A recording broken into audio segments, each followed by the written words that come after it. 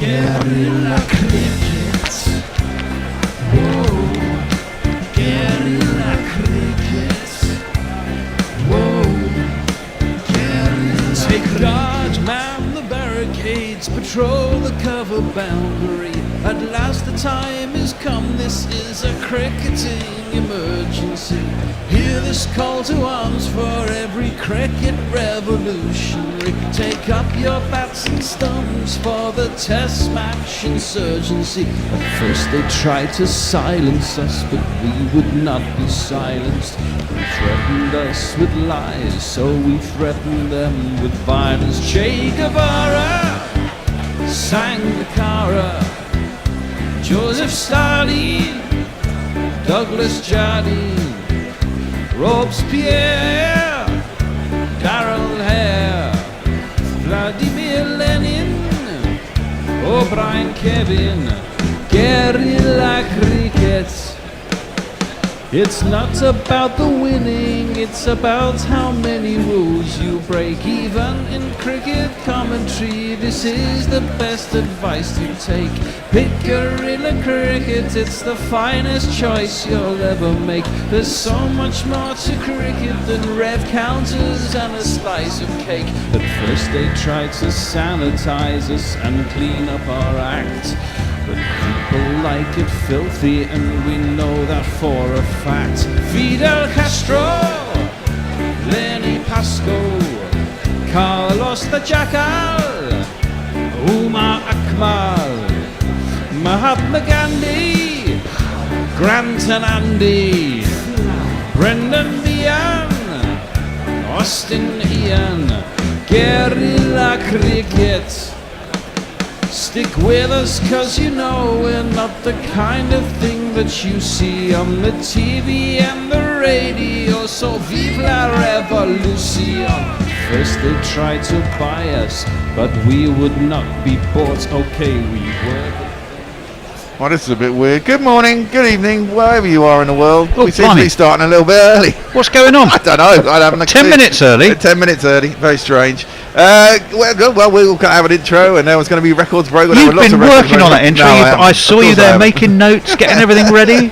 And let's just pretend it's not starting. Not a chance, not a chance. We were told it wasn't starting early, but it does appear to be starting early. All of 7 minutes, maybe 5 minutes, if we're lucky. I'm joined this morning by Nindo. Good morning, Nindo, all the way from Singapore. Hey, morning. As we have the first ball of the morning, it's Great Naseem Shah into Brooks, who just works that down.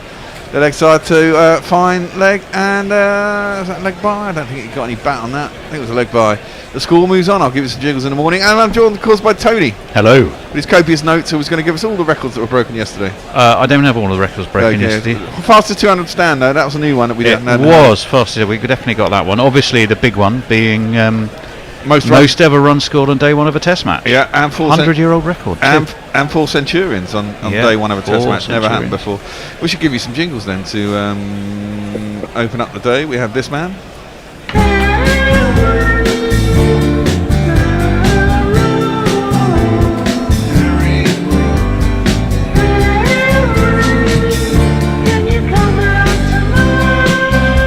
Bit bold at by. Oh, whose second ball? I think the second ball has just gone. Yes, it has.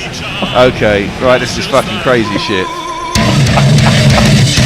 Ben Stokes has just charged down the wicket and Naseem Shah, second ball of the day, plonked him straight back over his head for 6 runs. Naseem Shah looks completely bemused. He does. They look completely bemused. I'd love to know what was said in the Pakistan dressing room yesterday.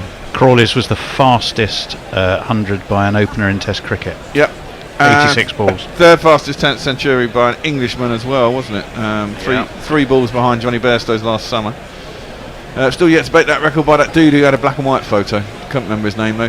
Naseem Shah is in, and Ben Stokes cuts that out towards this point. Is crazy. It is crazy. He was also facing 8 ball overs, by the way. That other record. He moves 2 steps outside the leg and cuts it from middle stump. I mean, unbelievable. The way these guys. I know.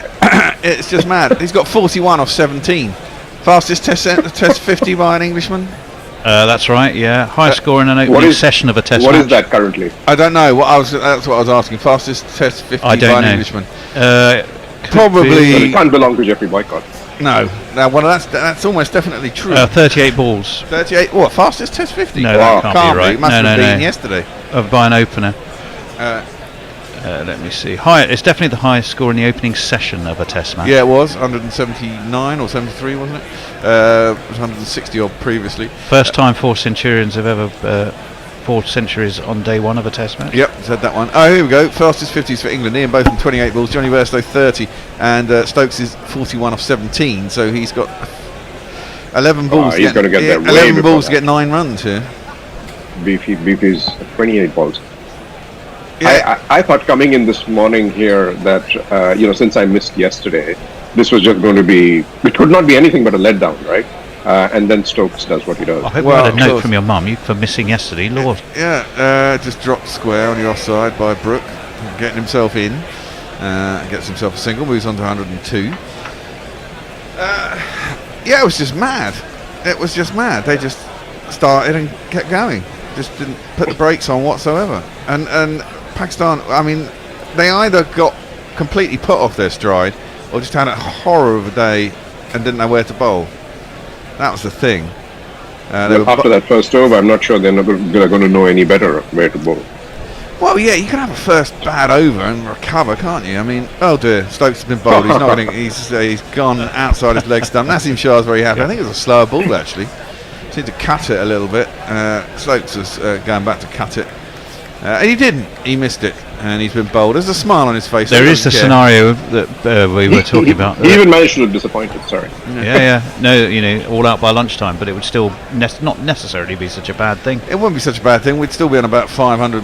Well, if we were out at lunchtime carrying up at this rate, we'd be on about 650 anyway. Jez wants to come in. But I want Leach to be 1 not out, whatever happens. Well, there's a possibility. I'm surprised he's the one who is actually playing, because of his Crohn's disease and all that.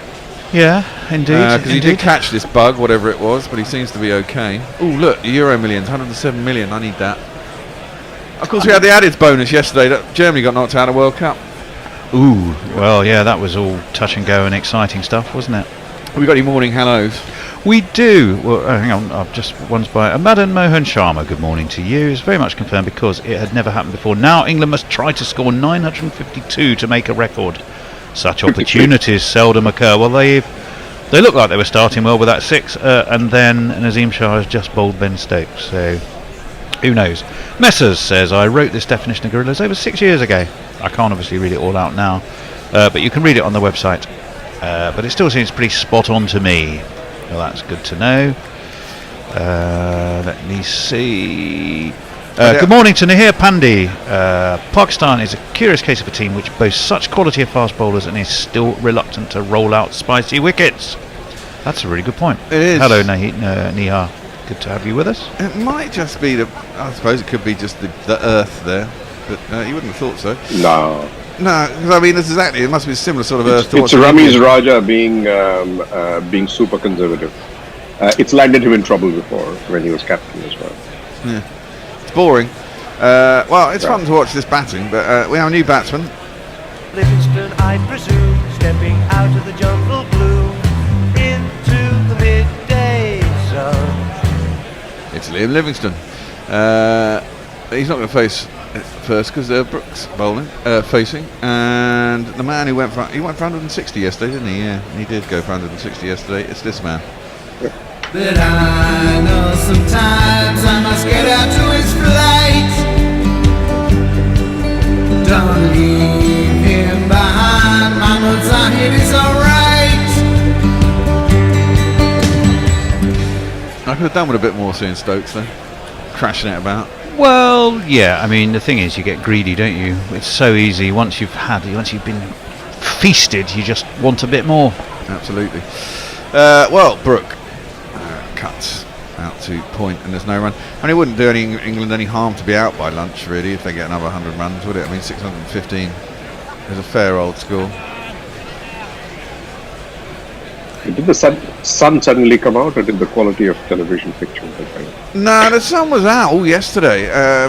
It's clipped into leg side, and I was just discussing with Gary. I presume, being in northern Pakistan, it's kind of again in the foothills of the Himalayas, isn't it? you know. Yeah, now it looks fine. I mean, this is what winter mornings look like. It's a bit dark. Yeah. There you Well, go. Brooks picked him up and deposited that a long way back. It's been caught nicely over the boundary by somebody. But it's another one of these.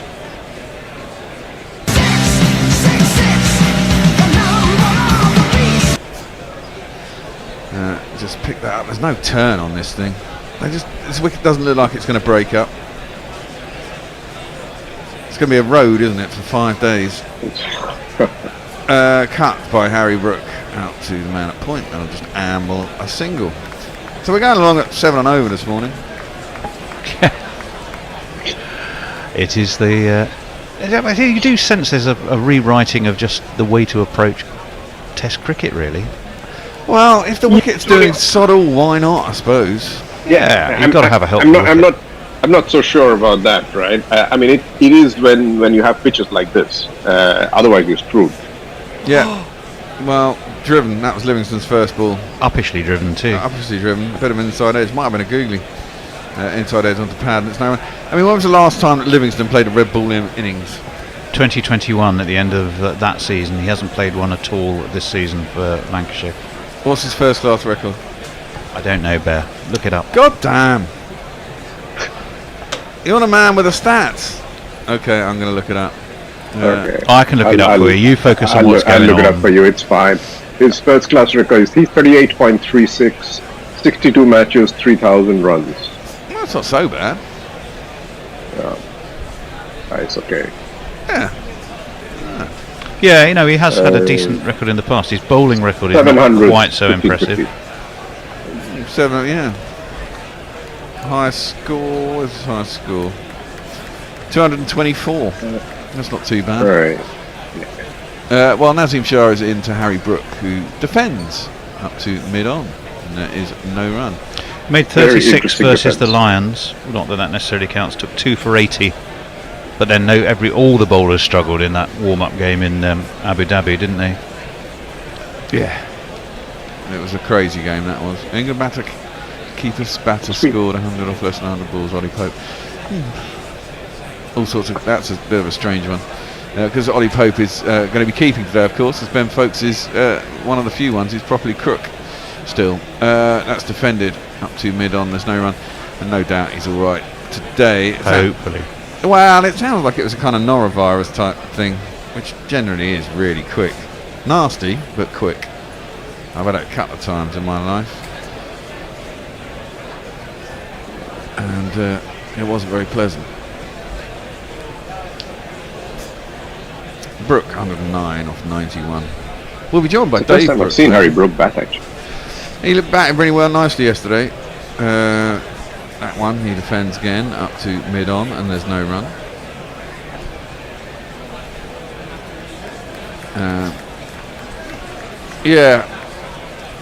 They all batted really nicely yesterday. It was very pleasant to watch. All a little bit crazy. Then I went home and had a kip on a sofa. Did you? Well, it had hints of the summer about it. I mean, the English Test summer, in that Joe Root actually was the one who didn't really come to the party. Must have upset him greatly, actually. Down the track comes Brook, angled down the leg side by Nazim, and he can't get anything on it. And it'll be no run. God, we could have a maiden here. Oh, we're not having that. A lot of pressure on Naseem, young Naseem, you know. Yeah, I mean, as I said, yeah, they were all both sides of the wicket. They spread the field really quickly, which was, probably the wrong thing to do. Again, down leg side, and there's no one. At no point did they attempt to bowl dry or anything like that, just to stem, put 7-2 field and bowl miles outside the stump or anything like that. That's the thing, right? I mean, he's leading the bowling attack. He's what, 18, 19? 19. He just doesn't have the experience, right? No. Harris Ralph, it was a Test debut, wasn't it, for Harris Ralph? Well, it makes you realise just how good Shaheen Shah Afridi is and how reliant on him they are to a certain extent. Well, yeah, as you said. Well, because you see them playing so much white ball cricket, you don't realise that. Cut nicely by Brook. There is a man out in the deep at point, though. It'll be a single, so it won't be and maiden. As that was hit off the last ball of the over. Over to you, Tone, for some social messages. Yes, we do have a couple. Jay Grover, good morning all. Morning to you, Jay. Mog is wonderfully erudite yet concise. It's going to be fucking dull. Hello there. So, hello to you. Over on YouTube, Neil B.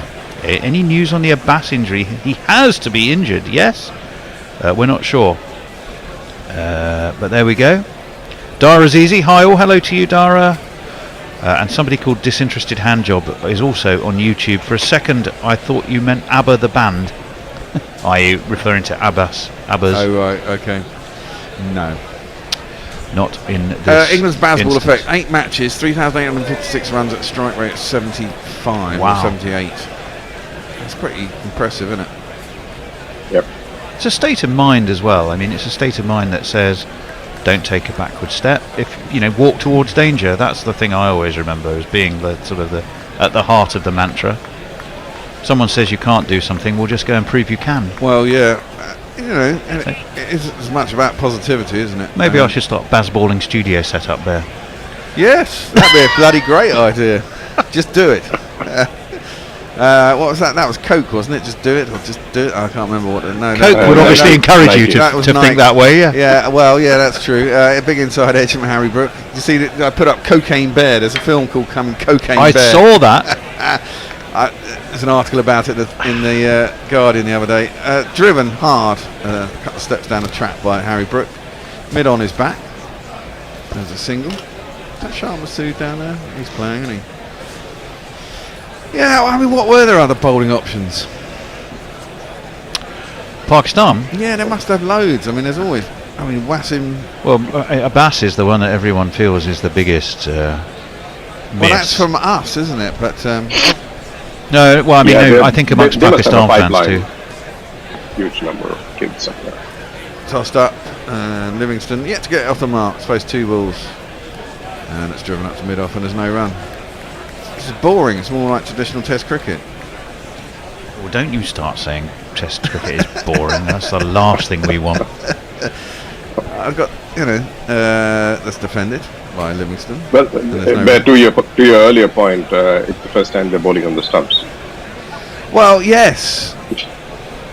Well, he did get. Mahmood bowled it at the stumps, but he generally bowled a bit too short, and the pitch is really slow. And there was the odd one dropped short that got humped.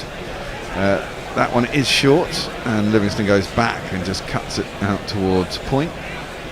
And there's his first run in Test cricket. First run in Test cricket. Boring strike rate, 25. I know. He's brought in the side, I think, just to a bit of stability in the middle order. Well, I think is the reason he's there. But he was down to coming off the Will Jacks. I've never seen Will Jacks bat, I don't think. So that'll be an interesting one. Cut by Harry Brook. Ooh, another bit of terrible fielding. Right, it's going to There was go. a lot of that yesterday. It isn't no, it's quite not going to gonna go. go. It's been cut. I think that was Imam ul Haq. And it went through him. It was down towards wearing his Ray-Bans. I love the fact that he wears traditional Ray-Bans, not these wraparound things. They're probably prescription, aren't they, as well? And it's cut down towards the third man boundary, and they'll get back for 2. But I don't know why Mahmood was giving a glare to the fielder. I mean, it's not like he's not given runs. It's 160 of them. Well, yes, exactly. What's 2 more? And there was an over yesterday when 6 fours were hit by Harry Brook. It's quite good. Nice. I mean, it doesn't look like a good quality No. leggy anyway. Well, Mahmood, no, not particularly. He's very slow through the air generally. He got hit off his line and length as well. Stokes looks a bit glum, having got out. Tony's destroying kit in the studio. As that one is defended by Livingston, out to cover. They'll get through for a quick single. Will Jacks, I can tell you, averaged over 54 for Surrey in the Championship in 11 games, 200s, 350s, and he took 17 wickets at 47. Yeah, I don't think there's going to be a lot in it for the spinners, is there? Seem to remember him, not last season, but the season before, making a truckload of runs against Middlesex. That might have been in a white ball game though. He's certainly a big hitter. Is he a big lad? I don't even know what he looks like. He went to St George's College. I know that. Very close to me. Oh, okay. That one seemed to keep a little bit low. Nazim bowling reasonably straight and defended by Brook out to the offside, and there's no run. I mean, Shah Masood could score a shed load. I mean, there's some batsmen in the Pakistan side who can score some runs.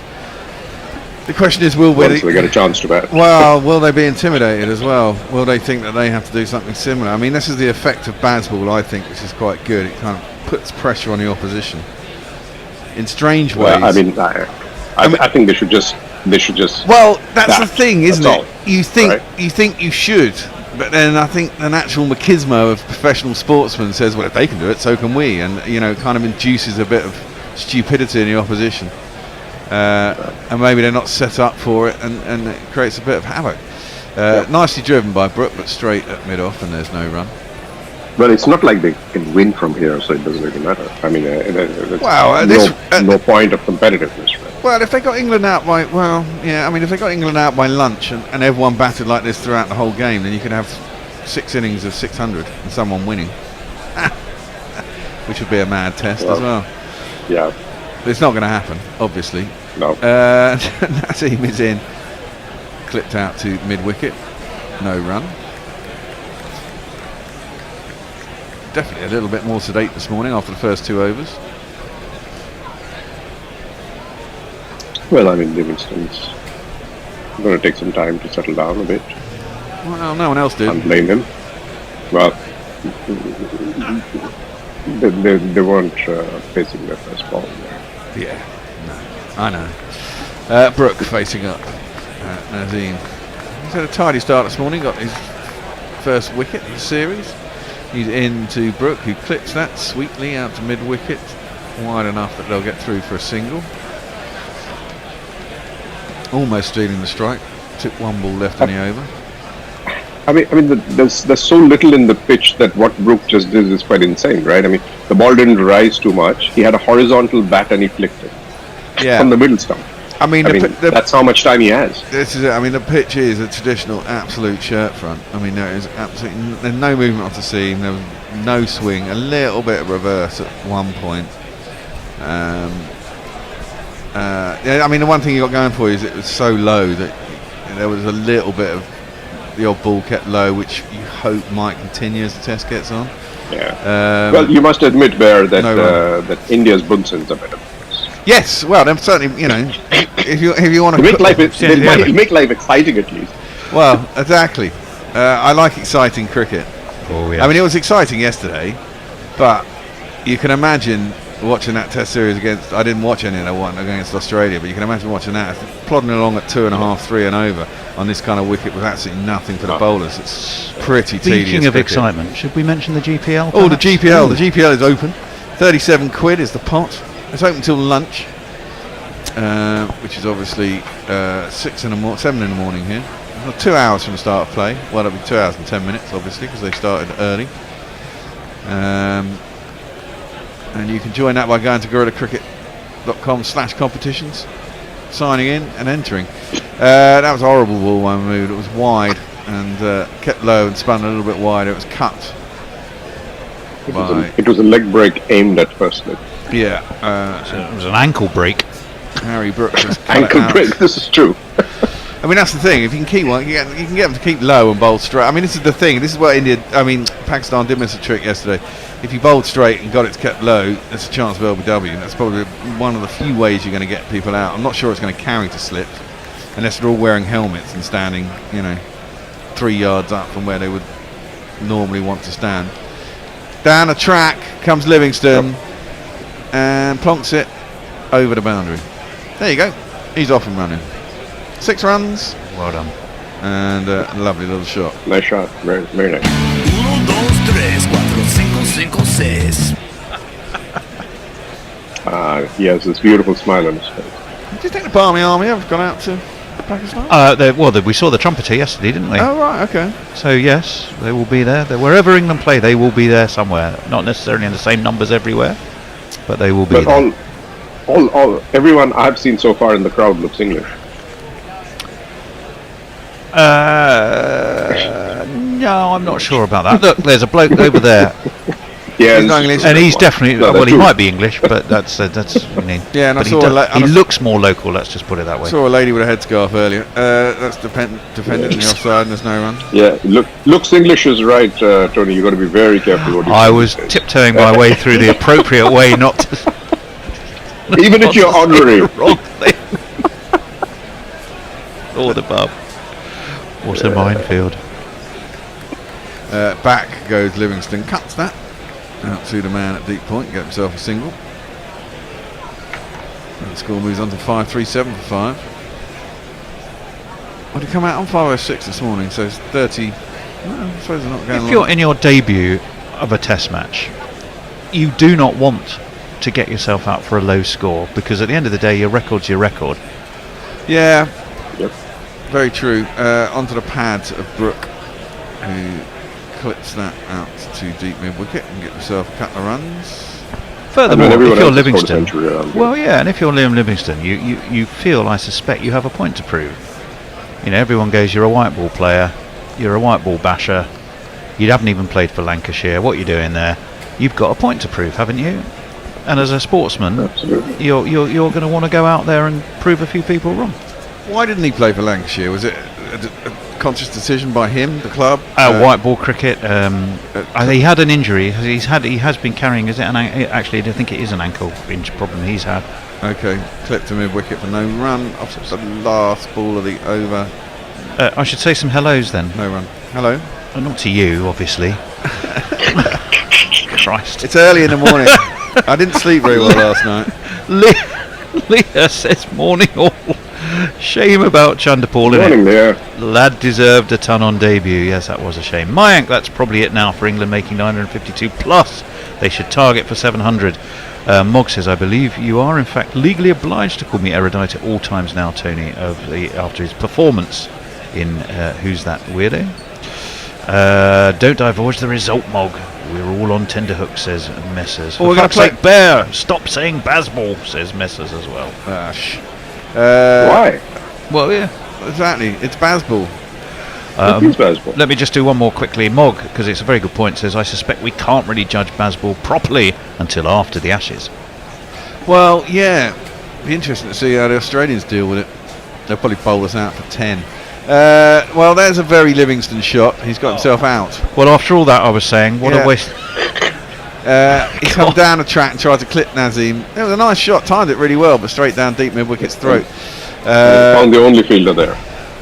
He was the only fielder there. He does that a lot. He picks out a fielder in the deep, does Livingston. I mean, it's a very one-day shot. And why not on 539? It's a good catch in the end. Sort of ran past it a little bit. But we have to say, go to 2 wickets, 2 quick wickets. For things not going well for England. Well, I don't know about that. On the way to 952. Well, Another one bites the dust. I think that is going to be out, Fred. Another one bites the dust. this point, is Fred coming on this Test match? I think he's making a guest appearance on day 5. Or it might be the Sunday, actually. It might be day 4. Oh, okay. That's the day I'm not in. We're rolling out the red carpet. Well, Pakistan needed me yesterday, clearly. Yeah. It's 159 for 2 to West Indies, chasing 598 in their first innings, so that's not an unreasonable start by them. Is Chanderpaul still playing? No, he's gone out. No, he's out. That was what Leo was saying, sadly.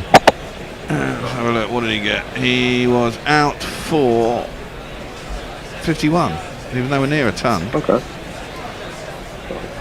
At least he got a 50. That's a lot of extras there.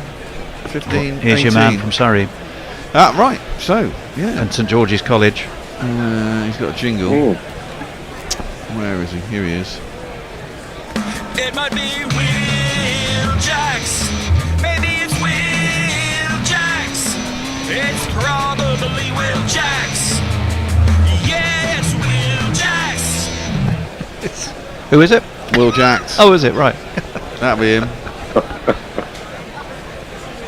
We'll soon get a Mammal Ducks jingle. This is great. Well, let's see what he can do. 12 first class 50s, 3 first class tons, high score of 150. Presumably. He's from Surrey, he'll do well. Yeah, should do. Well, let's see. He's facing his first ball in Test cricket. Oh, there's an appeal for LBW. Can't be that far off. Probably angling down leg side. Don't get a leg by. Yeah. Although you could see the legs down, but I think it was going well down the leg. Yeah. Well, Nazim's interested. It's not really going to matter if he gets a golden duck here, though. Well, it'll matter to him. It'll matter to. I know it matters to him, but it's a team game, Tone. It's a team game. Different type of team game to other team games. Yeah, I know. It's going well down leg side. In fact, it's clipped his back Oh, foot. yeah, I think so.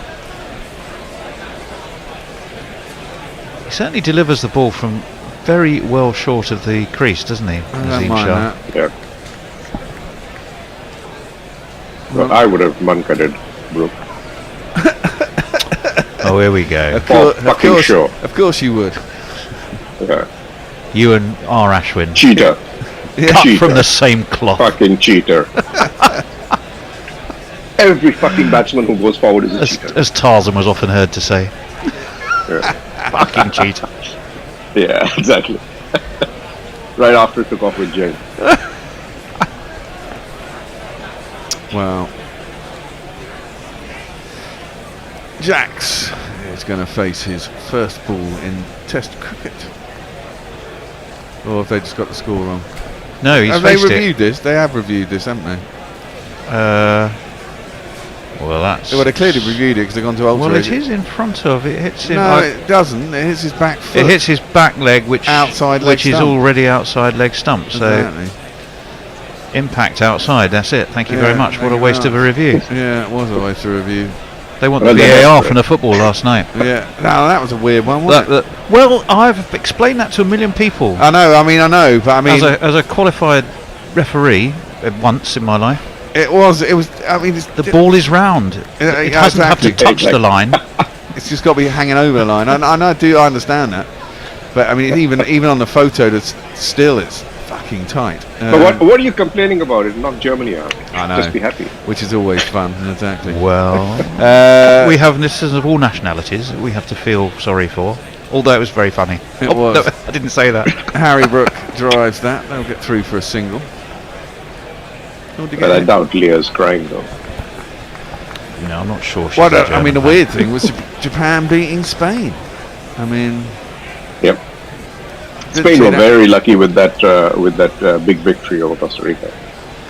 Yeah, Costa Rica. That was. If they didn't have that, they'd probably be out. They could have been out as well. Yeah, that's true. But at one point they were going out, weren't they? That's defended. First ball from Jack's faces in Test cricket. This is defended out to cover, and is no run. Second ball, sorry. Belgium was crap. The what? Belgium was bloody crap. Yeah, Belgium have been really poor. Well, they've already cost them, and he's fallen on his sword, hasn't he? What, Martinez? Yeah, Murta Martinez. He's gone. Well, Tournaments define careers. Whatever you do in other games. So what was Thierry Henry doing with that team? defended back down the track and there's no one. Sorry, what was who doing with that team? Yeah, Thierry Henry. He's the assistant, isn't he? He's helping. Yeah, he is. Helping with Roberto Martinez. I mean, watching Romelu Lukaku was hard work. I mean, cow's arse and banjo comes to mind, doesn't it? I mean, I didn't see. I kind of watched a bit of the first half. I fell asleep. I fell asleep during the second half. He of the had Belgium match. effectively like a nightmare 10 minutes where about 4 chances came his way. Yeah, and, he and he found ways to fuck them up. It was. I genuinely felt sorry for him. Well, he was injured, wasn't he, going into it? I'm not sure he's fully fit either, is he? Nazim Shah, that's nicely played by Jax. Back up the track. But there is no run. That ends Yeah, that but if you can be injured, but if you shoot 4 times at the goal in 10 minutes and miss all yeah, well, 4, one of them seemed in, yeah, exactly. One of them seemed to hit him virtually on the goal line. You still missed, but hey. Hello to Dan De Castro. Hello to you. Hello to Dara Azizi, of course, who is also with us. Dan says, who would think that Root and Stokes depart early and you still reach 520 or plus for 541 for 6 now, with 4 Centurions. Bravo English Test cricket. Suter Who's glad to see Livingston fucked off early. Well, I'm not sure we are, but there you go. Let me see who else we have here. Mog is still talking a fair bit about his performance, as indeed he should. On Who's That Weirdo? You're going to get a chance to listen to that at lunchtime. Indeed, it is well worth listening to. Mike, people on Twitter already acting like England have sorted all their batting woes out after the day one's performance. It's so annoying. Even Zimbabwe could score big on this pitch. I can't really analyse much from this. You can't really analyse much from this, in my opinion. It's the old story, Mayank. Wait till two teams have batted. Yeah, but we do take your point 100%. No, we haven't. No one said we sorted out our batting woes. It's just fun to watch. You know? No. There'll be a lot harder assignments and a lot harder pitches. I mean, to be fair, we won the toss and decided to bat first. So, and then well, at least you found openers. Well, on this type of wicket, on a shirt front, I'm sure you can find anyone. Well, there's a reverse sweep by Brook. Is he going to be out? No, he's not. He's found space. Did they go for 6? I think I'm just wait and see, but I have a feeling he flat batted that all the way. Did he? Wow. It'd be nice to see the umpire. I didn't think yes, it was. He did. He's reverse. Wow. He's reverse swept that for 6. Bloody hell! Oh, Lord above. Unbelievable. That's a long boundary. Yeah, not short boundaries. He likes batting in Pakistan. Did all right in the T20 series out there, didn't he? Shit in the World Cup, but that's a horrible ball by Mahmood.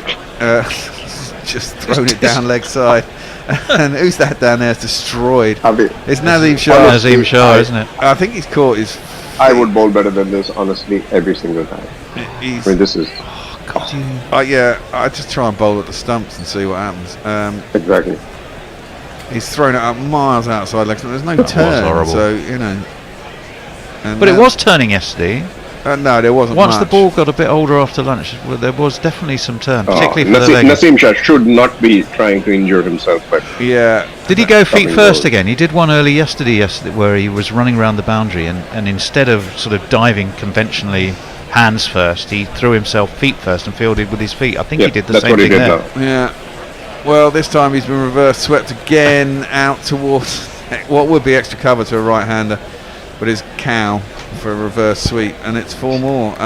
Another over is turning out to be entertaining. There's not one boy for me, I must have 2 or 3, I need 4. Well, it's true actually. They were introducing Harry. They were talking to Harry Brook at the end of the day yesterday, and he was saying, you know, he's played at this ground, obviously in the PSL, and he said it plays exactly the same in the PSL. It's basically low and slow. Yeah. So is he going to give? If he gives 3 more 4s, then this is going to be his worst over. Right?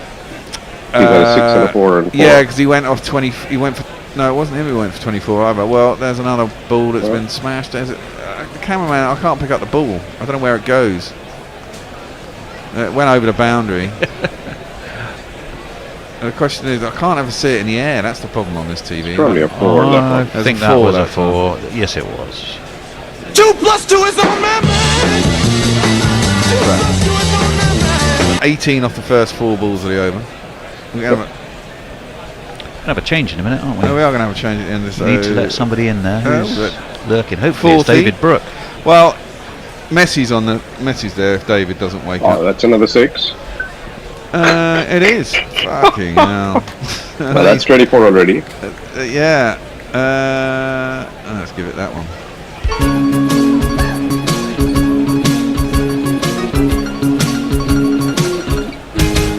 You came out of your hand and into my zone. Now it's up in the stands. It's a 6. It's beautiful and it's mine. You can't sit there, Gary. You're gonna have I'm about to move, Gary, so you can dive across. you're going to have to sit here and do jingles. Oh, he's got a top edge. Is that going to go for 4 though? Not sure it's got enough pace on it. It's working its way further down to the 3rd man boundary. It's not. They should get back for 2. They do get back for 2. So how many was that? 2 6s, 12, 24, 26 runs off the over. And that's a big over. We'll have a change. You need to come and sit here, Gary. Yep. And do jingles. I'll come back later on. Has David appeared? David has not appeared. Messi, do you want to jump on? Well, if Messi jumps on, if Gary does ball by ball, and will I summarise? And you summarises, and then everything in the world is lovely. There you go. Morning, Messi. You're an extra today. You weren't supposed to be here, but you know.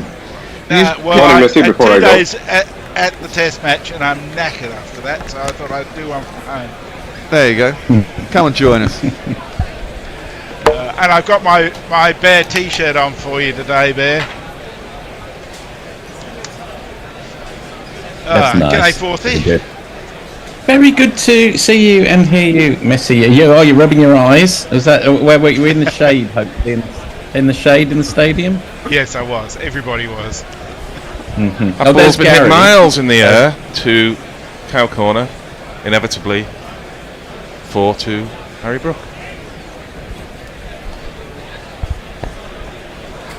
Very good. Are you on jingles, Gary? There's a stunned silence there. I think he's saying yes when I can find it. Yeah, okay, he's spraying the... Well, for those of us who can't see, Gary is assiduously spraying his microphone at the moment and preparing himself for his duties. And he hasn't got his headphones on, so he doesn't know what we're talking about. Yes, Harry Brook on strike here. As Nazim Shah is in, he gives himself room, misses it. Ball goes past the leg stump to the keeper, no run. I just want to ask you, gentlemen, while I'm sorting myself out here, this is disgraceful stuff, I would suggest, from Pakistan. How in the world have they got this so-called leg spinner who doesn't spin a ball bowling for so long this morning? I mean, they must have better options. The field's in the wrong place. They're just playing into England's hands. Okay, they're a team who are missing plenty, but it's not really good enough, is it? Pakistan are a proud cricketing nation, hosting Test cricket for the first, or one of the first times in a while. And this is steered by Harry Brook between the keeper and first slip, as if to underline my point about how appalling Pakistan have been. And Harry Brook now has 150. Yes, so have we got 150 jingle if you look in the cachet? Do we have 150 I don't think we do. jingle? I'm certainly not going to be able to find it at this notice, so let's carry on. I think here we might have to get the 200 jingle lined up in 5 minutes anyway. Am I being harsh on Pakistan there, or are they really, really terrible? Well, very quickly, first and foremost, congratulations to Harry Brook, 150 in his second test. That's, I don't know how many players in history have scored 150 within 2 tests, but it can't be very many, and a good portent of things to come, because England don't unearth. Oh, Nazim Shah is in. That's a length ball, and Harry Brook has lifted it all the way to the deep man, a deep square leg. It's the end of his fun. He's out for 153. Well played, Harry Brook. Well done, Nazim Shah, for keeping going, because he's a young man, he's 19, he could easily have folded. To be honest, I think his captain has folded. So Nazim Shah is doing well, and he deserves that wicket. Let's jingle up said wicket. Here we go.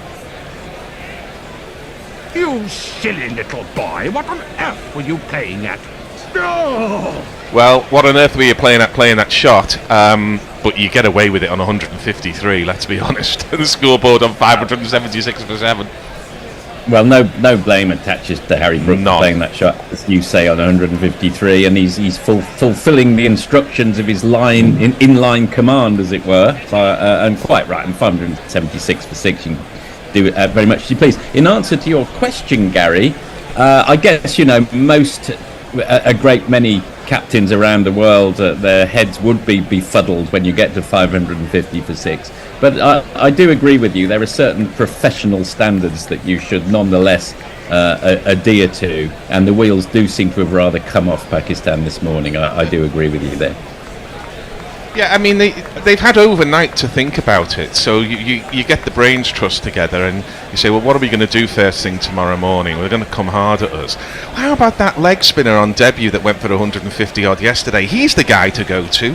How do you end up with that thinking process? Well, let's jingle up the next bat.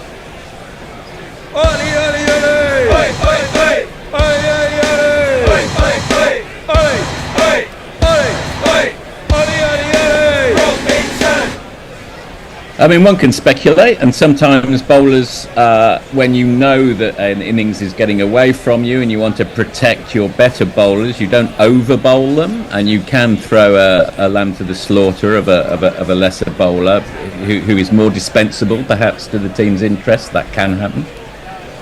Not sending a very good message, I think, to the batsmen who've got a hell of a job in front of them. As Naseem Shah is in, he gives it a very full ball, and Ollie Robinson jabs the bat down, his tall frame, gets that one out.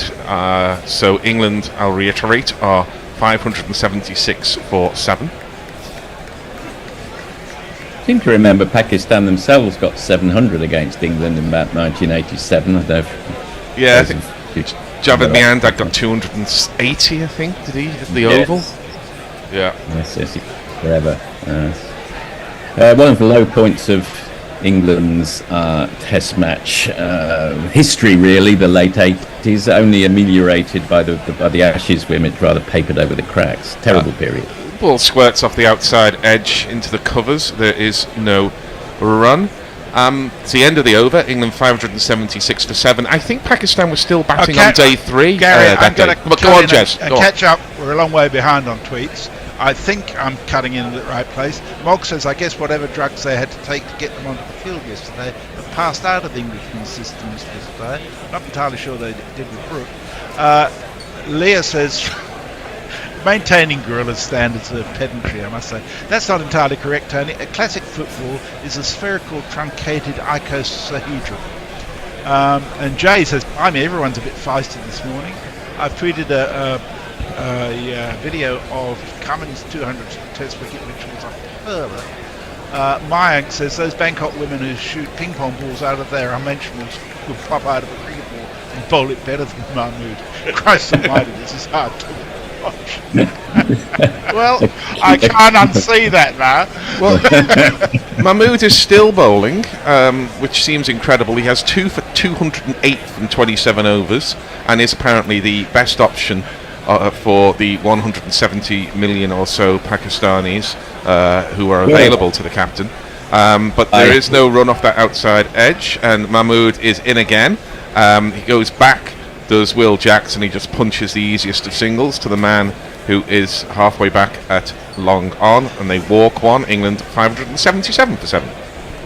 I haven't got the data to hand, but there can't be that many in the 200 club amongst Test match bowlers. I could probably look it up if I can work my way through the data, but a rare club that you do not want to be a part of.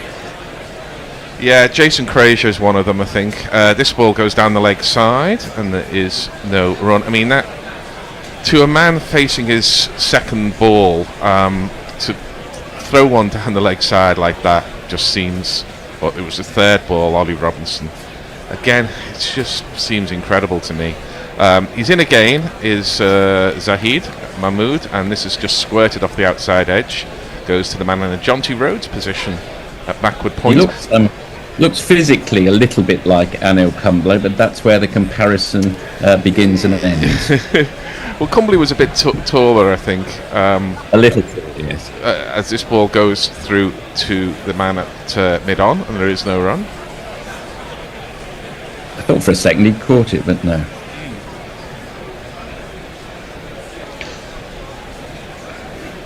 Here is Mahmood again, and this ball is down the leg side again. Robinson misses out, and it's the end of the over, a rather orthodox over there. 577 for 7. Jez, I'm sure you've got some more socials. Yes, well, I think Mog is still basking in the glory of a victory based upon bribery of the quizmaster. He says he is but a man, Forthy. He can only do one thing at a time. Mayank says, if Jimmy doesn't get a century, I'll be very disappointed. Jay Grover says there were a good Crick Info article about Pakistan selection muppetry. Suggests they should have picked Abra Ahmed. Josie Oakes relieved at the wickets. He says, morning, the collapse is on. And Mayank says Pakistan's population is 226 million now, not 170, Gary. Thank you. And yet they still pick Mahmood. I'm getting angry on his behalf because this is just embarrassing cricket. Yeah, it is. I've got to say, Roston Chase playing for the West Indies yesterday was similarly really, really poor. Yeah, but Ruston chases at least half in there for his batting. You'll see Liam Livingston later. Believe me, Liam Livingston is not a Test standard bowler, but he is again half in for his batting. I'm not sure that's the case with Zahid Mahmood. But it's Nazim Shah to continue, the 19-year-old, being run into the ground a bit here. This is outside off, and it's punched absolutely beautifully by Will Jacks. You can't play the extra cover drive any better than that, and you can't get more for it than this. It's Nissan She. It's Nissan She. That's his first boundary in Test match cricket. Yeah, he's a good player, Will Jacks. His bowling is developing. His figures are not entirely descriptive of his abilities, because he's very much a work in progress as a bowler, but he's a very decent bat. He has 5 from 7 deliveries so far, and he gets one on leg stump and he turns it round the corner. It's a long leg where a somewhat lumbering Mahmood comes in, fields, and they take a single. England 582 for 7. And in the same way, Nazim bowls in the same style as Waqar Younis, but again, he's got a little way to go before he approaches Waqar's credentials, should we say. Gary, are you able to let David in from the waiting room? I think the bear is coming to do said okay. act. So we'll shuffle along. I'll move on to tweet, shall I? And David can move on to summary. Yeah. There's one from Leah is the only tweet left for you at the moment. I haven't looked at YouTube. Robinson gets one to long leg, and they're through for a single, and we welcome another Brook to the show, with Harry having departed the scene. David joins us. Hello, David. It's wonderful, guys, to see Harry in such form. It's wonderful for the whole family. Indeed, indeed. You share the same Yorkshire accent, after all. So here's Nazim Shah in again. This is down the leg side, and that's clipped, hugely by Will Jacks, but it does bounce in front of the man at deep square, and they walk the easiest of singles. But Nazim looks tired now, as he should be. He's been bowling since the start of play. Get him off and get somebody else on, surely.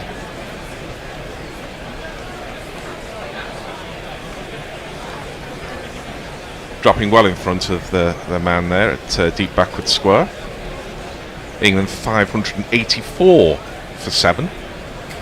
Ollie Robinson on strike, who's a capable batsman. He's got some runs for Sussex, I'm going to say. Is that right, David? He's one of your boys? He has, yes, yeah. He has contributed down the order. He has.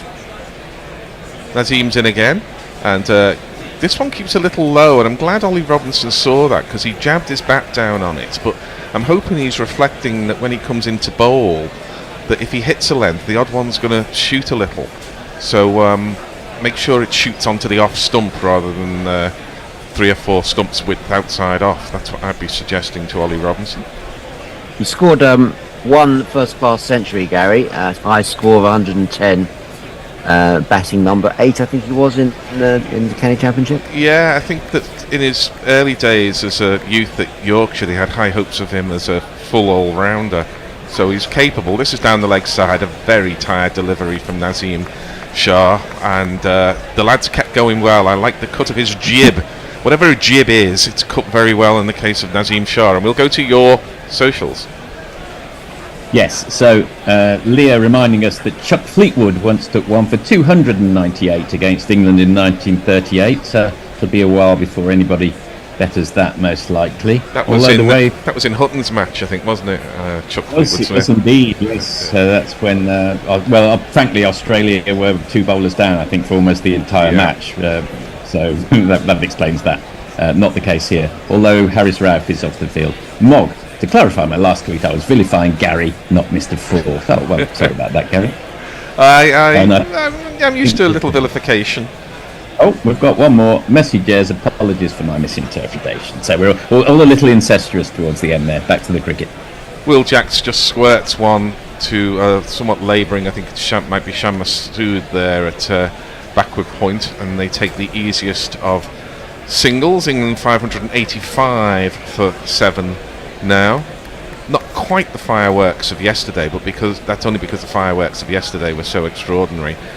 This ball goes through without even a hint of turn through to the keeper, Mohammad Rizwan, who shares a joke with Ollie Robinson. Both men laugh. It's good to see Rizwan having a smile on his face. He's a kind of bouncy character with gloves on, batting gloves or wicket-keeping gloves. It's good to see as Ollie Robinson goes down on one knee and proposes to hit the ball for 4, which is what he does. Here we go. 1, 2, 3,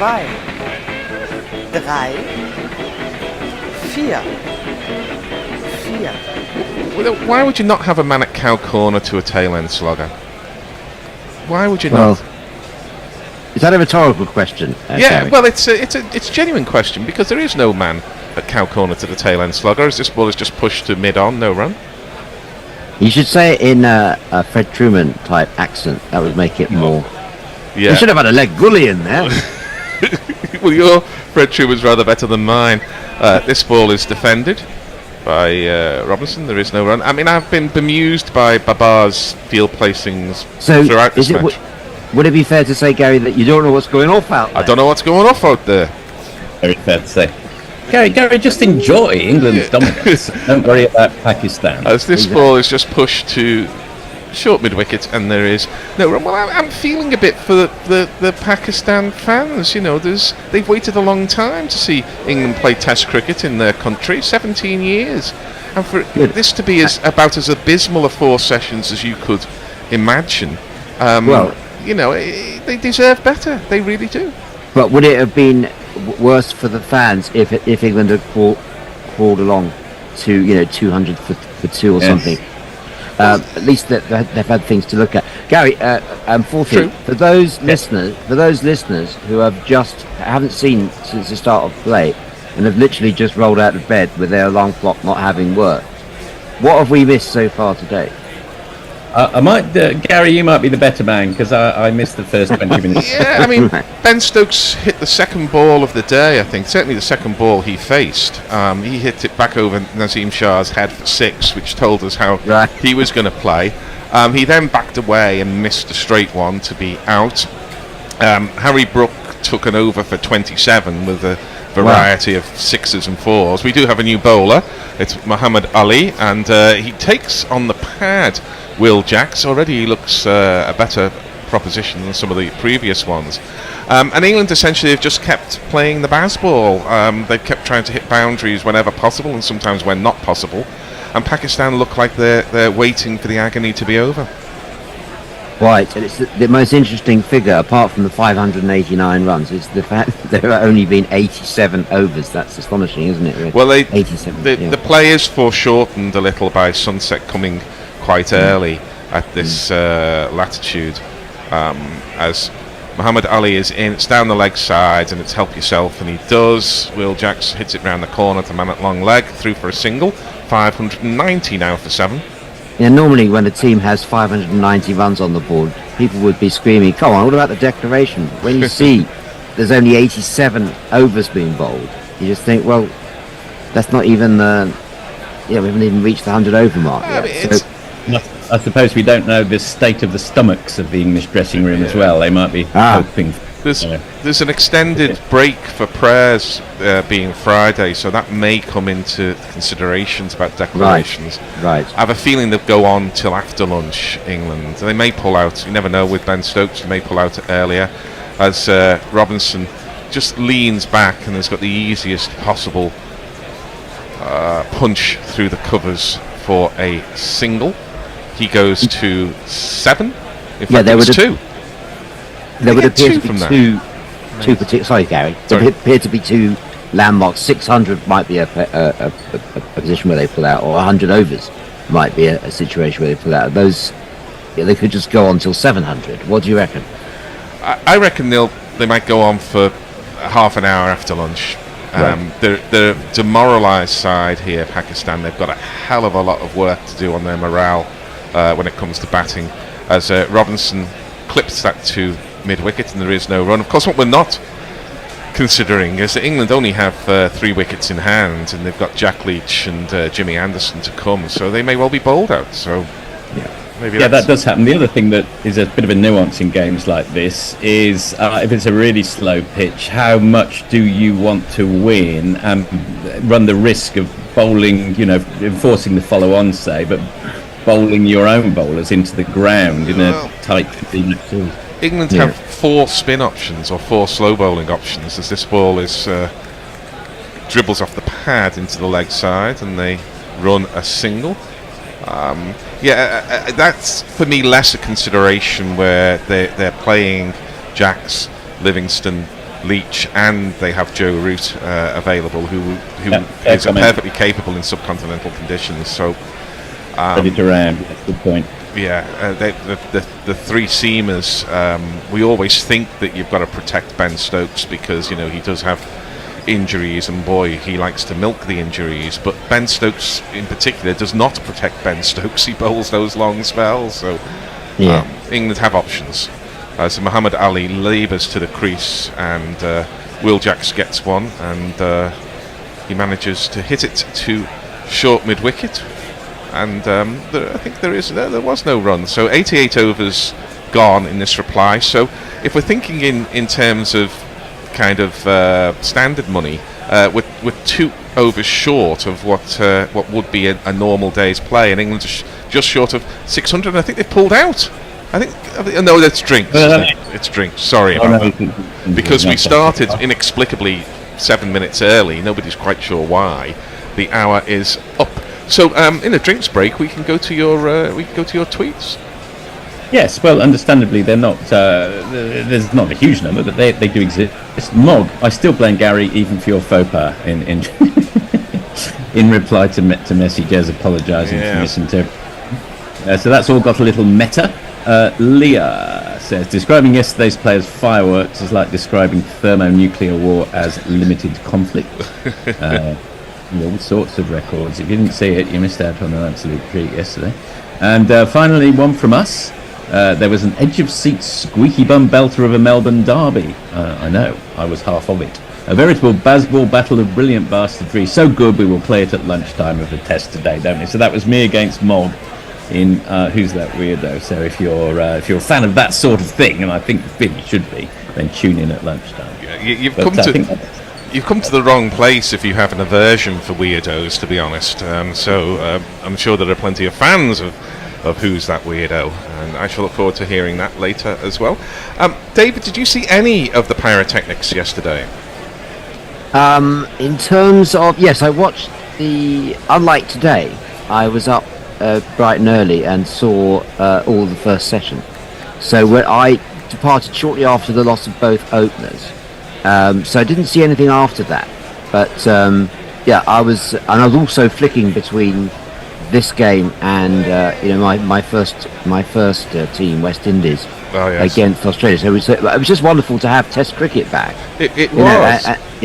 And that's the overriding emotion. It's been quite a long gap since the focus has been on Test cricket. The fact that we had a double header with 2 great Test matches. I managed to catch some of Chanderpaul Jr.'s debut for West Indies, which I really enjoyed. I noticed he was out for 51 earlier today. The West Indies won 7-6 for 3. Brathwaite out for 64. But no, for once the England game was occupying most of my attention. It was fantastic to watch. And I was also enjoying myself on the Bear will know this, the over-under market on Betfair. Just because I was just going over the whole time. I think David is frozen. Are you frozen as well, Gary? No, I think it's okay for me. The mysteries of what works and doesn't work with streaming is, as always, in play these days. There's a lot of talk about Test batting and importing T20 into Test batting, but if you look at those 2 Test matches as of their close at the end of day 2 in Perth and the end of day 1 here in Faisalabad, then the combined scores, the aggregate scores, were 1,188 for 8. So if batting technique has deteriorated as a result of so much one-day cricket, it isn't showing in terms of that sample space. 3 days of Test cricket in which an extraordinary number of runs were scored. Stephen Smith and Marnus Labuschagne both getting double hundreds. Stephen Smith in particular looking absolutely back to his best. As this ball was defended down the track to Mahmood, who appears to have a residency at the far end here as this ball is defended. There is no run. He certainly paid his subs, Zahid Mahmood, because he's getting his money's worth here, bowling his 30th over, 2 for 214, the leg spinner, or rather the man with the leg spin action, because he doesn't spin much, as this ball is just hit to the man sweeping on the cover boundary and they jog an easy single. Yeah, the WhatsApp groups were buzzing yesterday, Gary, with all the exploits that were going on. And, one person on my group sort of begrudgingly said, because I think I said something positive about Test cricket, and he put a tweet saying, oh yes, but they're batting like one-day cricket. Well, they weren't and really. The point is, I think, and you're making it as well, the point is that Test cricket is unrestricted. You make up your mind how you're going to bat and bowl. There's no fielding limit, there's no limit on number of overs per bowler, there's no limit on the maximum number of overs a team bats in innings. Well, it's unrestricted. We've just missed a dot ball. It went a reverse sweep to the man at backward point, and there's another reverse sweep to the man at slip, and a dot ball. We saw a lot of reverse sweeping yesterday, but apart from Joe Root, almost all of the runs were scored, and I think these days we've got to call a reverse sweep a kind of authentic cricket shot, for want of a better description, were scored by authentic cricket shots. There were drives, pulls, like this one. It's a slog sweep, but it's gone again inexplicably. There is no man at cow corner, and therefore round from square leg comes Nazim Shah, who seems to be almost out on his feet, attempting to throw that ball back, and Will Jacks goes through for 2. England 596 for 7. Nazim Shah feeling his arm here. He's been over-bowled. He's been over-bowled if he was a 28-year-old veteran. He's certainly over-bowled for a 19-year-old teenager. It's ridiculous captaincy from Baba. Ludicrous. Well, again, you're doing a good Fred Truman impersonation here, Gaz. You have to feel a bit of sympathy for the fielding side, but yeah, someone has to bowl, I suppose. But no, the point I was making, Gary, was that, and fourthly, is that the beauty of Test cricket, and the reason why it's so good to have it back, is that it is unrestricted cricket. It's not restricted by regulations about fielding, bowling. It is the genuine article, and there's no one saying, oh, you bowled enough over, you bowled 4 overs, you have to come off now. There's no one saying you've got a certain number of fielders in the ring. It's unrestricted. And therefore teams play it in the manner they choose to play it. And the manner that Ollie Robinson has chosen to play it is to take a single. Again, inexplicably the field is conceding a single but not protecting the boundary. I don't know how you managed to do that, but that's what's happening, and they take an easy single. England 597 for 7.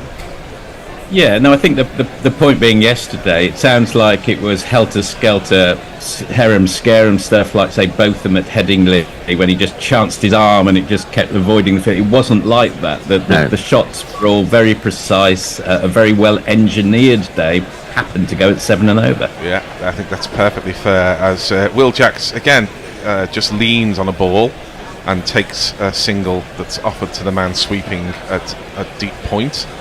And, I mean, if you had to pick one of the centuries out of the 4, I missed all of Harry's. I didn't see any of Pope's. Which one would you choose as being the best of the bunch? Go on, Forthy, you go first.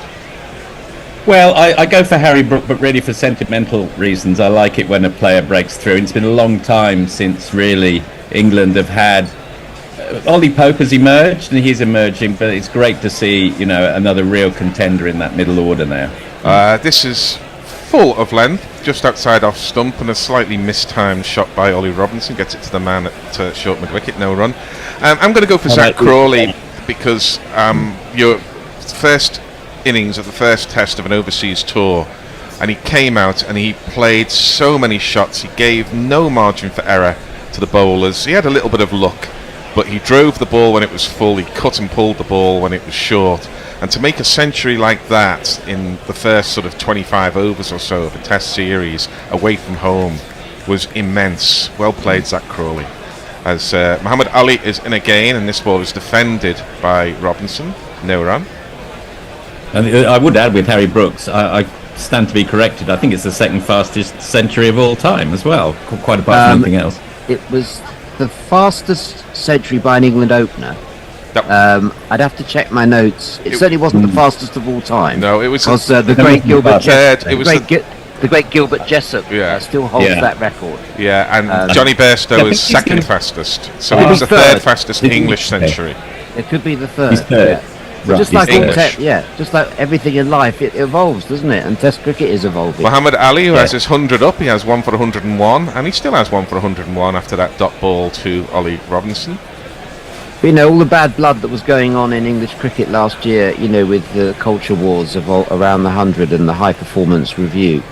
When you actually look at when you put that to one side and look at the appointment of Robert Key, the appointment of McCullum, you know, the appointment of Stokes, the Pope, you know, the selection decisions, they've all been amazingly good and fantastic for Test cricket. You know, right from that decision to appoint McCullum as a Test match coach. Yeah, I did not see it coming, but I was wrong. As Muhammad Ali is in, this ball is defended. It's the end of the over. I think we'll cut across to people who are more right than me being wrong. So we'll go to the tweets. I think we've got a changeover as well after that. Yeah, I think so, in the green room, if you want to make a change. Yes, so I think I'm on ball by ball. I think David is on summarising. Not sure who's on, can't remember who's on socials. Let's have a quick look. Actually, David, you're on socials, and the Ninja is due to be summarising. Is that correct? I think so. Who's summarising? I think that a Ninja is summarising, although we can't see him yet. Well, so Gary, you may want to stay on. Oh, no, maybe he's emerging. There he is. Oh, so we've got I'll make my excuses and go. So thanks, Fred. Fred Mark II. Thank you, Gary. Fantastic stuff. Opinionated, which is how we like it. Of course, we wouldn't expect anything else. Hello, Ninja. How are you? Very well, thank you. And how are you, buddy? Yes, thank you. Very good indeed. It's Mahmood in for some more punishment. He's sitting on 2 for 217. And he comes in and bowls a slightly short leg break, and it's batted away for a single down to the man at mid-on.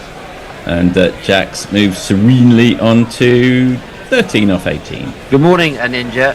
Long time no see. You must be loving this match so far. Mahmood in again. Oh, and advancing down the wicket comes Holly Robinson. It's been lofted way into the Rawalpindi sky and over the boundary for 6 of these. We've alerted Tony from his sopor, and here it comes.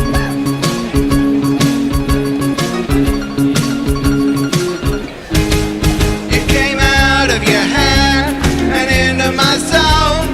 Now it's up in the stands. It's a 6.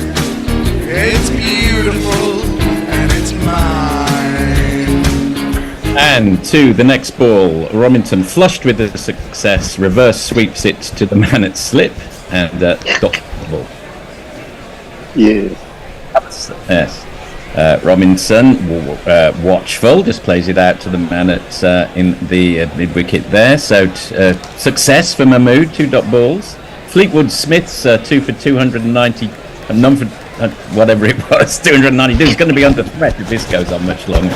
Mahmood's on 2 for 224, but that's a dot ball. Yeah. To answer you, David, this has just been bizarre. The way it's panned out. Robinson says a rather ugly-looking mo, but he's got it wide of the man at mid-wicket. It may just be to overtake and just... Probably they'll have another look at that, and I'm sure they'll come back 3 runs. So at the end of the 91st over, England a mere 608 for 7. How's it looking on socials, David? Well, Mark Zip quite rightly says, have you checked your tweets recently, or is the post still over the floor behind the front door in Sydenham? If not, check the post now. I think it's saying you're behind with the tweets. Swing Both Ways says, is there any chance for Plunkett to get back on the Test team again? Strange suggestion that is. Isn't he playing cricket in USA now? And I don't think there's any vacancies at the moment. Swing It Both Ways also says, which county is the bucolic village of Roston Chase in? And in fact, Chase is next in that game in Perth. 180 for 3 West Indies so far. And great new words. I think that sums up I'll try and find some more interesting. The rest of the interesting tweets are at the end of the next over. I've just no worries at all. Here. Oh, no worries at all. Thank you so much, David. Muhammad Ali, who's knocked up his own century, he's on 1 for 101 off 19. A Ninja, Gary was apoplectic, as you would expect, during the last half hour. Have you similarly been, we'll maybe come back to you after this ball, have you been similarly bamboozled, will be the question, by Pakistan's captaincy and fielding settings this morning? In comes Muhammad Ali for the first ball of his 20th over. It's a perfectly decent ball, line and length, and played out rather agriculturally by Robinson with his bat long way away from the body to the man in mid-wicket, Ninja.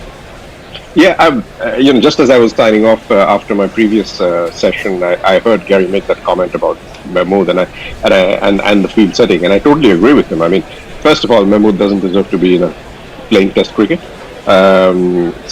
Secondly, I mean, surely Pakistan has better spinners than putting him out there, and the field setting on top of that was pretty mindless. But maybe that's just exhaustion.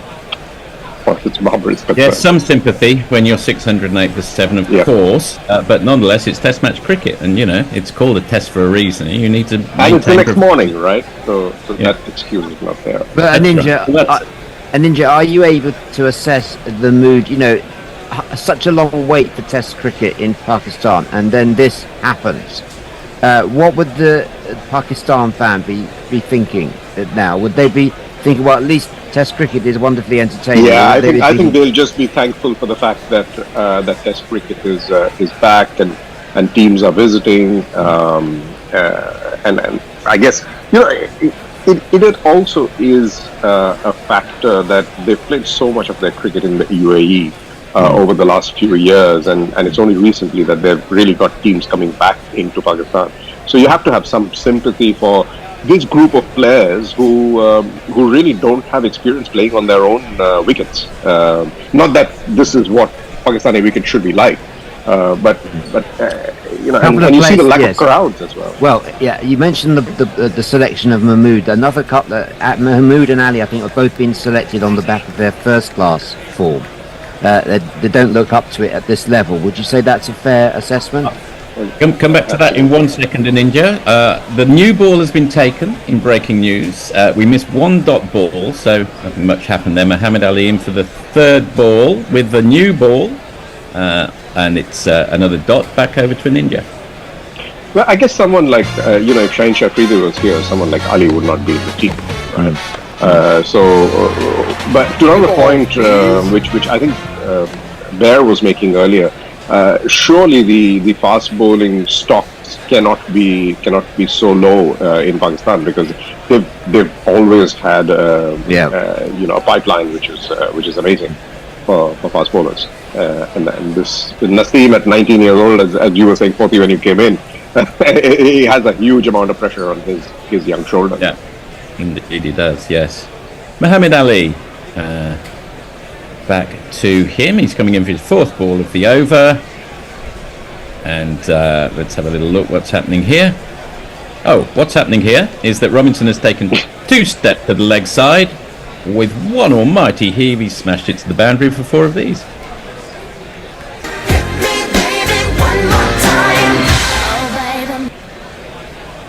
Oh, that's short and sharp. Thank you, Tony. Appreciating the arm gestures, because I can't do a thing yet. That was very helpful. Not the hand gesture that you're thinking, listeners. It's not that one. Well, we did get that one from. It's more polite than that. Yes, much more polite. Robinson, who's zooming along to 22 off 34, faces up to next ball and somehow contrives to miss an innocuous ball going down leg side. But it is a good time to bat. Absolutely, it is. And bowlers like this. Ali reminds me of Mudassar Nazar without the accuracy. Well, I mean, surely they're not. If Ali's the next cab off the rank. I mean, just got to look at some of the talented Pakistan bowlers playing in the county championship last year. You know, Hampshire have got a better one. Mohammed Abbas, where's Mohammed Abbas? No doubt, there are all sorts of things happening behind the scenes you may not be fully privy to. This time, Robinson takes his customary 2 steps outside leg stump, has a massive swing and manages to get it wide of the man at mid-on, and he gets 4 of these. Tony, do you want to thrill us with a jingle? No, you don't have to. Oh, sorry. I was realising that having just done that very rude gesture to you, I hadn't changed YouTube, so now the world actually saw it rather than... But there we go. Who am I supposed to be jingling? Is it England 616 for 7 at the end of the 90 seconds? And there we are. So, any tweets happening there, David? Well, I was just want to pursue an India on this point about the fast bowling stocks being low in Pakistan, and you've got some very talented. I mean, Haris Rauf obviously his first Test match. Mohammed Abbas is an absolute class bowler and has proved that many levels. I don't know where he is. One thinks of many other, and if Mahmood is the best spinner in selection, it just all seems very odd. Yeah, that's not possible even. I mean, maybe some people who play domestic cricket are injured because you can't have. I mean, he's hardly a leg spinner. As I think Bear was referring to, doesn't spin the ball, or both of you were. Yeah, well, he's a straight break bowler, as we call it. Oh, Tony, you're gesturing. When the sea shot and told, he said to his dad that you're the man of the house now because Nazim Shah is just that good. Brilliant, thank you. Nazim Shah back into the attack. It doesn't seem long since he was, only since 10 minutes since he was going away, but he's come back again. And a massive hoik's gone way up into the... Well, it's squirted out, in fact, to the man on the boundary on the offside, and they've just come through for a single, so slightly exaggerated what happened there. He was very lucky that didn't go to the field. Yes. He had no control over it whatsoever. It's one-handed. It's sort of the one-handed shot that Rishabh Pant hits. Except that that's the one. They're literally throwing the bat at these, aren't they? Robinson's moved on to 26 off 36. I don't really think there's much. I mean, someone like Will Jacks is hardly going to be judged either way from this innings, so he might as well just enjoy himself. I suppose he's facing now. He comes down the wicket. Doesn't really connect with that one. He gets a bit of verbals from Nazim. Good to see a bit of. What I don't understand here is you're 618 for 7. You're not even at lunch on the second day. Why would Baz ask these guys to bat like that? I mean, that makes absolutely no sense. I mean, even it's just in Test cricket. Why would you ask batsmen to throw away their wickets for no reason at all? Which is what they're desperately trying to do. Well, are they just interpreting? They're making their own choice, aren't they? Probably. Intent. That's a nice shot. Jacks thrashes that one very, very nicely, actually, through the offside to the boundary for 4 of these. Tony. And if you kids can't listen, then you bound to see the way you get shot for crossing a boundary. I think Tony might be working on his doctoral thesis or something. We occasionally interrupt him to go across for jingles. I don't know what his doctoral thesis would be on. Gilbert Jessup, maybe. There you go. Okay, so that one's been smashed high into the Rawalpindi sky. Little bit difficult for me to see on the feed. Where's it ended up? It's a 4 straight down the ground. Beautiful shot. Beautiful shot, that one. Lovely and straight, wasn't it? Oh, yes, that's most well. That's why I say it's up to these players how they interpret this philosophy. I don't think they're told to go out and give their wickets away in India. I think each player will be interpreting this in their own way. And if they're choosing Robinson, fair enough. Not really a recognised batsman for him to go out and swish. But for Jacks, I think it's a more nuanced decision as to how he plays now. Right. Interesting way of looking at it. A bit like the early Christian church with all the schisms and sects, interpreting Christianity in their own way. That's exactly what I was thinking of. Yes, indeed. You've hit the nail on the head there. Thank you very much, brother. So that one's just played onto the leg side for a single, before you know where you are, where they're all at each other's throats and saying there's only one true basketball. If I had not been on guerrilla cricket, I would never have made that connection, I have to say. Yeah. Between early Christian sects and interpretation of Christianity. No. Well, I think... Anyway, back to Nazim for a moment, and that one's on. That was quite nicely glided, actually, by Robinson down to the man at long leg. He comes through for a single. He moves on to 27 off 37, ticking along quite nicely. How topical, Forthy, sorry to interrupt, how topical and propitious that you should mention the early days of the Christian church in the week when the official statistics in the UK said the number of Christians has fallen below 50% for the first time. It's a great connection, and thank you for giving me the opportunity to bring that topical item to listeners' attention. Now, listeners may be wondering what's happened to the tweets. I might ask Tony, the producer, to give me a hand in terms of locating them at the moment. I don't seem to be able to find the latest. You want to go to Twitter, David? I'm on Twitter, Tony. Right, okay. Tony's been on impish form all Testament. Impish, I would describe it as. He's a morning person, clearly. Yeah, I am actually. I am indeed. I'm mourning the death of commentary. Starting a new over, and that's been hoiked way up into the Rawalpindi sky. I seem to be saying that a fair number of times by Robinson, and it lands safe, of course it does. They'll saunter through for a couple, and the score moves along to 637. One ball into the 94th over. I think you have to go to @guerrillacricket.com, David, in your search bar. Thank you very much, Tony. And then you should then read them and be able to do that, yeah. And then read them, did you say? Well, that would be useful, yeah. You could just go there and ignore them, but that's a tad pointless. Second ball of Muhammad Ali's over, and that was a rather weary trudge to the wicket. It's played down to mid-on by Robinson. He decided could conceivably have been a single there, but they're probably getting a little tired themselves, Yes. So 637. Well, Tony, clearly we give everyone a very free rein at guerrilla cricket. You're not going to force anyone to even read tweets. No, it's like the early Christian church. You can do it. You can perform them in the medium of mime if that is how you desire to do it.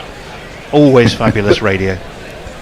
But so this morning we've called Brendan McCallum Jesus Christ, the way I see it. Effectively we have, yes. So Muhammad Ali again, his speed is down to 132. I can't believe that's his normal express speed, but he's into his 21st over now, and he's already broken the century mark.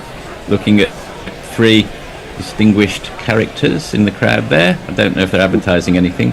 Five of them. But one of them purports to be drinking orange juice, which I suspect is spiked. It's the Sensodyne moment, testing the teeth effect. The effect of the teeth, yes, it's quite nice, isn't it? So much experiential advertising. I'm not allowed to mention advertising because people get really angry when I mention my previous career. In comes Muhammad Ali again. That's glided by Robinson down to the man at long leg. He's going to come through for, I imagine, a single. And he moves on to 30.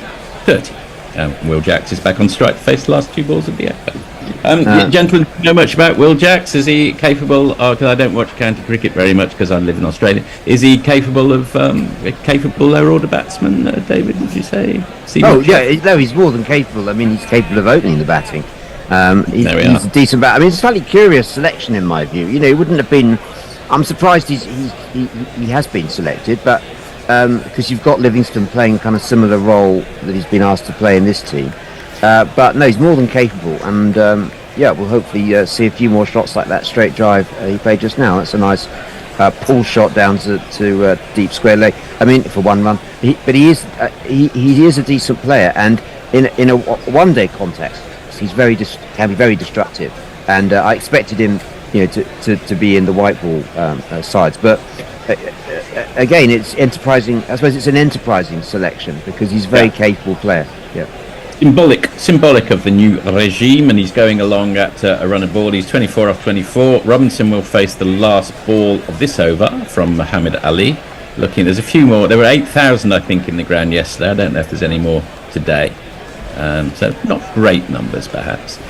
Robinson, again, there's 2 steps outside leg stump, smashes it, but this time straight to the mallet mid-on at the end of the 94th over. England are 632 for 7.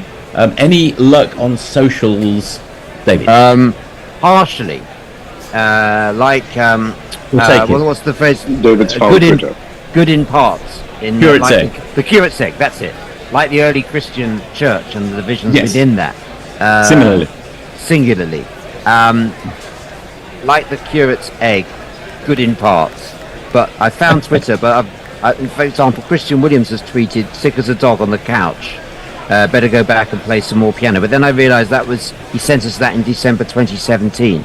So I hope you've recovered since then, Christian. And I do apologise to all listeners for not reading your tweets. It's just I can't find the latest ones. I very rarely get given this role, and now I'm demonstrating why. And now we know why.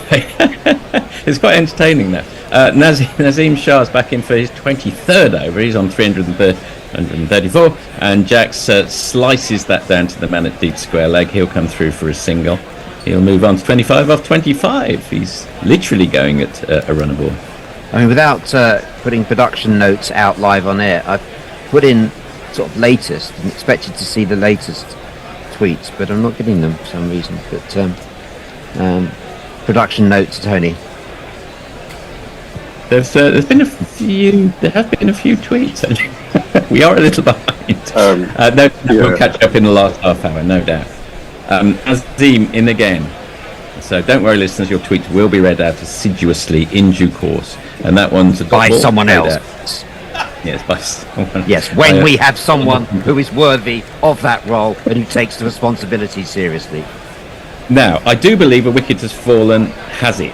I am always a little suspicious that we're seeing some replay, a bit like an old tweet that David's read out there.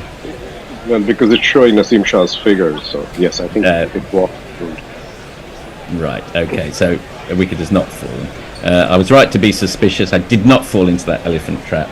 That one is just a dot ball played out into the onside by Robinson? By Jax. So he's now fallen below a run, a ball. He's 25 off 26. How's everything in Singapore, Ninja? A happy local population? Sorry, happy? Yeah, a happy local population, everything under control? Yeah. Singaporeans happy? Haven't been getting towards the end of the year. Yeah, and the Chinese in Shanghai, everyone happy? Good. Just they're delighted. Go around the region, make sure everyone's happy. Yeah, that Kiev, everyone happy in Kiev? Good. Everyone's happy in Melbourne, very happy. It's a beautiful day today. You're looking very rugged up there, David. Is it quite chilly in your room? I live in a very rustic rural setting, and the heating is usually self-generated. That will explain it. Naseem Shah in for this 5th ball. One way of putting it. And that's played out to the vast expanses of the Rawalpindi outfield. I imagine I'll come back for at least 2.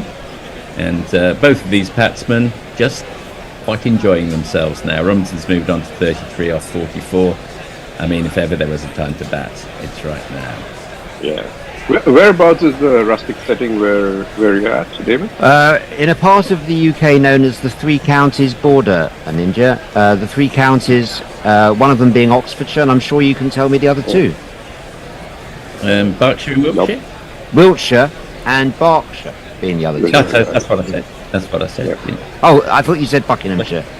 Oh, no. Is there a schism? There's a schism developing here. Dot ball to end the over. England 637 for 7 at the end of the 95th. I would say over to tweets, but that might be a redundant request. I could do you a couple if you like. Please, Tony. Thank you. Starting with Adelaide Barmies, who for some reason have said someone get Tony off the technology. Well, for what? I don't think I've actually. For everything, Tony. I think if you put idiots in front of it, there's a limit to what I can rescue. But there we go. What else? Jay Grover, the Holy Christian Catholic and Apostolic Church, frowns on your shenanigans. Well, there we go. Does it?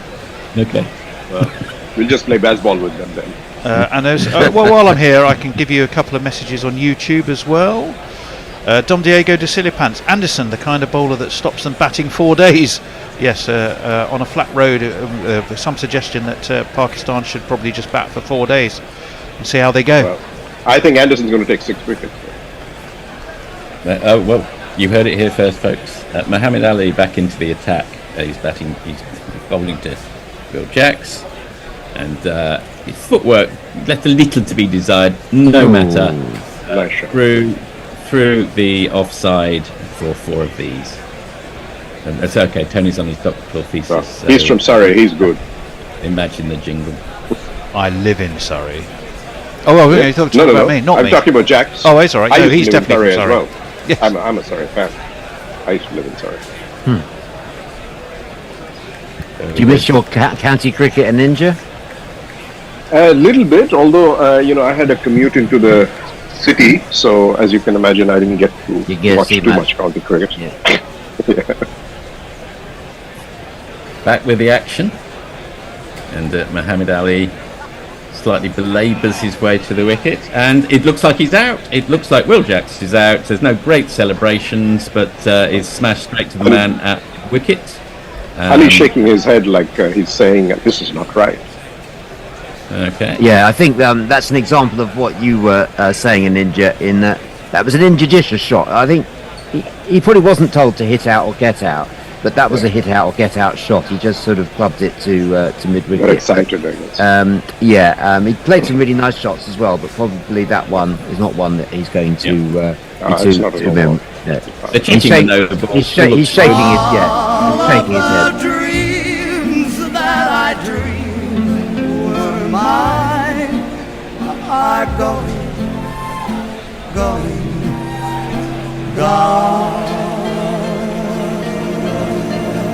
I think it was the slow ball which he did probably get. Slow ball. It may have been a slower ball because he was so tired rather than deliberately. I don't know. Yeah, he's still shaking his head as he shakes his head as he goes off. Just been looking at the odds on Betfair. For the first time, England have just slipped into odds against. Odds on. They were to sort of 6 to 4. They're now just under even money. So the draw is still seen as being the favoured outcome by the bookies. Is that your reading, a ninja, of the situation? No, I think Pakistan's going to fold up quickly into it. Yeah. I must admit, I do as well. This has been huge onslaught, and you've still got the best part of 4 days to bowl them out twice. Quick summary. Jacks was out. Court Nazim bowled Muhammad Ali for 30. The 8th wicket, therefore, has fallen at 641 off the second ball of Muhammad Ali's 22nd over. We're into the 3rd ball now of the 96th. And Jack Leach has come to the crease. Does he have imagine there's a beautiful jingle for Jack Leach. Is there a doctoral thesis, man? While we wait for him to score 1 not out. Oh, that would be great.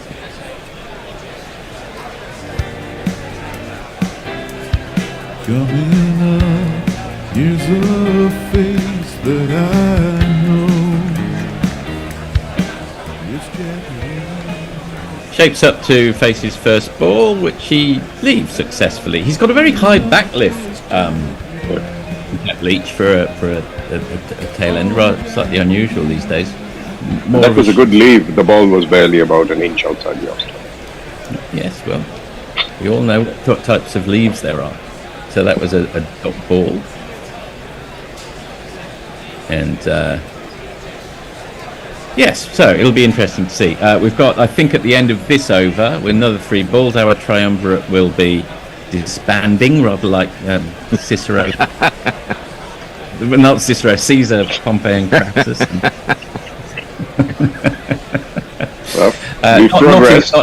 Not the same level.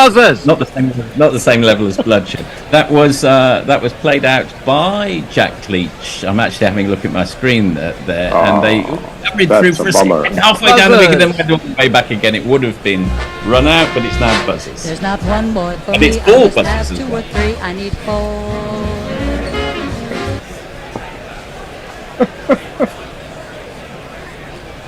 That was ridiculous. Yes. So, yes, Jack Leach his strike rate is 200 now. He's 4 off 2 balls, and he's played 2 defence. Well, he's left 1 and played 1 defensive shot. So, good work if you can get it. That is the best of baseball you're watching right there. Exactly right. We've got 2 balls to go. Hamid Ali in, Jack Leach, another defensive shot. He's still going at better a run of ball, 4 off 3. He really ought to have hit the wicket there. He had all the time in the world. In fact, he could almost have run in Jonty Rhodes style. And well, maybe it was the lack of backup. I mean, it was pure village there. He had, I mean, Rizwan was slow getting. The wicket keeper was just Rizwan was just standing in his place. He was. Ridiculous. Yeah, and why the fielder on the boundary couldn't have made an effort to get it, I don't know. All the more negative aspects of Pakistan cricket that we sometimes see over the years are beginning to coalesce. Last ball of our time together. Muhammad Ali in. Quite tight to the wicket on leg stump. Jack Leach happy to defend. At the end of the 96th, Leach on 4, Robinson on 33, Ali's 2 for 121, and at the end of 96, England are 645 for 8. That's it for me from today. Beautiful. We'll see you another day then. Thank you. Here's a ninja. Thank you very much. Wonderful. Been lovely. Thank you, David. The early Christians will be very happy. Well, I was about to say informative, educational, entertaining. Absolutely. To Julius Caesar as you well. could barely ask for more, could you? Thank you so much, chaps. Right, well, I'm being joined by Gary, who will, I think, summarise, we agreed, at the end of this, all of this. Okay, yeah. And the Bear, who is going to be Mr. Social, so you two are probably in the wrong seats, which it doesn't really didn't matter. go down well. And now I've got an iPad, that's cool. Oh, there we go. Do you want to well. switch the... Yes, I'm trying to. you need to get rid of the Zoom people. How do I get rid of the Zoom people? You go to the blank on the end of the Zooms. This one? No, the other end. This one? Clear layer. Clear layer. And then you want 3 people. And then you switch it across. There we are. Ah, there we are. Well It's all done. golden. You think at home we just make this up as we go on? 645 for 8, and Nazim Shah has been struggling with that dodgy arm. He's in 2. Robinson, who works him away off his legs out to deep mid-wicket, but he will get 2. And England continue, not relentlessly, because wickets have fallen. I think, Gary, you have to feel a bit sorry for Livingston and to a certain extent Will Jacks, because the brief was just get in there and hit, wasn't it? Well, one thing that is pleasing about 21st century selection is the idea of sort of old buffers in blazers looking down, running a finger down the county averages and saying, who's this bloke averaging 47 here? I mean, maybe give him a go. There's much more understanding of how players play now. There's video, obviously, and stuff like this. And I mean, I don't think it'll be held against them at some point in the future that they only made 30 on debut. And also, I think the willingness to pick players on potential, even if they haven't yet done the hard yards in county cricket. And obviously Rayan Ahmed's a case in point there. They pick some and not others. In will come Nazim Shah to Leach, who plays this rather nicely.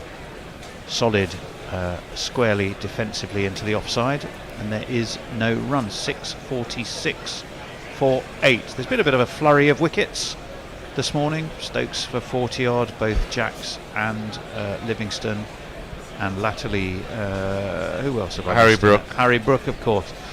Not surprising, but... we've done a little poll on Twitter, if you watch out for that. Who was the best centurion of the 4 from England?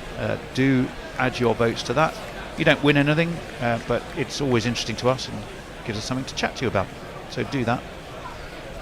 There is a slip-in for Jack Leach and a leg slip, but that ball is left. And again, you won't be surprised here, it does keep rather low. I mean, England's obviously are going to bat now until at least the break, unless they're all out. I mean, I would rather have seen them have 20 minutes at the Pakistan Openers. 2 wickets to fall in the best part of half an hour. I mean, that's a bold claim, Gary. Yeah, but they're not going to declare, is the point I'm making, I think. No. I think they probably should have done, to be honest. They're going to add 20 runs in this half hour. I don't know. Is that a big thing? In comes Nazim Shah over the wicket to Robinson, who has an ugly looking attempt to defend. Sorry, it was Leach, I beg your pardon. I thought so, because it's a left-hander. And there's a bit of a laugh. Nazim Shah chuckling away. I think he knows that that got more bounce on it than Leach was expecting, and he got himself into all sorts of a tangle. He survives, though. I mean, watching Leach leave the ball outside off and then duck a bouncer, is this really how England's best chance of winning is being advanced at the moment? Well, Jack Leach, don't forget, in the summer he played a couple of reverse sweeps, much to the delight of the England dressing room. He leaves that. Oh, we're back to proper Test cricket here from Jack Leach, score of probably England's most famous ever one. I don't like it.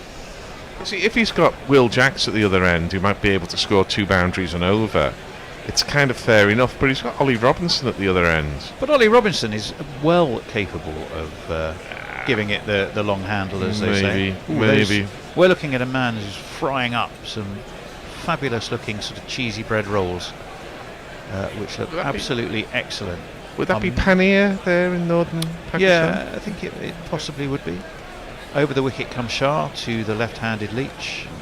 Leach again defends as if it was the first day of the Test and he was opening. As he did. As indeed he has done. Yes, indeed, as he has done. 646 for 8. 3 for 140.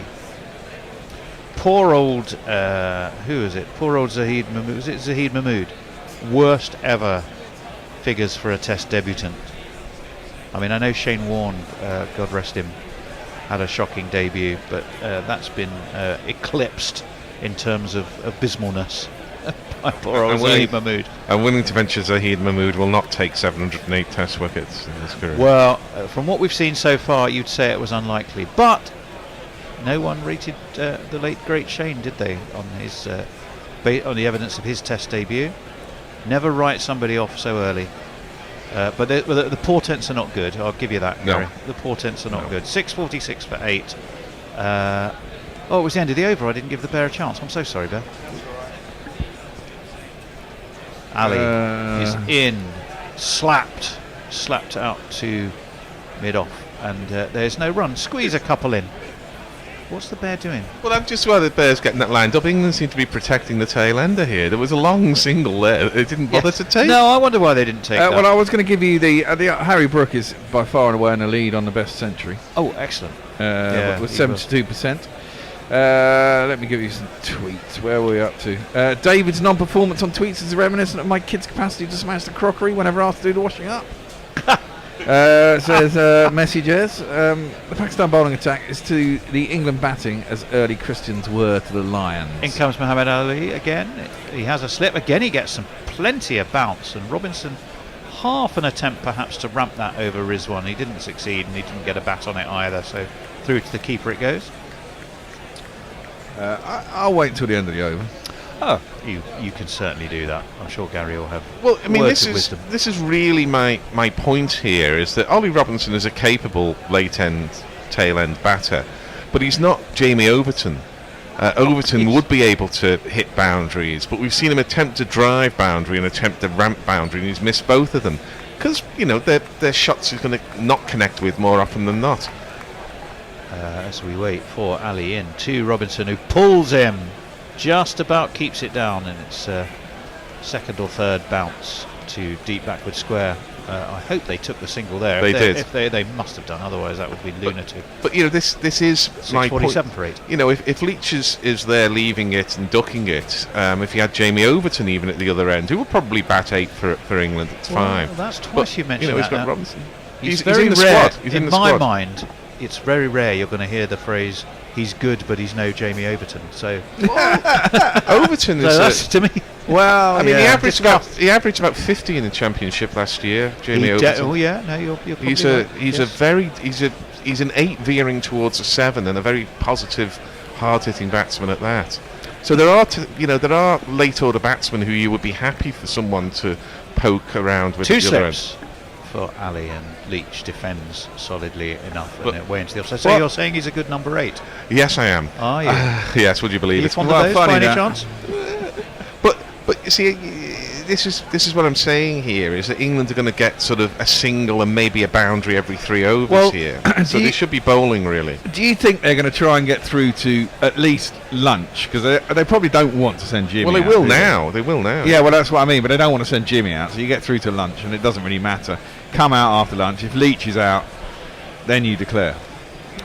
Yeah. Well, maybe. yeah. I mean, of these two, they're probably banking on Robinson to give it a bit of long handle and Jack Leach to stay there to allow him to do it. Leach defends this one to backward point. And again, there's no run. The other thing is that they've just given a little bit of heart here to Pakistan. England have had the foot on the Pakistan throat really since Crawley took, I think, 14 off the first over of the whole Test match. And just now, Pakistan have been able to assert a little bit of control, and that'll be making them feel a little bit better, as it should. But you don't really want the opposition to feel that way. Well, will it? But or will it go? Oh, actually, they've still got 647 runs on the board. Well, sportsmen are very good at fooling themselves. Sportswomen too. It's part of the psyche you need to succeed. Jack Leach, he does have a high backlift. Those two slips go down, and he flicks this to mid-on. Goes pretty quickly, never a thought of a run. It's a dot ball. Not normally something you'd commentate upon, really. Not in this test. Upon in a test match, but you do here. Okay. They're more of a rarity. Bear. Ravi says, for some reason, the Leach jingle suddenly sounded like Jack Leaks. And now I can't stop thinking of him as a symbol of Wales. Well, you've crashed out the World Cup. Lamely. He didn't say that, I did. Morning, Gorillas. Now Tony has moved off the Twitter desk. It's time to say hello. That's PJ Mead. Think of the runs conceded if Inzamam Ul Haq had been in the field. Yeah. True. Very true. We seem to be taking drinks, which sort of 20 minutes before a scheduled break. Are we sure this is definitely not an elongated session? I mean, I'm not absolutely certain. Well, no. I mean, today I thought it's an hour for lunch. But I think, which I think is at the normal time. It just seems very strange to have a formal drinks break at. It might be quite hot. Well, it's not 18 minutes before the scheduled break. Finding reasons, Gary, not to play cricket. Well, true, but also it would make more sense then, if England are going to declare and have 20 minutes at them. If it is an extra half hour on this session, then they would be declaring a little later than they are now. As it is, for the first time in this Test match, and almost for the first time in the Bazball era, we've had about half an hour when England haven't been trying to win the Test match, or overtly trying to win the Test match. They're kind of sitting in the game here. Well, remember, England started the day on 506 for 4. They progressed to 647 for 8. They have lost some wickets along the way. They've lost Harry Brook, but not until he made 153 off 116. They are taking drinks. He was caught by Saad Shakil off the bowling of Nazim Shah. They lost Ben Stokes, who went pretty early actually. One enormous 6. He tried to do it and it tried again, and he had a swing at Nazim Shah and had himself bowled. Liam Livingston, he went for 9. Another catch for Saad Shakil off Nazim Shah. Will Jacks, he looked pretty steady. Maybe it was a toilet break from Ollie Robinson. Yes, I think it was. Ollie is back. So he didn't get brown trousers. And, he's certainly... I mean, if you actually come on doing your trousers up, you're kind of advertising what you've been off to do, even though people sort of already know that. Do you think as part of the deal to get the Test match on, maybe they said, look, if any of our boys needs a quick race off to the toilet, they're going to have to... We're going to have to do it. It could well have been. Yeah. It could well have been. 30 off 29 Will Jacks made, and Robinson currently is 35 not out. Jack Leach is 4 not out. I won't give you the bowling figures, except perhaps to mention in dispatches 2 for 227 for poor old Zahid Mahmood. At least he will have those 2 wickets. Well, at least is all you can say. Yes. Jay says, Jesus on a fucking bicycle, Gary. You're inspiring early Christian martyrdom at the moment. Possibly. What's your... if readers want to give their... or rather, listeners want to give their favourite Christian heresy. Mine is Pelagianism. I think that's how you say it. And what's that? It's a Christian heresy. But what does it involve? It involves the denial of original sin. It involves the acceptance of responsibility for your own behaviour, and involves getting slaughtered in enormous numbers in the 9th century. Well, we were talking about Mahmood, and he comes, and he's dabbed around the corner, down to fine leg, and I think it's not going to cost him 4. No, it isn't, because a man who's very wide at long leg will field, and it'll net 2 runs. It's rather unfortunate on the television. It has Mahmood under which it says drinks break, which might be, given its cafeteria bowling from him, maybe that's the right description. Well, Buffy, I wouldn't. Some of it's been Buffy-ish bowling, that is for sure. 6:49 for 8. In comes Mahmood. He twirls. It's a reverse sweep. That looks bang in front, and umpire Sad says yes, it was, but it's already been reviewed. I think this is going down leg side. Ashan Raza, rather the umpire. England have 3 reviewed immediately. 3 reviews, and they've already got 649 on the board. Why would you not review? But I think this is going down the leg side. Well, it's interesting because I gave that before the umpire's finger went up, and the bear might mention occasionally that I can be fairly trigger-fingered as an umpire. But damn right you can. I get that. We'll have a look. The on-field umpire is Maurice Rasmussen. Oh, that might have pitched outside leg. I think it certainly hits him slightly outside leg. Yeah, this is hasn't got a great deal going for it. Is it Joel Wilson? No, the third umpire is... no, but who gave him out, Joel Wilson? Raza, sorry, I beg his pardon. Who himself is an interesting character, 48-year-old from Lahore. Jimmy have no pads on there? I couldn't quite see. No pants on? No pads. Oh, pads. I think that's... Oh, it might be just in line, but it was...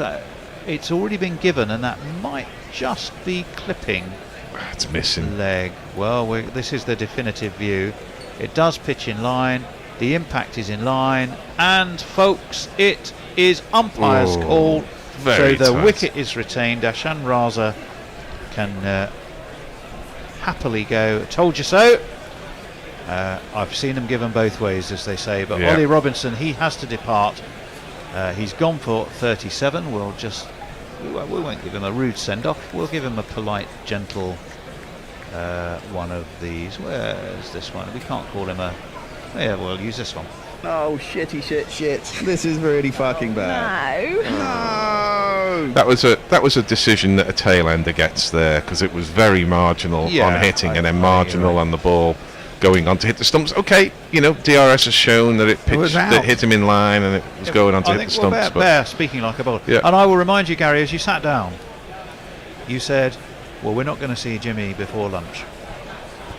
Or maybe I did something along those lines. I didn't think that Jimmy Anderson would come out to bat. I was, and I'm still surprised that he is. Quite how Anderson and Leach are supposed to be scoring at 5 or 6 and over here is beyond me. Well, they'd have to take lunch now, wouldn't they? I just don't know. Theoretically, they could come out for 2 minutes because he is coming out. In comes Jimmy. They might as well. I think now you might. Now, what happens though if there's a wicket falls and they go off 10 minutes early? Because presumably prayers are between 12 and 1, and therefore. Well, then I think it would be an early lunch because you wouldn't. You need the 10-minute turnaround. Well, exactly. So they get an hour and 10 for lunch then. No, I think they. Ooh, that's a good point. Because they'd come back 10 minutes. Well, would they? Because they finish the prayers. Well, they wouldn't finish the prayers, exactly. If prayers start at 12 midday. Oh, that's true. They're not going to adjust the prayers around the cricket, are they? No.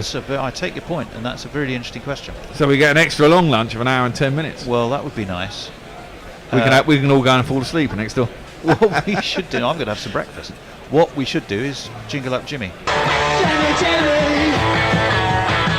Who starts by attempting to sweep and really not laying a bat on it.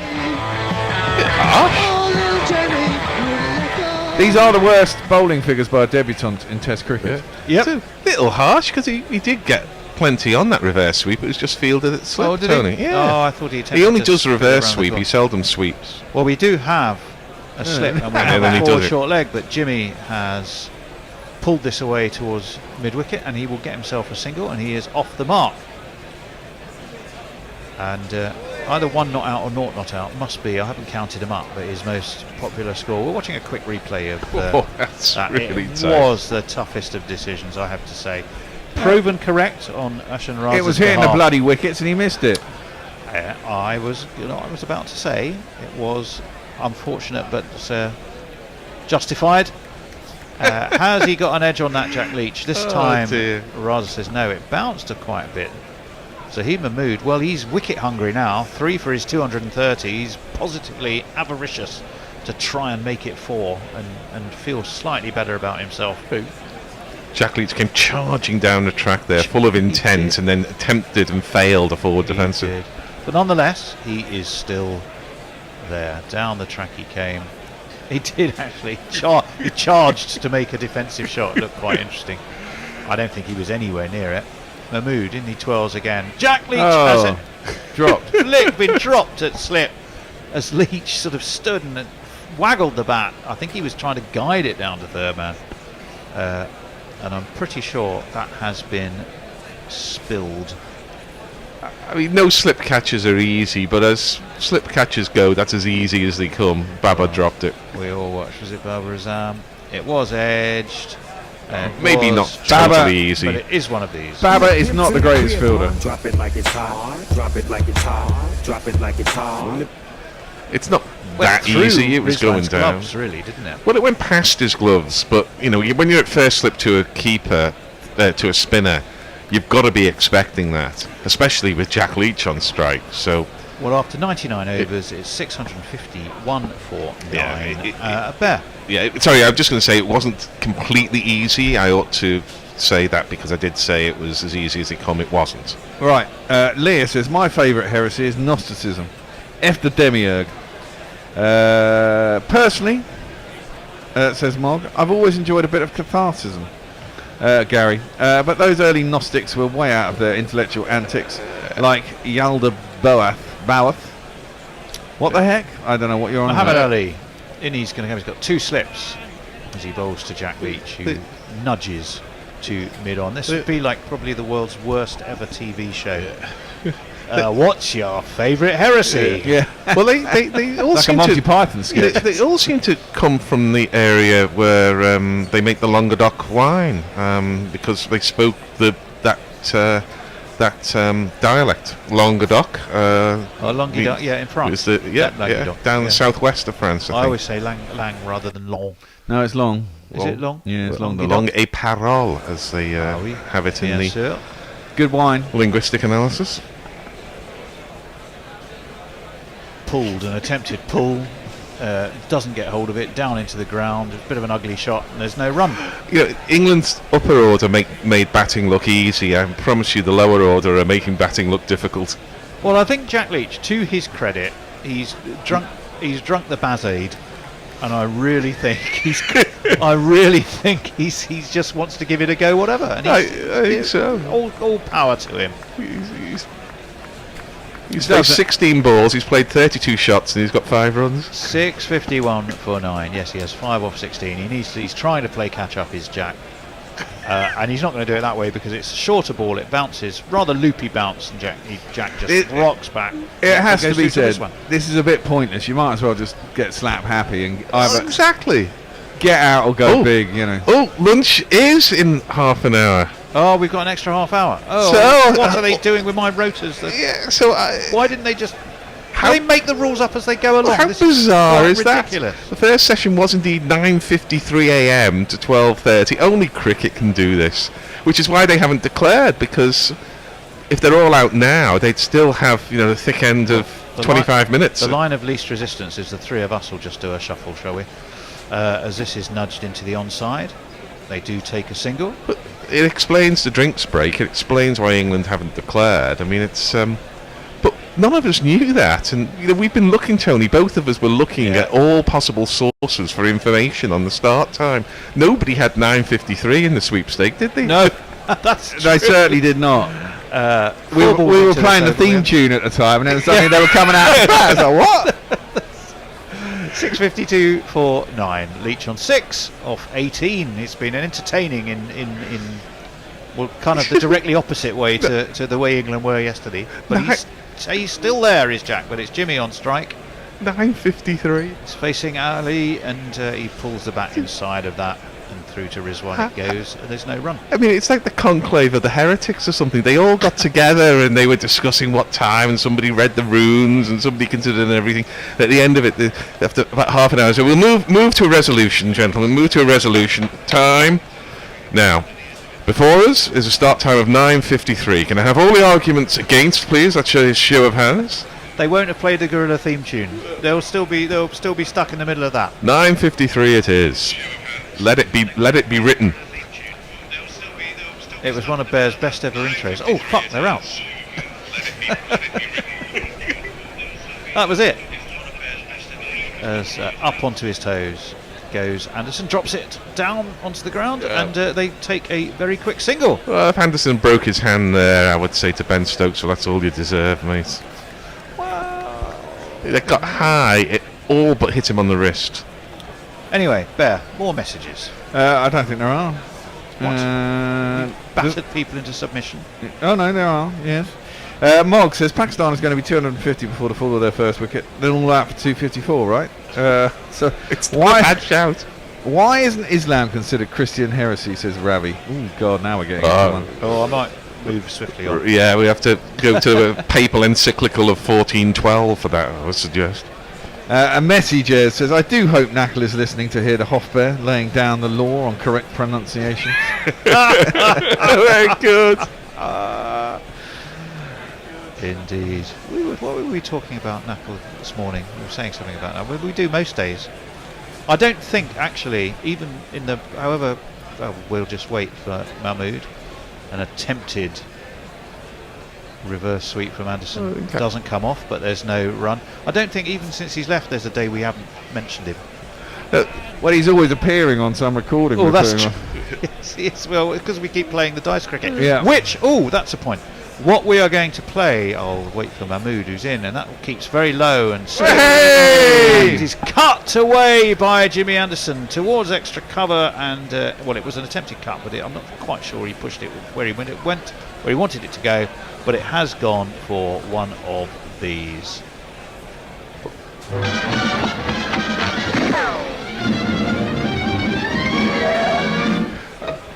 And I may have done him a disservice, because when I re-look at that, I think he did direct it there. This one, and he goes back to the attempted sweep, which fails. I don't know what the collective noun is for fours, but in this, I'm going to say a battery of fours. In Mahmood's battery of fours, he's now added Jimmy Anderson to his collection. Forward comes Anderson in a very correct manner, slip and a forward short leg. But they're not going to be troubled if he defends that solidly. 3 for 235. Mahmood. Anderson again. Touch of the Jack Leach. He's not quite as far forward, but a skip forward with aggressive intent, followed by a block. The first ball of the over, he was living up to his nickname as the Burnley Lara, because when he played the ball, he had both feet in the air. What's he done this time? Sweeps. It's up in the air. It's going to be taken. It is at backward square, and I'm afraid England's innings has come to a close, but for an extraordinary and exciting 657. I did say, I recall, that I thought England would probably be out by lunchtime. They are. We will have that 10-minute break. It's 101 overs. It's come to a close. 657 is what it's come to a close for. And he scored 151 runs in that session so far, which is not bad for a session. It's a bit short on what we were doing yesterday, but you know. Well, it was nonetheless super entertaining. All out are England, 657. The not out batsman was an entertaining Jack Leach for his 6 off 18. Jimmy was giving it a good old bazzing go. He was 6 off 10, but he was caught by Imam Haq solidly enough off Zahid Mahmood, who has picked up that 4th wicket. So 4 for 235 is still bad, but it doesn't look quite so bad, does it, really?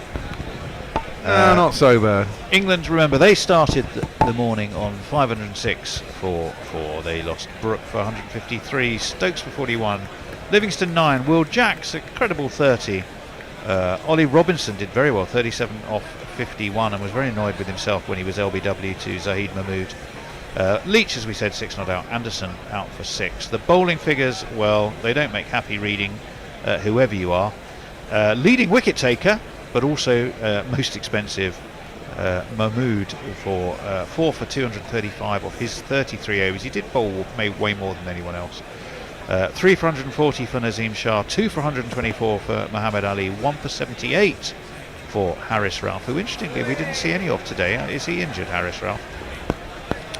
Yeah, he's done a quad. Oh, okay, well that's why we didn't see him. None for 38 for Aga Salman, and none for 30 for Saud Shakil. So that's where we are. Bear, do you want to give us any final messages, or are you going to go straight into playing the... No, I'm trying... Well, no, because we're not... They're coming out again, aren't Oh, of they? course they are. What am I... Yes. I'm trying to sign into YouTube on the thingamajig. Do you, Where's I Gary? can give you... I can check some YouTube messages while you do that. There aren't any there, but I just want to get it up on the on this one thing. Okay. Sutahu was saying, just came back to expect Pakistan batting. And Dan De Castro was asking, is it a record for 100 or so overs? Can't be far off. Yeah, why don't you? It doesn't matter who sits where. Well, actually, we need to decide who's doing what, I suppose, when they come back out. Because half hour's up. If there's an extra half hour, Bear, do you want to ball by ball? Yeah, I don't mind doing that. Gary, if you just carry on being clever, and I'll do social. And I can carry on sitting here and do the jingles. I suppose if you want to keep the game moving, no one's going to complain at 650 odd, are they? No, I mean, I think I was getting a little antsy about Anderson breaking a hand and England sort of dribbling away in the last sort of 40 minutes of that session, which seemed a little pointless. I don't know how many runs were added in the last 40 minutes. Was it 30 runs or something? They could have been bowling, but I suppose, you know, even in a game in which, you know, it's a 5-day game, but essentially it's a 4-day. We've got 4 days worth of playing time, albeit across 5 days, because of the early or rather relatively early sunsets and the inevitable slow over rates. So England could have moved the game on a bit quicker, I think, by declaring and getting at Pakistan, but it's not a huge thing. But they did build up such an advantage by scoring so quickly, and you know, that psychological advantage as well, that they've just given Pakistan something to work with in this break. They can say, you know, we've won the last hour's cricket. I think it's about to be fair to say that Pakistan won the last hour. Yeah, they have. And you know, every little helps, as they say at Tesco. So I think England missed a little bit of a trick there. As I say, whether that will matter or not remains to be seen. But Pakistan have now got an enormous psychological challenge now, because they need to make 450 odd to avoid the follow-on, and England will have, I think, more tricks up their sleeve than the Pakistan bowlers. I think we'll see some cross-seam stuff. I think we'll see some attempted reverse swing, which I think Stokes might be able to get and Robinson might be able to get. I think we'll see more cutters. I think we'll see more variety in the bowling. We'll see left arm and right arm. We'll see much more in the way of change of pace. I think we'll see more imaginative fields being set. So I think England hold a lot of the aces here, but the pitch is still a major factor in this, and whether the pitch will win, or rather the pitch will aid and abet Pakistan getting out of this with a draw, is something that we'll see. But I'm surprised that I hear that the bookies have the draw as favourite. I think England are favourites over the draw, and Pakistan are obviously, you know, 1,000,000 to 1. Bear, you appear to have lost something. You're looking. Well, I can't find my vape, and I had it a second ago. You might be sitting on it, Gary. Oh dear. Oh Lord, would you want to vape with it after that? I'm not sure I would, but where the fuck has it gone? No. We seem to be. Fine, I can give you a few more messages. Mog was saying, well, medieval Titans thought it was. I'm not quite sure what. Close but no cigar, Gary. Apparently it's a barrage of 4s. A barrage. A barrage. Is it a barrage of 6s? Maybe it's both here. Mog was saying after lunch we can give our favourite early Excition. Is it Excition martyrs? Yes. How many administrative pinheads can dance on the head of a pin? Says Jay Grover. Mog tells us that Nkrumah Bonner has been concussion subbed. He has, in yeah. Perth. Diana Patterson is sending us a wee production note. Your YouTube score needs updating. It still says 539.46. It does too, Bear. What happened there? What's happened there? I don't know. Oh, there we go. Now, if you ring the production helpline, that's what you get. Hello, when you finally get through. Your call is important to us. Your call is important to us. Well, I seem to have this problem with my YouTube feed. Don't ask me. But there we are. Right. We're watching replays. Barrett, you're going to do ball by ball, so I'm going to hand over to you now. Yeah, indeed. Well, we're waiting for them to come out still, aren't we? They should be coming out, what, about now? Yeah, what we know is that when they come out, they'll cut across to the live feed, and they'll be sort of, the bowler will be approaching the crease. Yeah, exactly. Yeah. Ready to roll in for the first. Well, we presume it was Jimmy Anderson and Ollie Robinson will open up with a new ball. And they will have 2 shots at it as well, won't they? Because they'll get, 5 or 6 overs in before lunch, and then have an hour break. And then they'll get a little spell after. It's not too hot out there. I mean, we noticed this yesterday. I was thinking, it's going to be really, really hot, but it's only about 20 odd degrees. Yeah, jumpers for goalposts, isn't it? Well, isn't it? All got jumpers on. Small boys in the park. So, what's that? Excuse me? Jumpers for goalposts. Yeah, I know. Yes. But, small boys in the park. Doesn't sound. They're the ones who are using said jumpers. But yes, doesn't sound good. Yeah. What did we decide in the end on those session times? I didn't have a chance to grab them. This one is. So this finishes at 12:30. We finish at 12:30. So lunch is 12:30 to 1:30. Yeah. Then presumably it's just 2 hours. So I'm not sure we can presume that because. Well, they're not going to go. Well, I mean, from yesterday, the light goes short half an hour before the end of play. So presumably they're not going to elongate the second session because you only get 2 sessions then. Well, because the last session is only going to last an hour anyway. Yeah. So it's whether they'll go with 2 even sessions of kind of an hour and a half, or whether they'll go with a 2 hour and a 1 hour sort of thing. Well, I mean, I presume they'll go for the standard length of the day's play, and the last session will just be curtailed. I mean, it's only it's an extra half an hour, isn't it? But I don't know actually. They did flash it up on the screen. If anybody via Twitter can tell us exactly what the hours of play are to come, because don't want to sort of pull back the curtain here and in the land of Oz, but it just helps us with whether we schedule 3 crews, half an hour each for a 90-minute session, or whether we schedule 4 crews. By the way, isn't that one of the most ridiculous lyrics ever in a Which song? one? What's that? Competition is very fierce. No. I close my eyes, pull back the curtain to see for certain. What a fool I've been. If you close your eyes, how are you going to see through a curtain? Because he's dreaming. He closes back he closes his eyes in order to dream, and it's when he's dreaming that he pulls back the curtain. So he's metaphorically pulling back a curtain. I think he's pulling back in his dream. That's songs for you. Sir Tim Rice's lyric. I smell like I sound. I'm lost and I'm found, and I'm hungry like the wolf. Gary, can you tell me how long ago they flashed out on screen, and I'll go back and look for it? Oh, yes, please. It was probably about 10 minutes ago. No, it's probably about 15, 20. 15 or 20. Okay, I'll go back and have within a the look last half hour. Okay, will do. Thank you, Messrs. Very helpful. What's the Swedish band who had the late Marie Fredriksson singing for them? Oh, not ABBA then. No, the other one. They did Joyride, and there was another one. They Roxette. have Roxette. Yeah, they have some really terrible lyrics as well. But in the pantheon of terrible lyrics, that's a big hole. That's a big hole. Well, they're out there. Let's have some jingles. Oh, right, crikey. Who we got opening up? Abdullah Shafiq. Good bat, this lad. Good bat. He is indeed. I'm going to go under. I haven't bet on this test yet, but I'm going to go under. I'm hoping for a a collapse of Calypso collapse. Well, I'll tell you what, the Pakistan bowling went under, so... Here he is. Abdullah Shafiq's Ooh.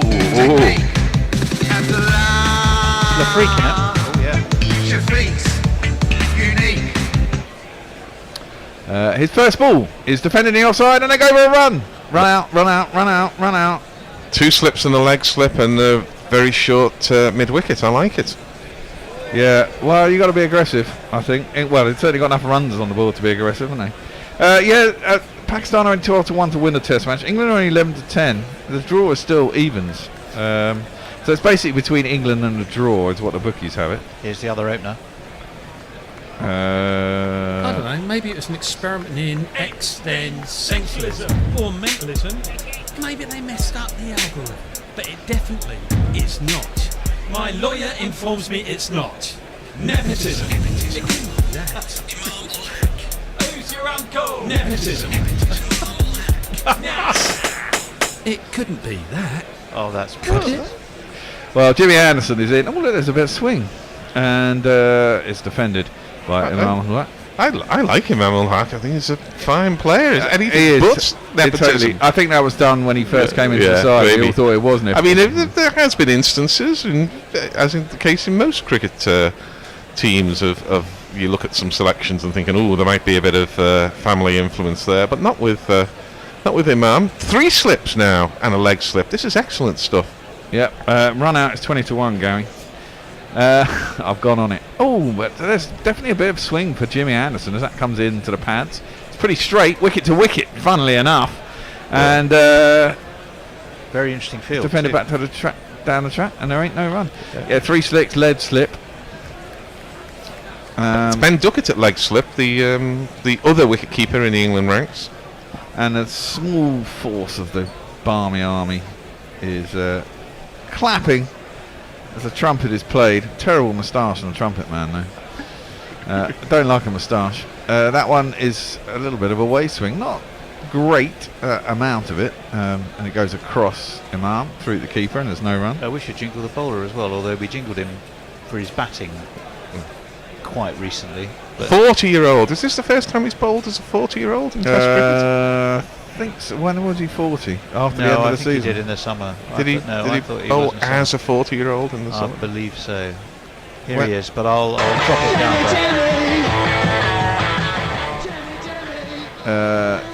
That one goes across Imam again. Left through to the keeper, and there's no run. No fireworks like England. It's all very dull. Because what you want to do when you need 450 odd for saving the follow-on is come out and crash the ball all Absolutely. around. England would. England would. Yeah. England would, yes, true. Nothing wrong with that. True. It's amazing how the Bears have just immediately gone from, this is not proper Test cricket to hit it. Why aren't they hitting it everywhere? Yeah, exactly. Well, it's dull. It is a fucking road, let's be honest. That's defended. That on the track. There's 1 run off the first over of Pakistan's innings. A little bit of shape for Jimmy in the air. I wouldn't call it not huge. Full-on swing, but he always gets a bit of shape. Yeah, they use a kookaburra in Pakistan. I will tell Diana very quickly, we're aware of your consideration, your problem, Diana, that you've kindly informed us of, and our technical team will be working on it, but they're engaged on other projects at the moment. What's that, the scorecard? The scorecard, yeah. Mog says, if Gary's been on it, you'll need a whole can of that Hendo spray bear. Yeah. Harsh, messy jazz, yes. Bonner has been subbed by Shamrock Books. Yeah, he's agreeing with that. Let me see. Someone has sent us a picture of the session times. It's Mayank, you absolute prince, Mayank. Hero. That's what I tried to get, but I was commentating at the same time, so thank you. Dave Wood, Bermuda Triangle makes my woman disappear. Bermuda Triangle, don't go too near. Look at it from my angle. Do you see why I'm so sad? Bermuda Triangle, very bad. Worst lyrics by Barry Manilow. Barry Manilow, Jesus. It's Ollie Robinson coming in from the other end, and his first ball is in at about middle and leg stump, pretty full. Just defended up to mid on by Shafiq, and there ain't no run. I am looking at those session times. What science decided 9:53 would be the ideal point to start? I mean, I think nuts. I think based on what an Indo was saying in a WhatsApp group the other day, and the fact that Gary is saying, why can't I just start earlier? I think that's the earliest they can start. They feel safe starting. Maybe. I mean, Mike Atherton was being interviewed in glorious sunshine at 9:30 their time. Yeah, but presumably, through to the keeper and there's no one. Essentially, it's winter in Pakistan. It just happens to be quite a hot country. Well, parts of it. It is I can tell you the afternoon session is not 2 hours. It's 1:30, 2:30. So it's an hour and 3/4. Yeah, I thought they'd split the difference, which is what they've done. Okay. Tea is still 20 minutes. Yeah. And then the final session an hour and 3/4. 3:35 to 5:35. Which it won't be. It'll be 3:35 to 4. Whenever it gets dark, which will be before. About 4:30 our time. It'll be about 11:30 our time. That is defended up to mid-off. And there ain't no run. It's all very sedate. It's back to Test cricket proper. By now, England have scored 20 runs, haven't we? I shouldn't. It was just an extraordinary innings by England, to be fair. But it is a goddamn road. It was. Yesterday we had 5 batsmen all in peak form. And Joe Root. Well, it was. Yeah. That one's jagged it back a little bit. It's a bit too short, though. Well, Ollie Robinson bowls from a height. I mean, even on this wicket, which has not got a lot of bounce in it, to be honest, I still think that's going over the top. Half peel, just into the leg side, and there ain't no run. He doesn't give you much to hit, does he, Ollie Robinson? No. And that's, this is going to be the difference, isn't it? I mean, they were spraying all over the place yesterday. Partly put off by the batsman's aggressiveness, no doubt. But, I mean, I think what they didn't do is when they were being aggressive, they didn't, attempt at any point to try and bowl dry or something, just to put the batsman off a little bit. There's the first boundary for the Pakistan innings. Classy shot. It was a classy shot. Stood up, it was a bit too short. It was outside off stump. Oh no, it hasn't made it to the boundary. It's been pulled in by Jack Leach. And they should get back for 3 though. They'll probably check whether it was a boundary, but I don't think it was. I just, he does this. He's injured himself at the Lord's Test at the start of last summer. He's diving full length while running full length to save one in a match where you've scored 650 odds. I mean, the risk of injury there in the first test of a series for your number one, in fact, your only specialist spinner, just seems to me to be, why are you doing that? Yeah. Well, to a degree. It's. I know that the coaches expect it. Well, he saved 2 actually because only ran 2. Yeah, but even so, saving 2. His job is to bowl, and he's got 3 test matches. He's going to bowl in those 3 test matches, 140 overs, something like that. Probably, expectation. Yeah. So why, more. before you've bowled 1, are you diving full length? That you might end up in the advertising hoardings. To me, they've just got to be a bit more sensible about it. A bit less showy for the coaches, and the coaches have also got to say to them, look, Jack, we know what you feel like on the boundary, but don't for a little bit, please. Ollie Robinson is in, and it's defended by Shafiq. Back down the track, ends the second over. Pakistan are 3 for none. Over to who's doing socials? That's me, I think. Let me see. We were Dave Wood. Mog was saying the lyrics are why you should listen to death metal. Straightforward, graphic, explicit. They tell you who they are and dismembering right up front. Yeah. Marvellous. Well, that's why I like, rap music. Mike Taylor said country music classic lyric. When you leave me, can you walk out backwards so it looks like you're coming home? Very good. Indeed. There was a very amusing tweet that was complaining about Japanese fans going around the stadiums in Qatar, emptying rubbish all over them. Good for them, I thought. Yeah. So they were going around emptying the rubbish. Of course, it was. I just should point out, in case there's any Japanese fans, saying it was a reverse. So they were collecting the rubbish, but they were showing the video in reverse. Driven at by Imam as Jimmy A starts his second over, and it's driven out to cover, and there's no run. I wonder what they make of it all. The 2 fast bowlers. I mean, they've been out there presumably for a week or so, ill for a bit, and they've gone, Jesus, these are shirt fronts. What plans have they come up with? Or do they just think, let's just bowl straight? As straight can be. Well, I think they're going to bowl some cutters. They're going to look for reverse swing. They're going to bowl some cross seam. Jimmy is onto the hip of Imam, who gets himself off the mark as he works that down to fine leg. They're going to cut off the scoring areas that each batsman prefers. And in other words, they're going to do everything that the Pakistan bowlers didn't do. Yeah. And the captain's also going to be, I think, much more proactive. I think we're going to see a third man to stop the easy runs that go down there. I think we're going to see cow corner protected more. I think we're already seeing a sweeper on the offside. These are not defensive moves. These are sensible moves, because what that allows you to do is play 3 slips and a leg slip. Yeah, true. But Pakistan did neither. They neither attacked in the field, nor were they able to defend the boundaries. No. I doubt they'll go along. This will annoy you, Gary, but I doubt they'll go along a clip with the overs. No. That one is defended a little bit outside the edge, but all on the ground by Shafiq down towards third man. There isn't a third man. The only thing 2 might be is that the spinners are all kind of quick spinners. They want to bowl at their own tempo and their own rhythm. So Livingston, Jacks and Leach, neither of them are the ones that want to sort of stand at the top of their mark and consider. So they may want to be rushing the batsman a little bit.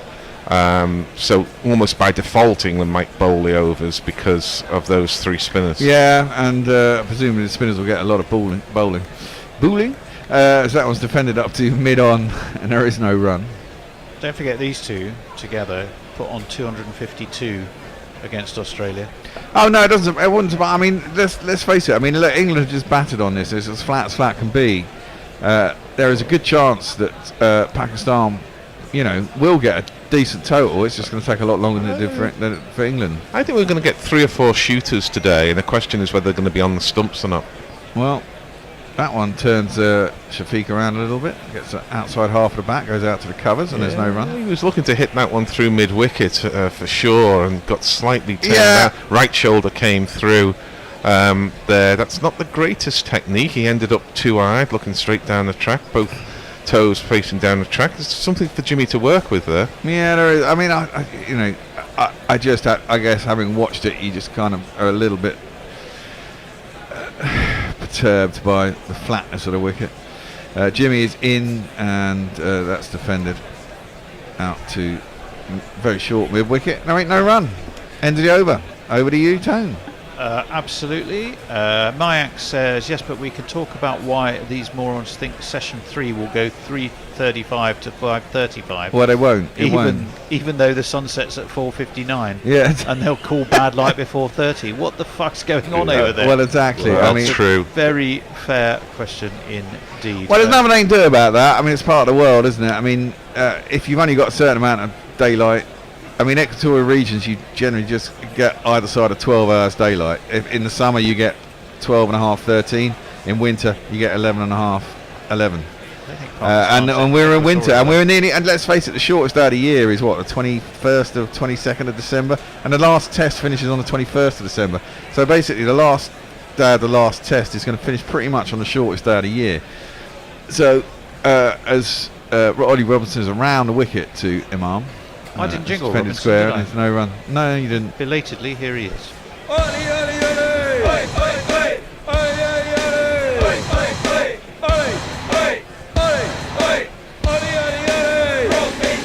So I mean, I'm guessing on the last test of this series, we'll be lucky if we get 6 hours. We're supposed to get 6 hours of play. I reckon we'll probably get 4 3 quarters to 5 hours of play. If they will try and start a little bit earlier. Well, they might be able to start earlier when they're south, because they'll be away from the mountains and it might be a little bit warmer. And well, it all depends on the sun and it's Karachi. Is it a polluted city? Are you going to get loads of there might be, as I say, there might be some defended up to mid-on for no run. Yeah, there might be some mist in the air, but there might not as well. So when there isn't mist in the air, they can start an hour earlier. Maybe they should, play sessions that last 2 hours 15 minutes. Yeah. Well, the other thing is, are they going to do something about are they going to make the wickets a bit more bowler friendly at any point? Ollie Robinson into the pads of Imam ul Haq, clips that nicely down towards long leg. It'll be 1. They're coming back for 2, and they get there. All looks quite sedate at the moment. Well, this might yet, 8 for none. It might yet be more bowler friendly, and it might be more bowler friendly at Karachi if reverse swing becomes available, because it almost takes the wicket out of the equation then, which of course is why reverse swing, as the legend has it, Sarfraz Nawaz was instrumental in this. Thinking, what can we do in the early 70s in Pakistan to be able to make this ball deviate, and they developed reverse swing. As that's defended back down the track, there's no run. And if it needed a little bit of assistance, extracurricular assistance early on to develop the skills attached to reverse swing, then I think it's been justified, because reverse swing has been an important part of the game. It just seems strange how, with reverse swing, that everybody in the world can do it for sort of 5 years, and then everybody in the world can't do it for 5 years, and then everybody in the world can do it for 5 years. Well, I think it's partly to do with, as we were talking about earlier, as Ollie Robinson is in, and that's just defended back there on track by Imam. I think it's partly to do with overwatering outfields to a certain degree. That's what I was saying to you in the green room. The outfields in England last summer seemed to be, apart from with the exception of Nottingham, seemed to be very green and overwatered, considering we had no rain for about 4 months. I mean, fair enough, you water the outfield, but some of those outfields, considering the summer we had, were pretty slow. Well, I can tell you that Clapham Common and sort of Parsons Green were exactly. yellow. They were yellow to white. And I remember watching the Test series against the West Indies in the '76, and there wasn't, it was parched outfield, so basically bare, as that one is, left alone through to the keeper, and no run. Tony. Right. Sorry. Stop staring blankly. Stop staring. Are there other ways? I suppose there are. Anna Forsyth says, I'm totally with you, Gary. Jack Leach and Ollie Pope's mad diving to save 1 and 2 injuries are bonkers. Yes. I get that you've committed attitude, but you've got to be a bit smarter. I agree. Messages tells us sunset in Karachi is 42 minutes later than in Rawalpindi today. One of my favourite Bollywood movies, by the way, Sunset in Karachi. Oh, okay. Is that a real one, or did you? I'm just making it up. I mean, it sounds real, doesn't it? I thought you may have done. No, not in that instance. Well, Jimmy's going to start his third over. He's bowling at Shafiq, who defends that stoutly out to mid-wicket. There's no one. It looks very easy out there. If you want to send a pitch for a Bollywood movie called Sunset in Karachi, then at Guerrilla Cricket is the place to pitch the movie. We are going to need the Spanner Men on YouTube. We're being spammed by 69 mega. Come on, Spanner Man. I think Mog's on there, isn't he? Spanner them. You can do it from this computer, actually. Obviously, because it's our account. Jimmy is into the pads. Ooh. Clipped straight at. Who's at short leg? Duckett. Yeah, Duckett. Normally it would be Ollie Pope, but he's keeping. And I think that was hit straight at him. Ooh. Well, it's one of those ones. Technically, it's a drop, isn't it? Technically, it is a drop. Very technically. I mean, it was hit at his hand. And if it had stuck, it'd have been quite amazing. But England have got a short leg in. How often did we see that from Pakistan? No, only towards the end. Yeah, but that was no good. You were bowling at Jimmy and bloody Leach, weren't you? Who were trying their best to get out. Jimmy is in. 2 slips only now. There's basically a wide first slip, maybe a second and third. Driven back down the track to Jimmy on his follow through. Wicket. Yeah, it's quite an interesting little spot. They've taken the leg slip out and moved the leg slip, literally, because it's Ben Duckett, moved him to short leg, which again suggests they're not expecting the ball to carry much off the wickets, but also bringing the back pad into play, which I think is a good idea. We've already seen the right shoulder come round a bit from Abdullah. Jimmy in, bowls a little bit wide of the crease, pushes it down leg side though. Yeah, good footwork from Ollie Pope there. He's a part-time keeper, but that was good technique to get across there. Often you'd see people less familiar with keeping dive at that ball, but instead he was moving the feet successfully. Some netting appears to be put up there. Is this for prayers, or is it because they're worried about a 6 going into the crowd there?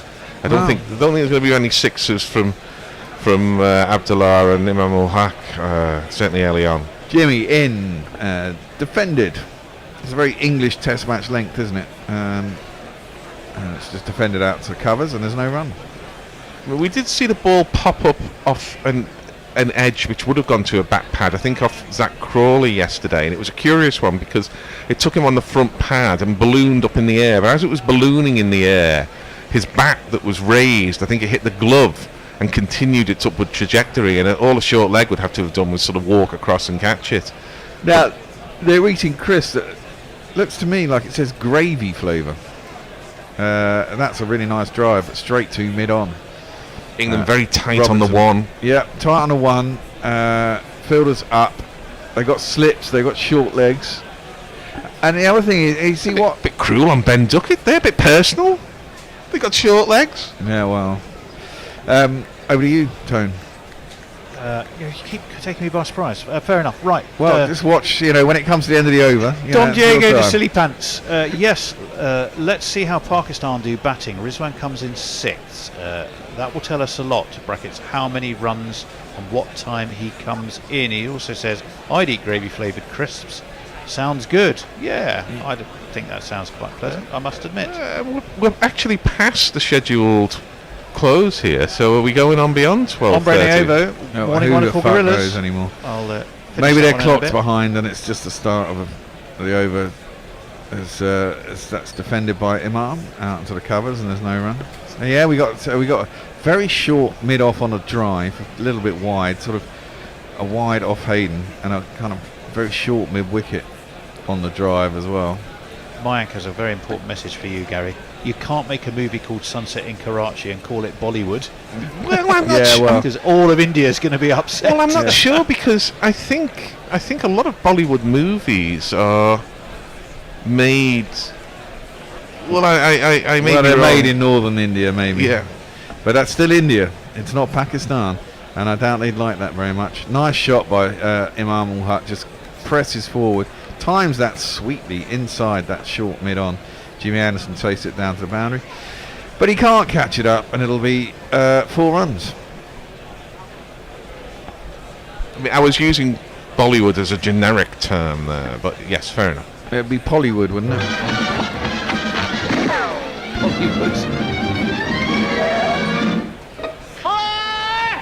I mean, I'm not familiar with Pakistan's movie industry, but I'd suspect it would be based in Lahore, wouldn't it? Yeah, Lollywood then.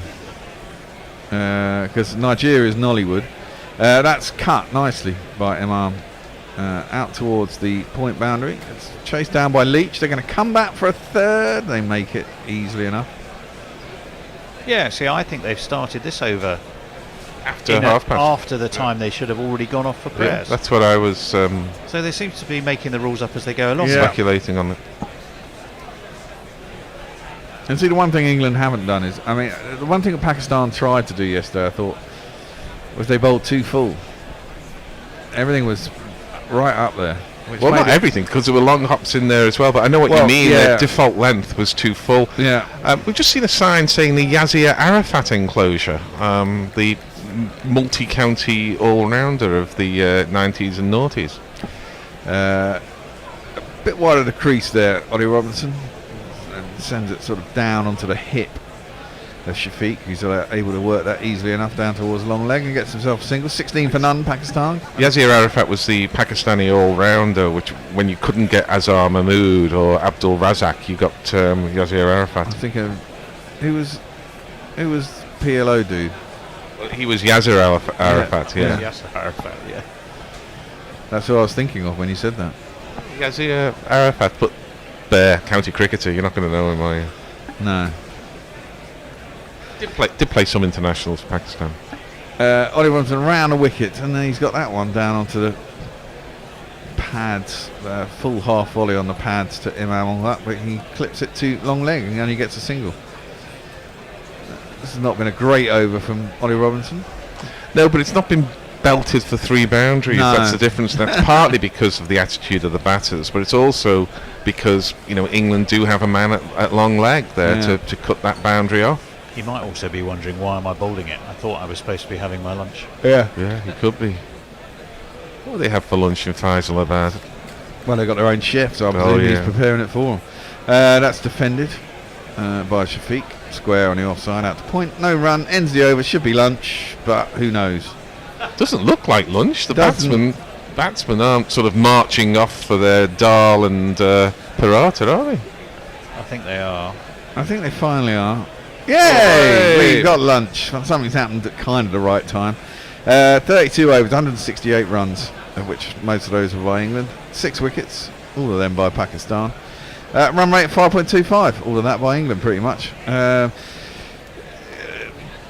Reasonable first session for England. Probably got to where they wanted to do. Probably got there in the time they wanted to do, actually. 150 runs in the first session, got them over 650. Maybe they'd have liked 750, but hell, they went out there, tried to give it some Humpty, did for a while. And then, you know, they could have declared and not sent out Jimmy and Jack, but with so much time left in the game, they probably thought, I'd just let everyone have a slap and see where we get to. Well, England have got a kind of conundrum now. They've got a challenge, and the challenge is, how do we get 20 wickets on this pitch? And the option of waiting for Pakistan to make a mistake 20 times is less likely. Certainly not without the psychological impact of bowling dry, putting pressure back on the batsman, and all those things that Bazball does. So this is going to be, you know, a test for England. I think it's going to be a big test for Jack Leach in particular. Who, you know, we have different views, Bear, but you know, I think he's taken 3 wickets since he got that 10 for England in the New Zealand test, was it? I can't remember, or the South Africa test. And I do think here that he's got a huge total behind him. He's not going to get a great deal of help from the pitch, but this is not the time to bowl 30 overs, 1 for 80. This is the time to bowl 30 overs, 4 for 120. Again, you know, I don't think the pitch is going to offer assistance. It may offer assistance later in the game, but we are only second session, coming into the second session in day 2. The pitch doesn't look like it's going to break up. So the question is, if it does break up, can he make use of it? Can he induce some mistakes in between? I mean, actually here, with such a slow pitch, the fact that he bowls reasonably flat at times and quite quick might help him to just... I think it's one of those wickets where you to a certain degree, you are looking for mistakes, and you want to slow them down. But he's got to take, you know, as every spinner should do. They're going to bowl on flat tracks, so he's got to have something in flight. He's got to have something in deception. There will be a lot of that, but it might not be as. Well, I've never seen any. I've never seen any flight or any deception from Leach. That's one of my quibbles. Yeah, I know. Is that he never gets any drift. He never does much to beat players in the air, and I think he's got to do that because this is a time where wicket taking is critical. As I say, 4 for 150 here beats none for 1 for 80. Yeah, totally. Anyway, we should probably wrap up and get our lunchtime entertainment on. Let me give you couple of last messages. Let me get into your seat, Gary. I can say Ombre Nueva was saying, morning wonderful gorillas. Gary, the 5-year cycle for the ability to reverse swing or not is like how playing by the coast can affect it.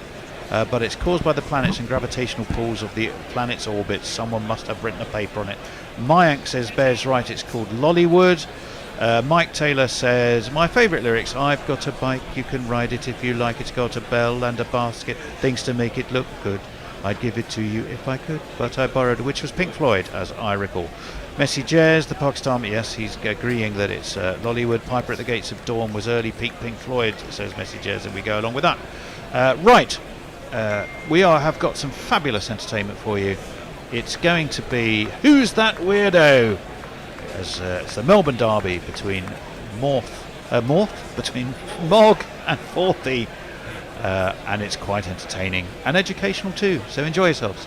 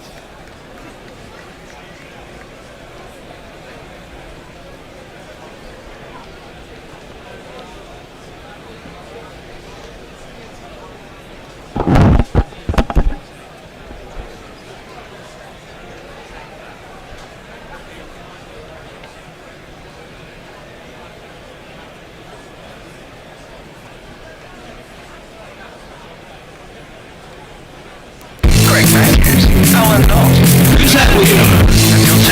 Neil McKenzie. Who's that weirdo? Wayne Leverock. Shannon Freed. Who's that weirdo? Chris Harris. Kevin O'Brien. Live cricketer.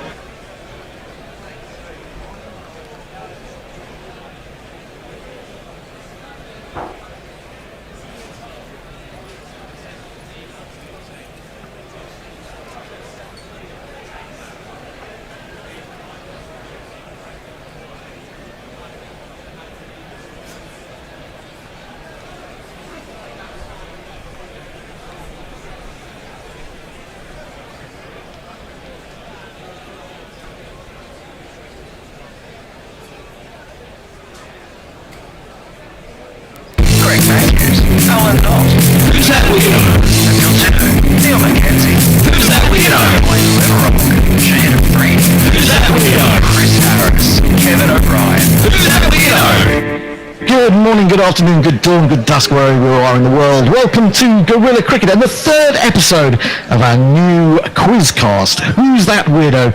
A competition that separates the live cricketers from the dead cricketers and those who aren't cricketers, but possibly sound as if they could be.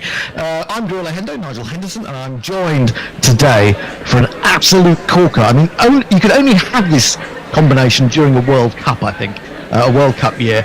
Two incredible heavyweights of Guerrilla Cricket, all the way down there in that country that's a little bit down under.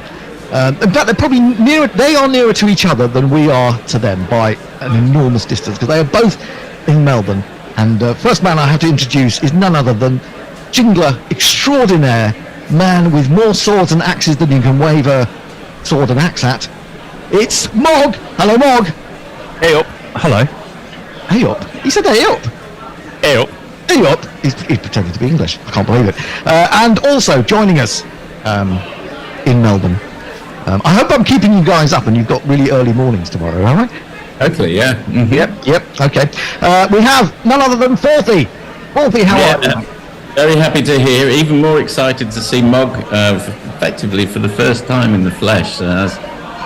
Something I can tell my grandchildren about. The day I was on with where were you when Forthy was on with Mog? That would be what people ask instead of various things about Kennedy and things like that. Anyway, Bastard of Box Hill versus the Ormond originator. Something like that. I should now also introduce my Richard Osman to my Alexander Armstrong. On my left, because I forgot to introduce him last week, is none other than the Bish, Tony Bishop, who will be providing us with all and every detail about the people we talk about in this particular 40 minutes to come. And of course, judiciously edited. And of course, it will be the most amazing things that you've heard about people on any radio station anywhere. So, for those of you who are joining us for the first time, a quick rundown of the rules. I've had to write them down because otherwise I forget them, because I'm getting a little bit elderly. So we toss to start with. Have we got a coin? We haven't got a coin. I don't actually know. We don't have a coin. Well, I've got Ipsy Dipsy and something like that, and we will just bring you in. Basically, I give you a name and a nationality, and you have to decide whether they are a live cricketer, a dead cricketer, or not a cricketer at all. And in fact, if you think they're not a cricketer at all, you have to say, who's that weirdo?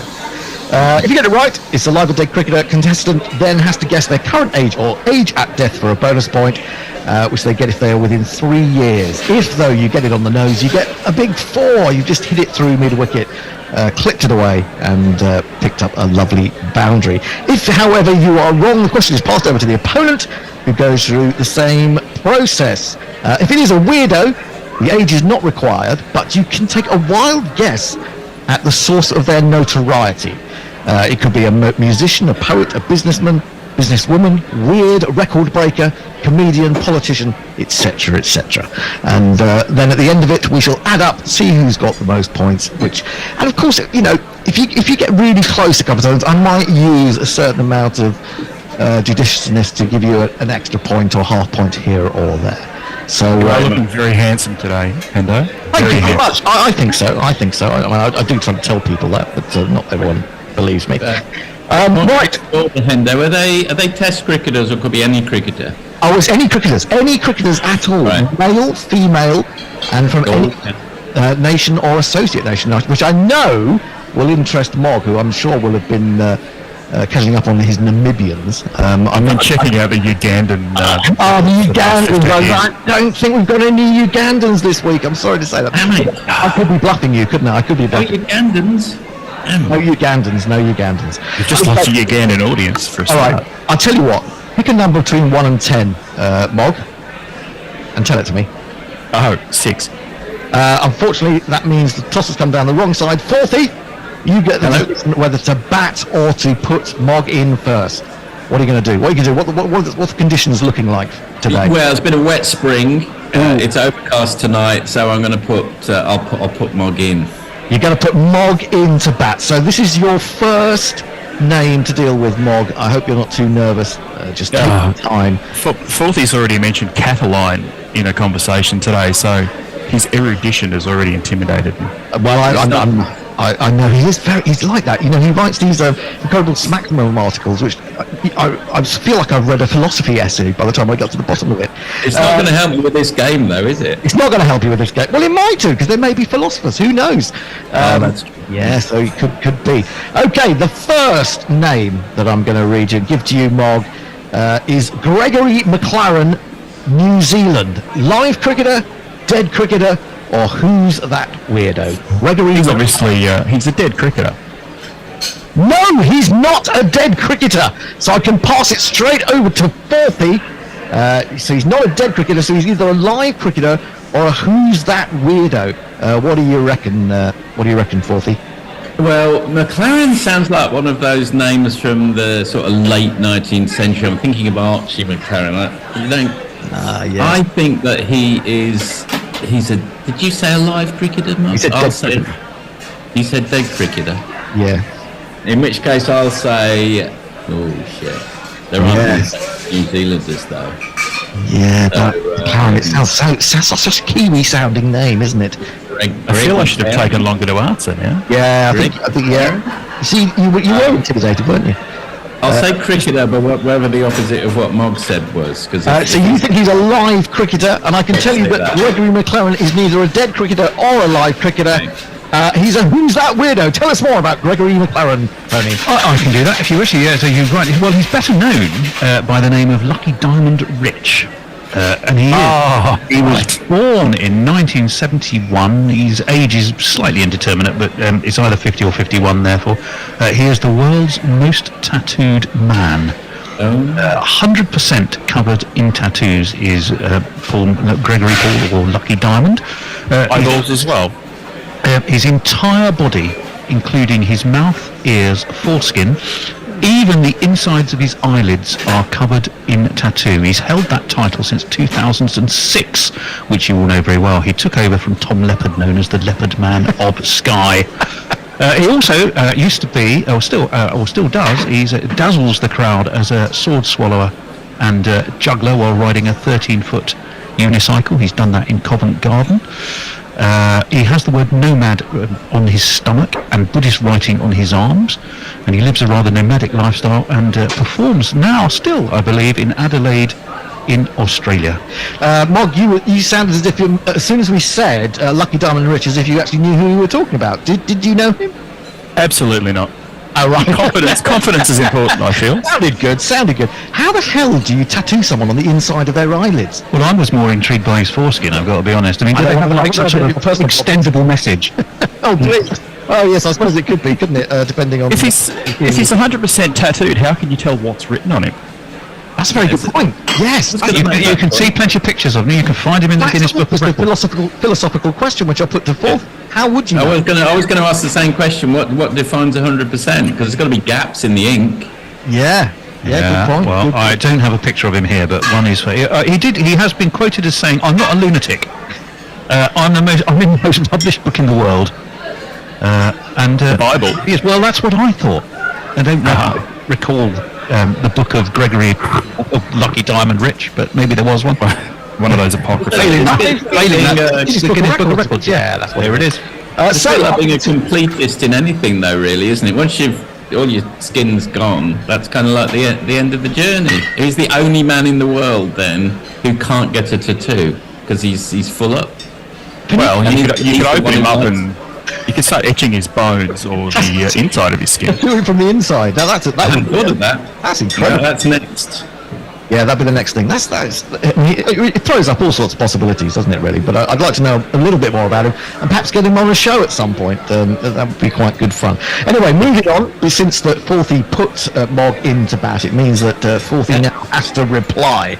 Okay, I have another name for you, and the name that I have is Frederick Fane, England.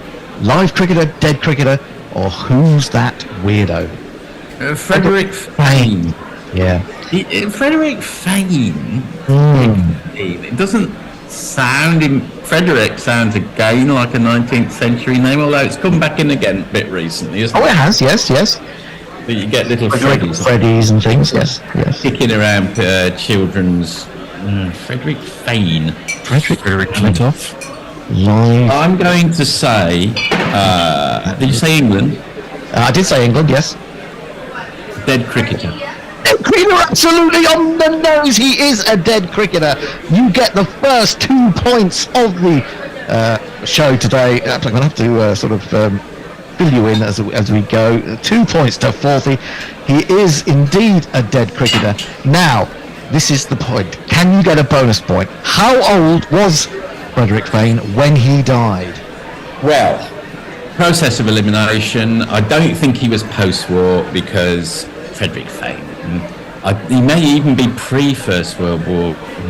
He could have died. It could be a tragic story. Oh, so it's got to be how old was he when he died? Okay. Yes.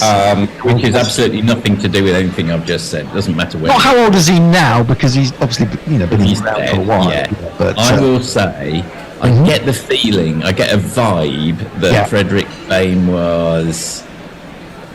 I think the reason you wouldn't choose him if he died at the age of 78. I mean, what would be the point? Well, you might have done.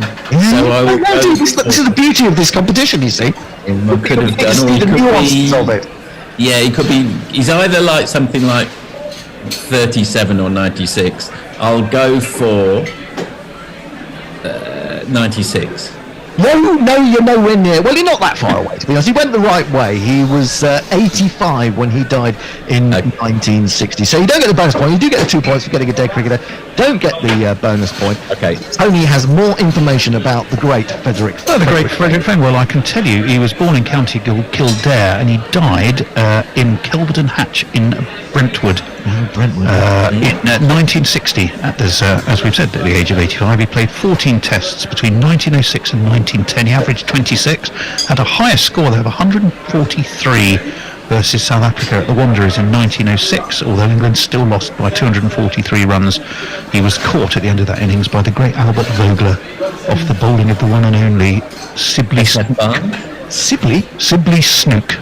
What a word on that, indeed. He captained England as well on a couple of occasions. Good looking front foot player. That is him. He also represented Essex with great distinction for 20 years and scored close to 20,000 first-class runs for them. So I'm a bit disappointed you guys haven't heard of him. I'd have thought, he's that Vogler guy, was he South African? He was. Albert Vogler, yes indeed. Yeah, so look you, Henderson, I know all about this. I'm going to give you half a bonus point for that, Mike. See, now you'll be nice to me. So moving on from Frederick Fane, who, should that come up in a quiz that you find yourself over Christmas, you'll know all about him. Right, moving on back to Mog. You're having a very dull Christmas. Oh, now, yes. Well, it'd be my sort of Christmas, but absolutely. Best Christmas crackers ever. Now, I'm thinking that you guys should get this one. Dexter Kruger, Australia. Live cricketer, dead cricketer. Who's that weirdo? Dexter Kruger. I won't just immediately blurt out an answer this time. I'll put it through the Mog computing facility. Dexter, that's an old name. I've already forgotten his surname. Kruger, that's not to be confused with Freddie. That's of German extraction, so he's clearly going to be from South Australia. Oh, I like the way you're thinking. And Nightmare on Grace Road. Nightmare on Vulture Street. I'm going to say, again, dead cricketer.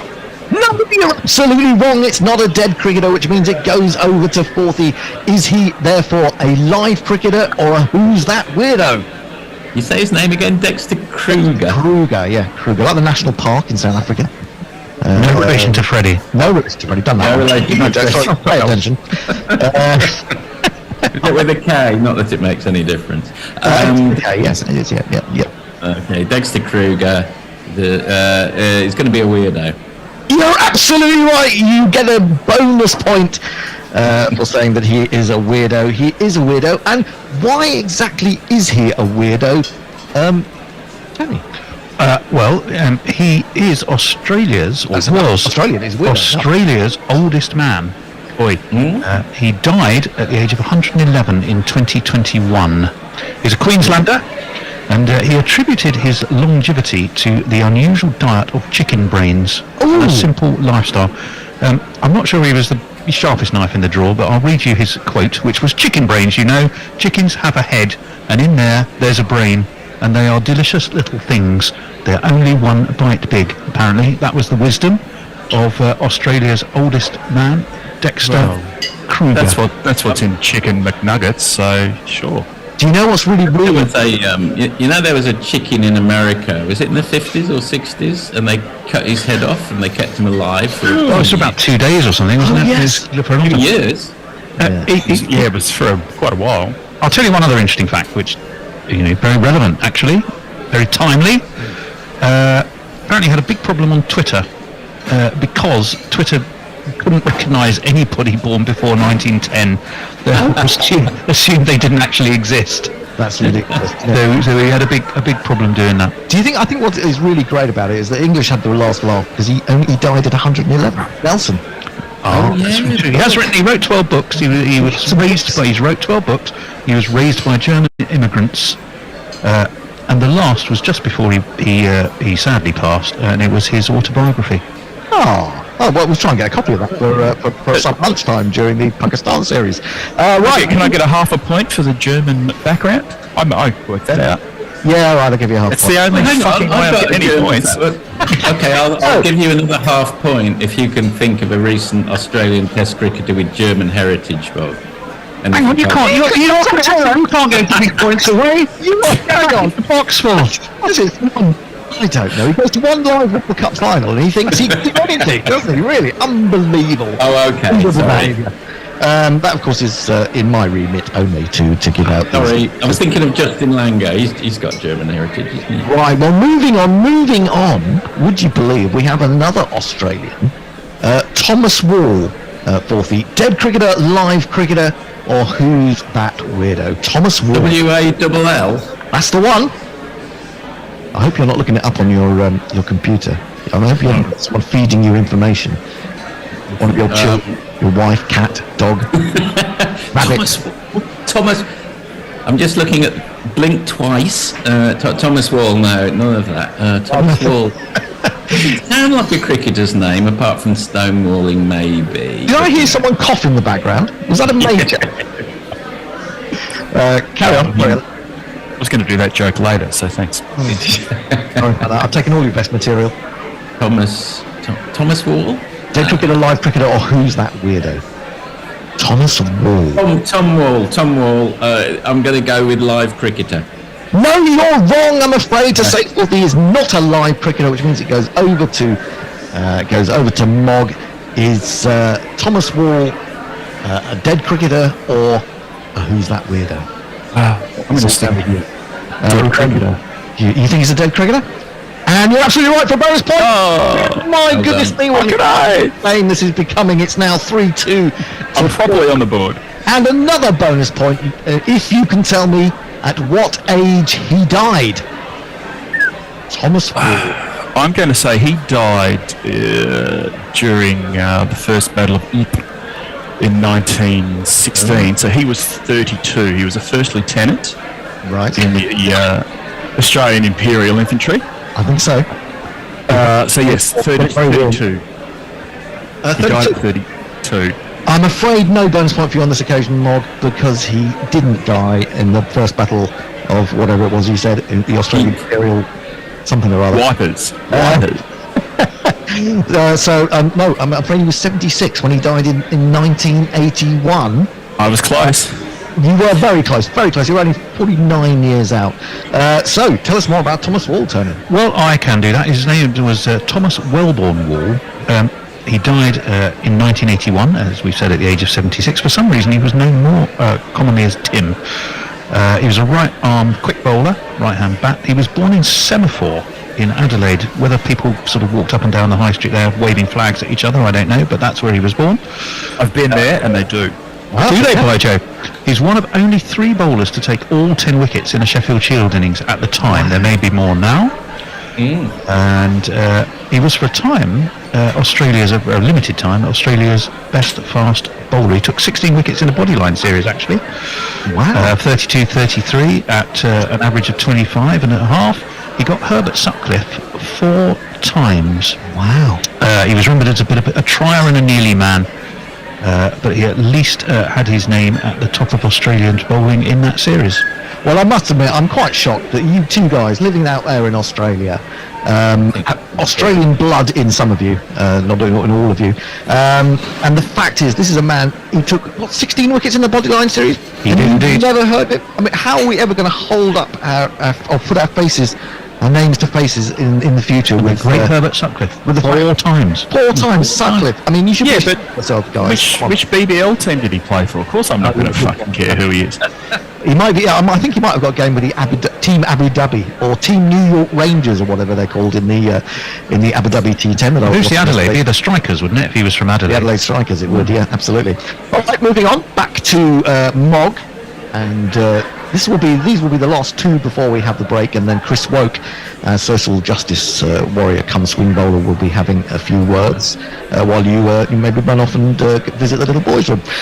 Justin Greaves, West Indies, live cricketer, dead cricketer, or who's that weirdo? Justin Greaves. Just in case, just incredible. Yeah. Justin. That'd be great if there was someone called Just Incredible. There was a wrestler called Just Incredible, but it wasn't his real name. Is that worth a bonus point? No. I'm going to say...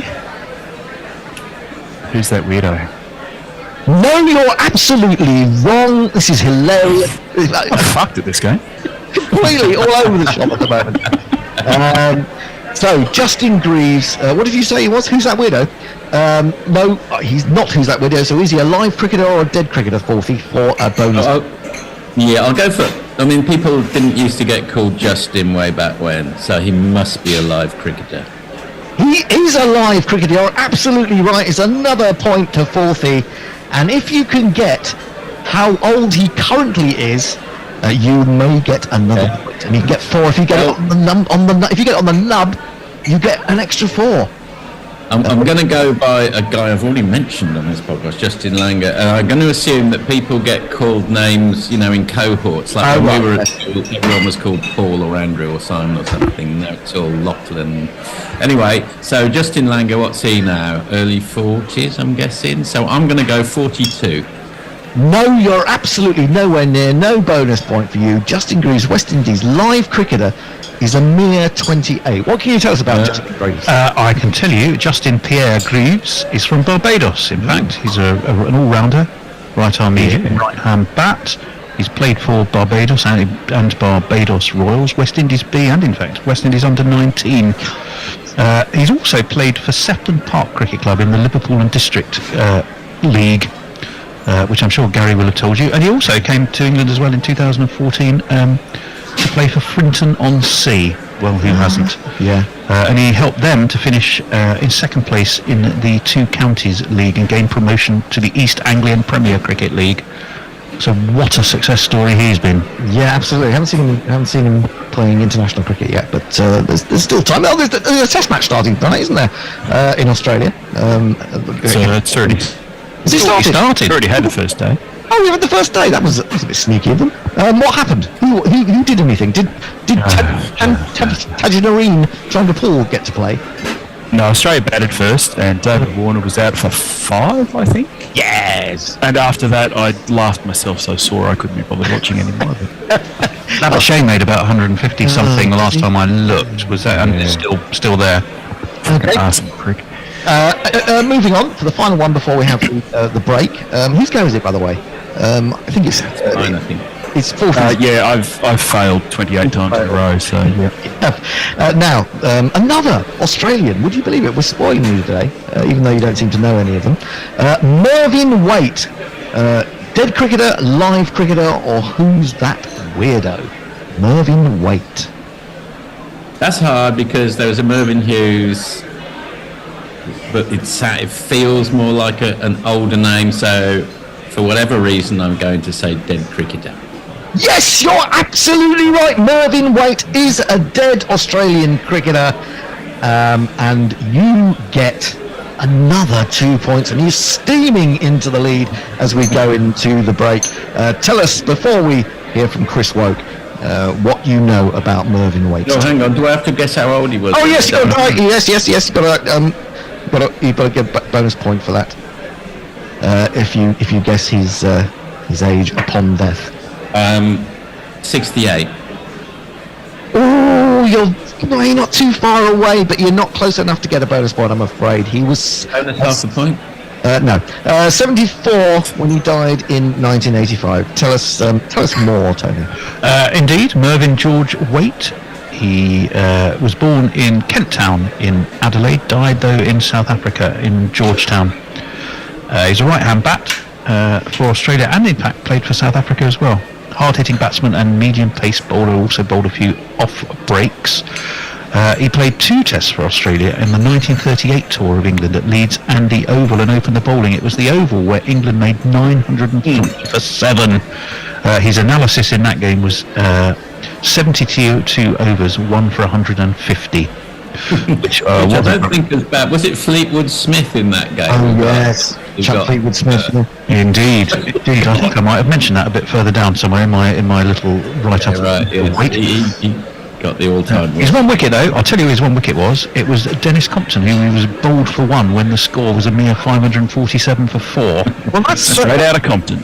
That is something to put on your gravestone, isn't it? That you got rid of Dennis Compton. Yeah. So that's half-time. That's half-time stayed. Okay. I can tell you that at half-time, at the interval, Orthy is leading by 6 points to 2, Mog. So you're going to really have to up your game. I'm off to have some performance-enhancing drugs. Okay. Well, I'm just going to play another little jingle, and the next person the listeners will hear from is Chris Woke. Greg Matthews, Alan Knott. Who's that weirdo? Neil Tito, Neil Mackenzie. Who's that weirdo? Wayne Leverock, Shannon Freed. Who's that weirdo? Chris Harris, Kevin O'Brien. Who's that weirdo? Alright there, me ducks. Chris Woke here again. Troubling batters in English conditions only, and dragging cricket kicking and screaming into the 21st century. Remember last summer, when our game's warring factions were at each other's throats? I'm reminded of a parent telling their 2-year-old why the kid can't have a ghost pepper shish washed down with black velvet and a triple Jack Daniels chaser. It's not for you. Whether it's county protectionists turfing pro franchises off their Facebook pages, or advocates of newer, shorter forms of the game flicking the V's at anyone who so much as saw David Gower play, the message is clear. You're not welcome here. Well, I decided all that had to change, me ducks. After all, we must demonstrate that all forms of cricket are for everyone, that the whole wonderful, diverse rainbow of our society is welcome at every single cricket event. And do you know how I committed to doing it? Forced inclusion. That's right. My brilliant idea was to take groups that are callously overlooked by each format of the game and jolly well make them attend. As ever in these matters, I was leading the charge personally, as well as charging the ECB separately. And the first step was an initiative called Watch with Woke. So where to start? I thought to myself, Chris, you first need to connect with the cohort that's been most cruelly marginalised by the recent cricket revolution. And obviously, that's white middle-aged men. With that in mind, I recruited a few from the Guerrilla Cricket Board of Governors, which is full of them, and off we tootled to a T20 double-header. Getting tickets was a piece of cake or pastry or your confection of choice, because apparently no one had thought to conduct any sort of marketing activity to let people know it was happening. Boston, beardy, specky grey, was dismissive about the product, labelling it just a fucking hit and giggle, but was buoyed by the prospect of nearby beer, as long as I can pay in cash. Grey beardy Specky appeared more reticent. I don't really like crowds, or noise, or people really, and had brought a thermos of Ovaltine in case the opportunity for a snooze arose. Fat chance, but he didn't know that. Meanwhile, Specky Grey Beardy was as nervous as a kitten at the prospect of knowing nothing about the players on show. Only several hours of furious research, followed by the printing of an entire ream of notes, calmed him down. Must have a word with him about that. Think of the trees. He was particularly chuffed with the grammar school first 11 debut figures he'd unearthed for the women's team's star spinner. Then the three of them got embroiled in an energetic discussion about Derek Underwood and Alan Knott and uncovered pitches in the late 60s. I sighed. It's a long road, this integration process. In the ground itself, and the gorillas were settling into their unfamiliar environment. This beer's flat, and £7.50 a pint is a fucking scandal. I can barely hear myself think. What about the glorious thwack of leather on willow?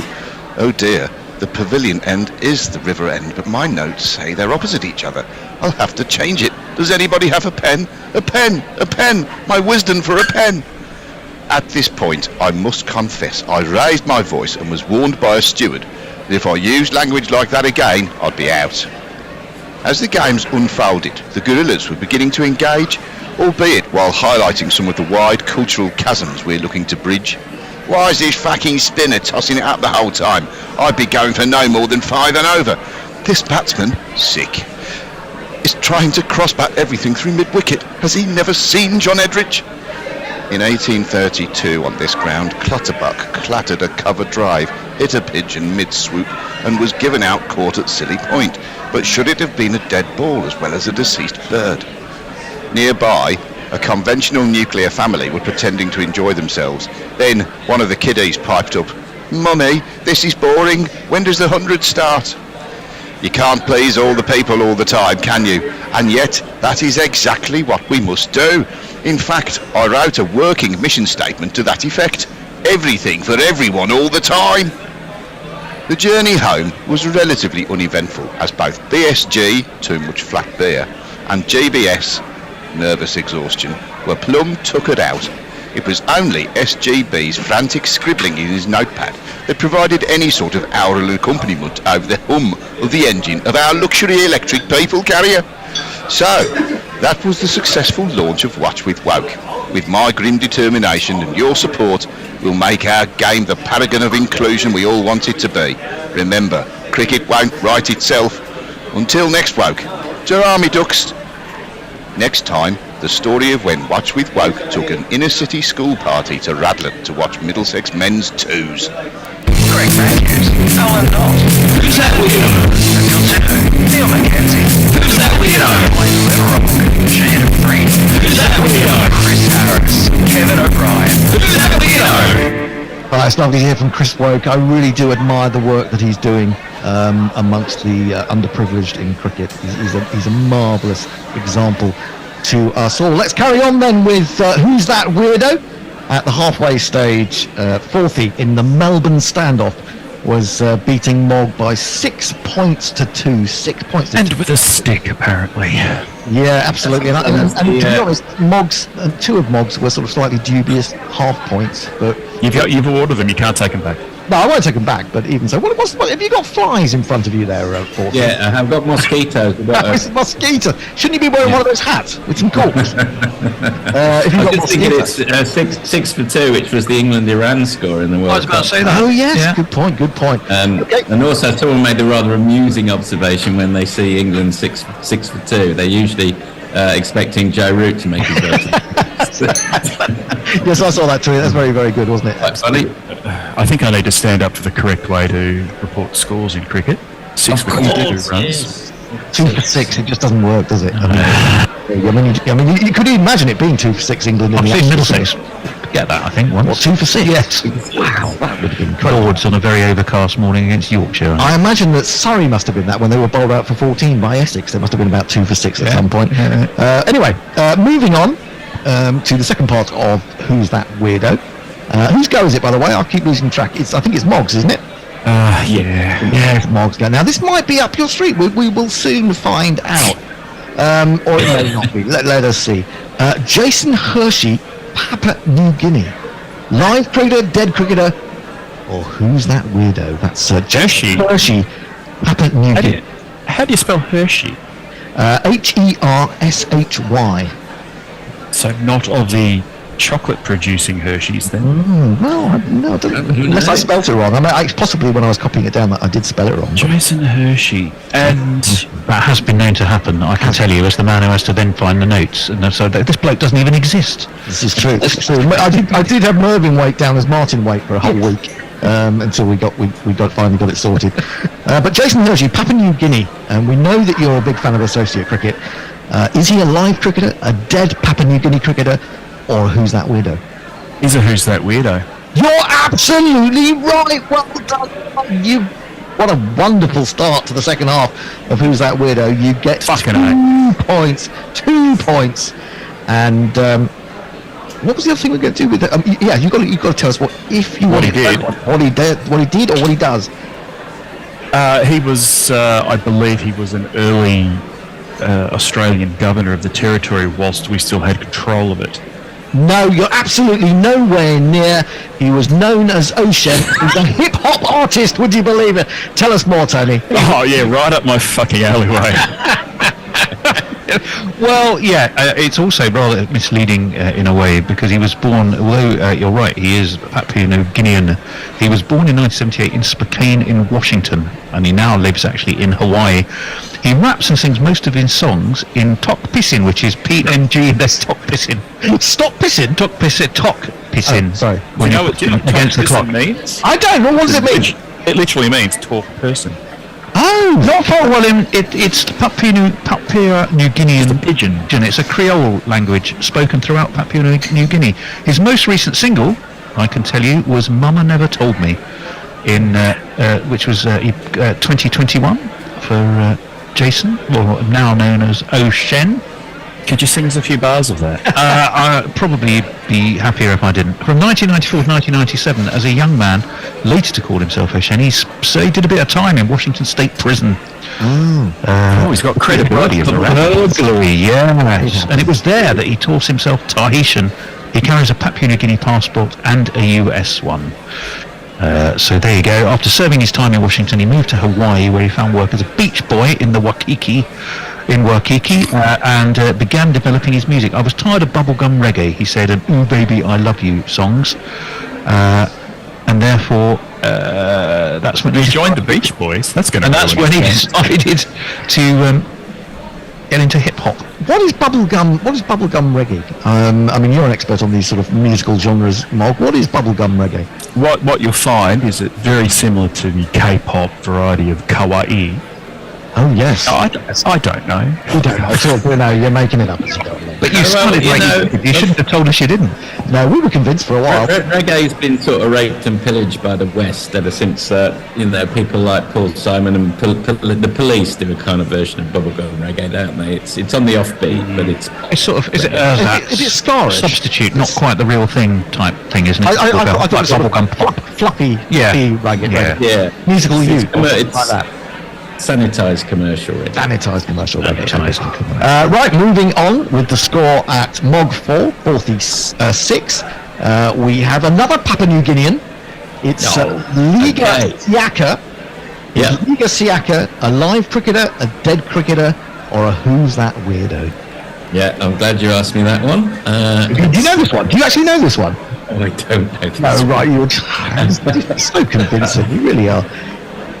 You ought to, if you want someone who knows Papua New Guinea cricket, get Knuckle back on. I was with him once for Papua New Guinea versus Namibia, and he literally did seem to know all of. Anyway, that's not helping me here. Hang on. I think he'd flown out and met half of them himself just to make sure. Probably has, actually, to be fair.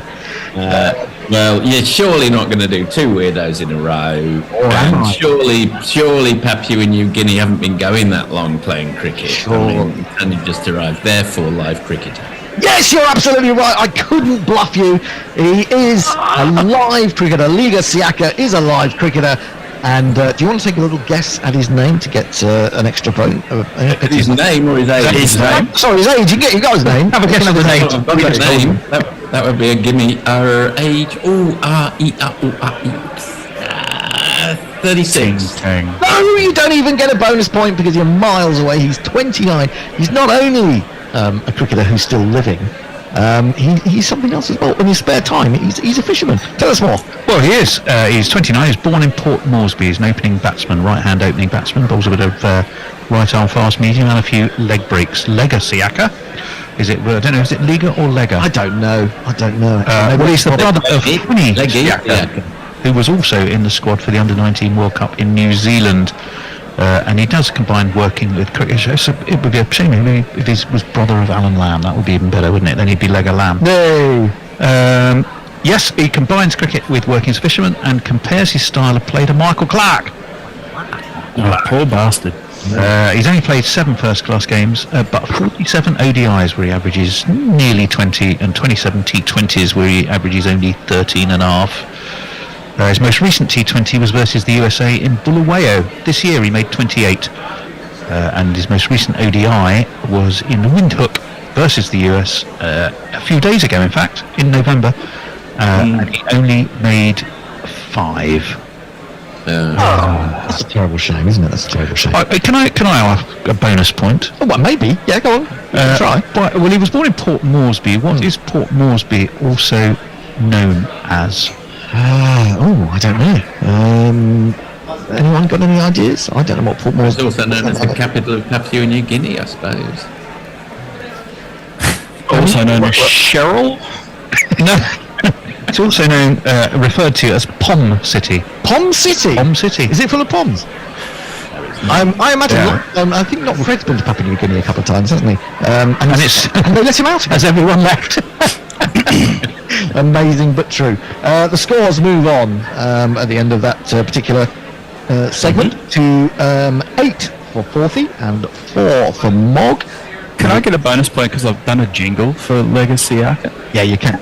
Did you know him when? Yeah. Oh, you said I knew him. I'm going to give you. Do you know? I thought that when I was going through the list. I thought, you surely know this place. So unlucky you didn't get it referred. I remember to you, I was watching him play only like that game against the US not that long ago. Oh, that's. I shit you not. That is tragic. What's his jingle go? How's his jingle go?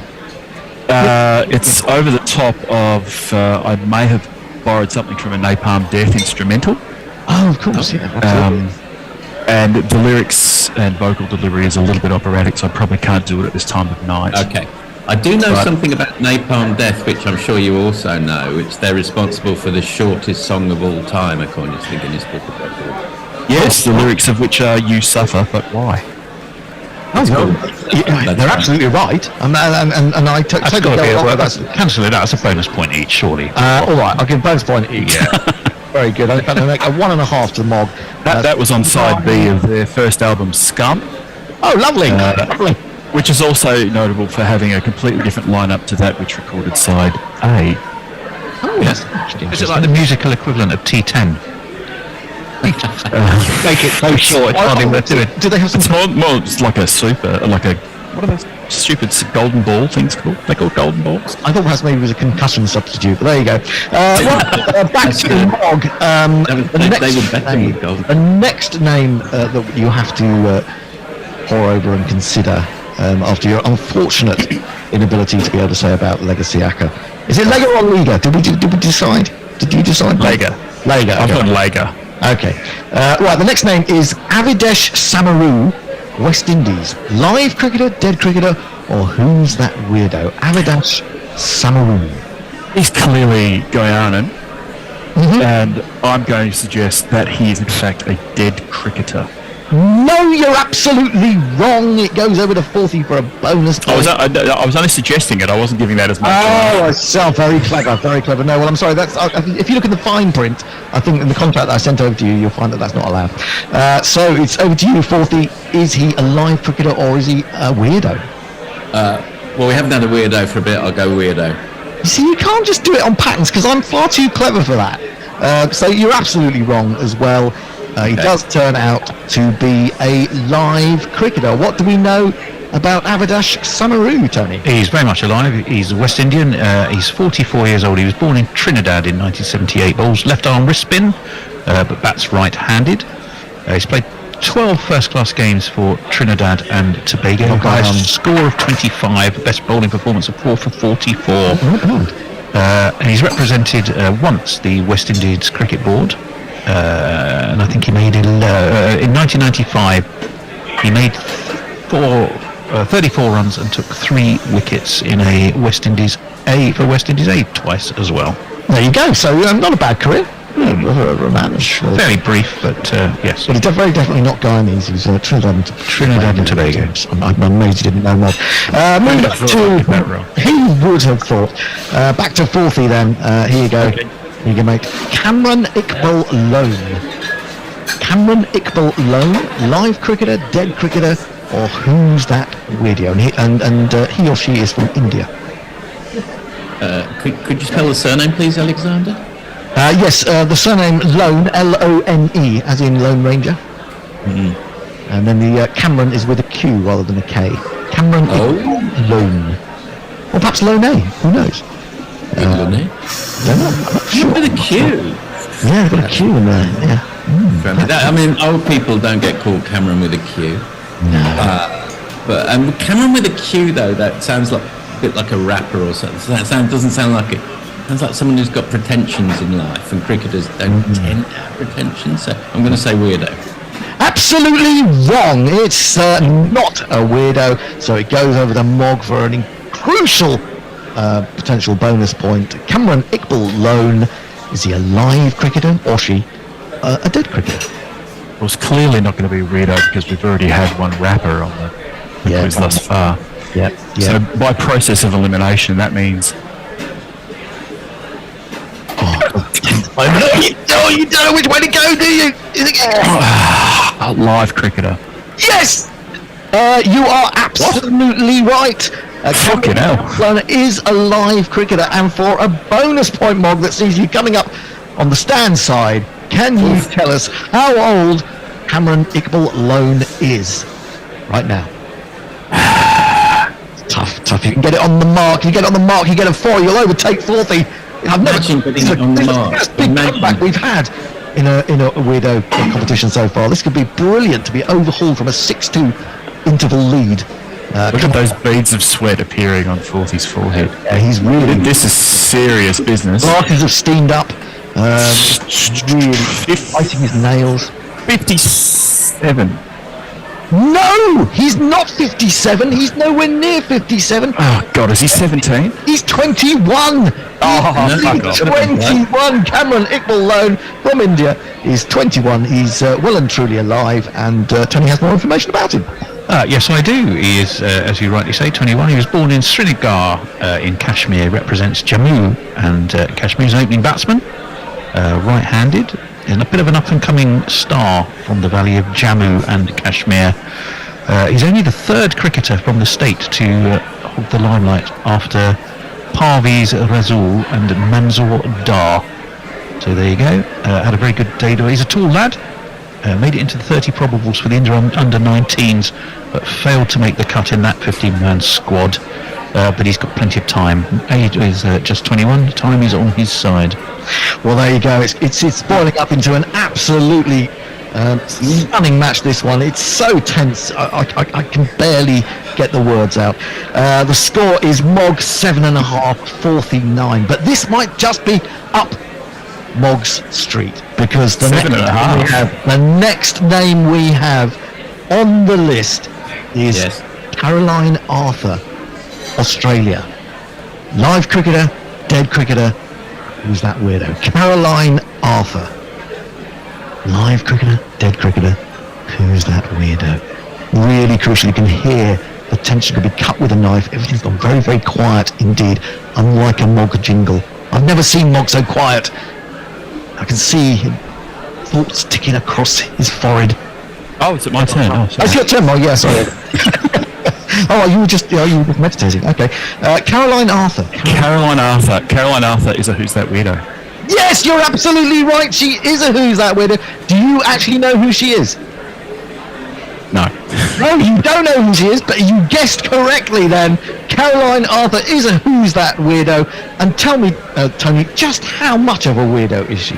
Shouldn't I be guessing who she is, what she does? Oh, yes, of course, sorry. Kako leaving any points on the table at this stage. Absolutely. You can guess what she does. This will take you into the lead. She is in the political sphere. She was, I'm not going to say outright a politician. Right. But I'm going to say an influential figure in state politics. Well, put it this way, she does have an influential figure, but not in the way that you're thinking. Tell us why, Tony. Well, I'm surprised that the two of you haven't actually seen her about. She currently lives in Melbourne. She's 45 years old. There's only 4 million people here, so we better bump into each other. Would you recognise her if you saw her? We're not a bloody country town, you know. She a cricketer she'd filled at long leg, and I quite like the up your street Hendo, which I think was intentional. No, it wasn't actually. Anyway, it was very clever, unintentionally.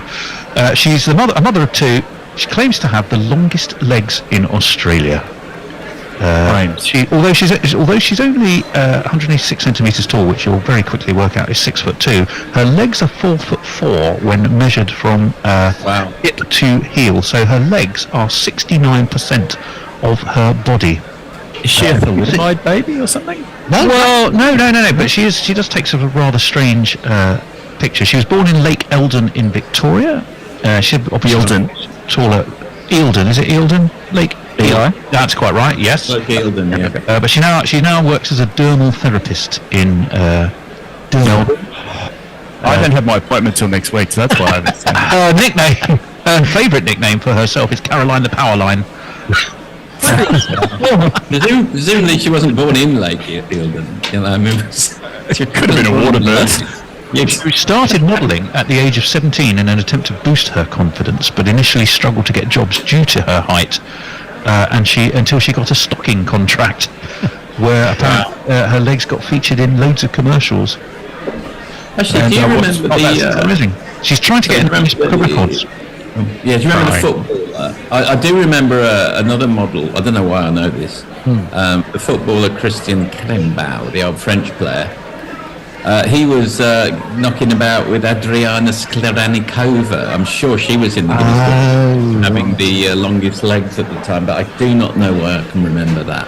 So do you think there's I wonder at what point her legs became the longest in Australia, because did you think she was, when she was very, very young, she had incredibly long legs, or were they later? They come later. I don't know. More importantly, what's her OnlyFans address? No, we're not going there. Right. Now, the thing is, we have come to the final of the day, and the scores, would you believe, I mean, we've had absolute slaughtering so far in this tournament, but in the Melbourne standoff, it has come. We haven't tried to fix this, listeners. Fix this at all.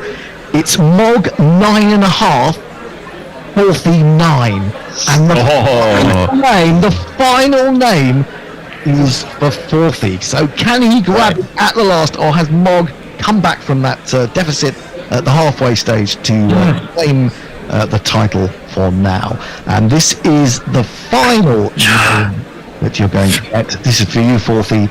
Zafar Gill, Pakistan. Zafar Gill, Pakistan. Dead cricketer. Umar Gull. There's a Gill who opens the batting for them. It's not him. Zafar Gill. Zafar. Is that a sort of name that cricketers, Safari. Javier Zanetti, that doesn't help. Oh, Zafar Gill. And we are back. Who's here? It's supposed to be Forthy. It's supposed to be Dave. All right, Dave. Long time no see. Well, it has been, but all the better for hearing you now. Well, thank you. Ajit's supposed to be here as well. Join us, Ajit. I am here. Oh yeah, but your picture's not on. There you go. Let's see your handsome face. There you go. Let's see that bridge over San Francisco Bay. If only we were there. Well, I'm going to let you guys take it through. I'm not on this session. I'm just running jingles. I shall play some, and then you shall take over. We have two opening. Doesn't necessarily change his wrist. Who's got commentary on in the background? I think that's. I'm just trying to mute the Australia versus West Indies match. Yes, you need to do that. Let's just mute that. Yeah. I can hear Australian voices. I thought it might just be good crowd noise. No, we can't have commentary. Right, now I need to go full screen here. This man is opening the batting. I don't know, maybe it was an experiment in existentialism or mentalism. Maybe they messed up the algorithm, but it definitely is not. My lawyer informs me it's not. Nepotism. It can be that. Who's your uncle? Nepotism. Right, I'm just listening to that interesting jingle there. It's actually Leach who's opening up this second session for England. Might be a surprise for some, and he's bowling now to Iman Al-Haq, and there's a little short leg in there and a slip as he bowls, and that's the second ball was played out onto the offside, and there is no run. So Pakistan are batting. If you're just waking up, 17 for no wicket in response to England's massive total of 657. That's right, 657. Leach bowls, and Iman plays that one down. Ajit, got to bring you in here as an Indian fan. You must have really well, I would call myself more of a fan of Test cricket. Okay. I didn't think you'd fall into that trap. Here's Leach bowls, and Iman plays that down onto the onside, and there's no run. I tried a ninja on that earlier. He didn't fall into that trap either. But surely, if your first team, let's say, is India, then seeing Pakistan get put through the ringer like that, I mean, what were your emotions? Well, look, I'll take it. I'll take a little bit of time to answer that, but just to I'll ask you at the end of the fourth ball there. Yeah. The fourth ball there, I thought he looked massively close to a LBW had he missed right. that. Let's concentrate. You're right. Let's concentrate on the cricket. That beats. That also turns to that next ball and beats Iman, who groped for that one. And Root does a little facial gesture there to indicate that there's some wickets to come here for Leach, and this might expose the failings that we saw from the Pakistan spinner earlier, whose bowling figures, Zahid Mahmood, 33 overs, 4 for 235. Leach bowls to Iman. Again, he covers up and plays back, and there is no run there. Yeah, it was a tough initiation for Zahid Mahmood. 4 for 235, but Leach bowls that one quite tidily. 17 for no wicket. Ajit, please tell us your feelings on the game so far. Well, look, it's an absolutely entertaining day and a half's play so far. When England bat, I mean, they've taken baseball to Asia now, right? And I think you are right. Unfortunately, the spinner was on the receiving end. I mean, leg break bowlers usually don't have a very auspicious beginning. It's known. And this guy, he reminds me of Bryce McGain, if you remember, the Australian leg break bowler who was also sort of a journeyman cricketer, 36, I think, when he made his debut. Went for plenty, 20 overs, right? So it's unfortunate that that's how it panned out. But just to highlight something, I think Leach was bowling excellent lengths there. Yes. He just hit the right length on this pitch right away. And there was, I think, 2 balls that showed a bit of turn. Yes. Early on in the second day, I think that's good signs if you're a spinner. Ollie Robinson to continue from the other end, and big shout out to Mark Hayward, TV impresario, who's listening to us from North London. Hello to you, Mark. Recent conversion to cricket. You joined us at a very interesting stage of this game. 17 for no wicket. Apparently, no production note here to the producer. It still says replay on the website feed, Pakistan replay.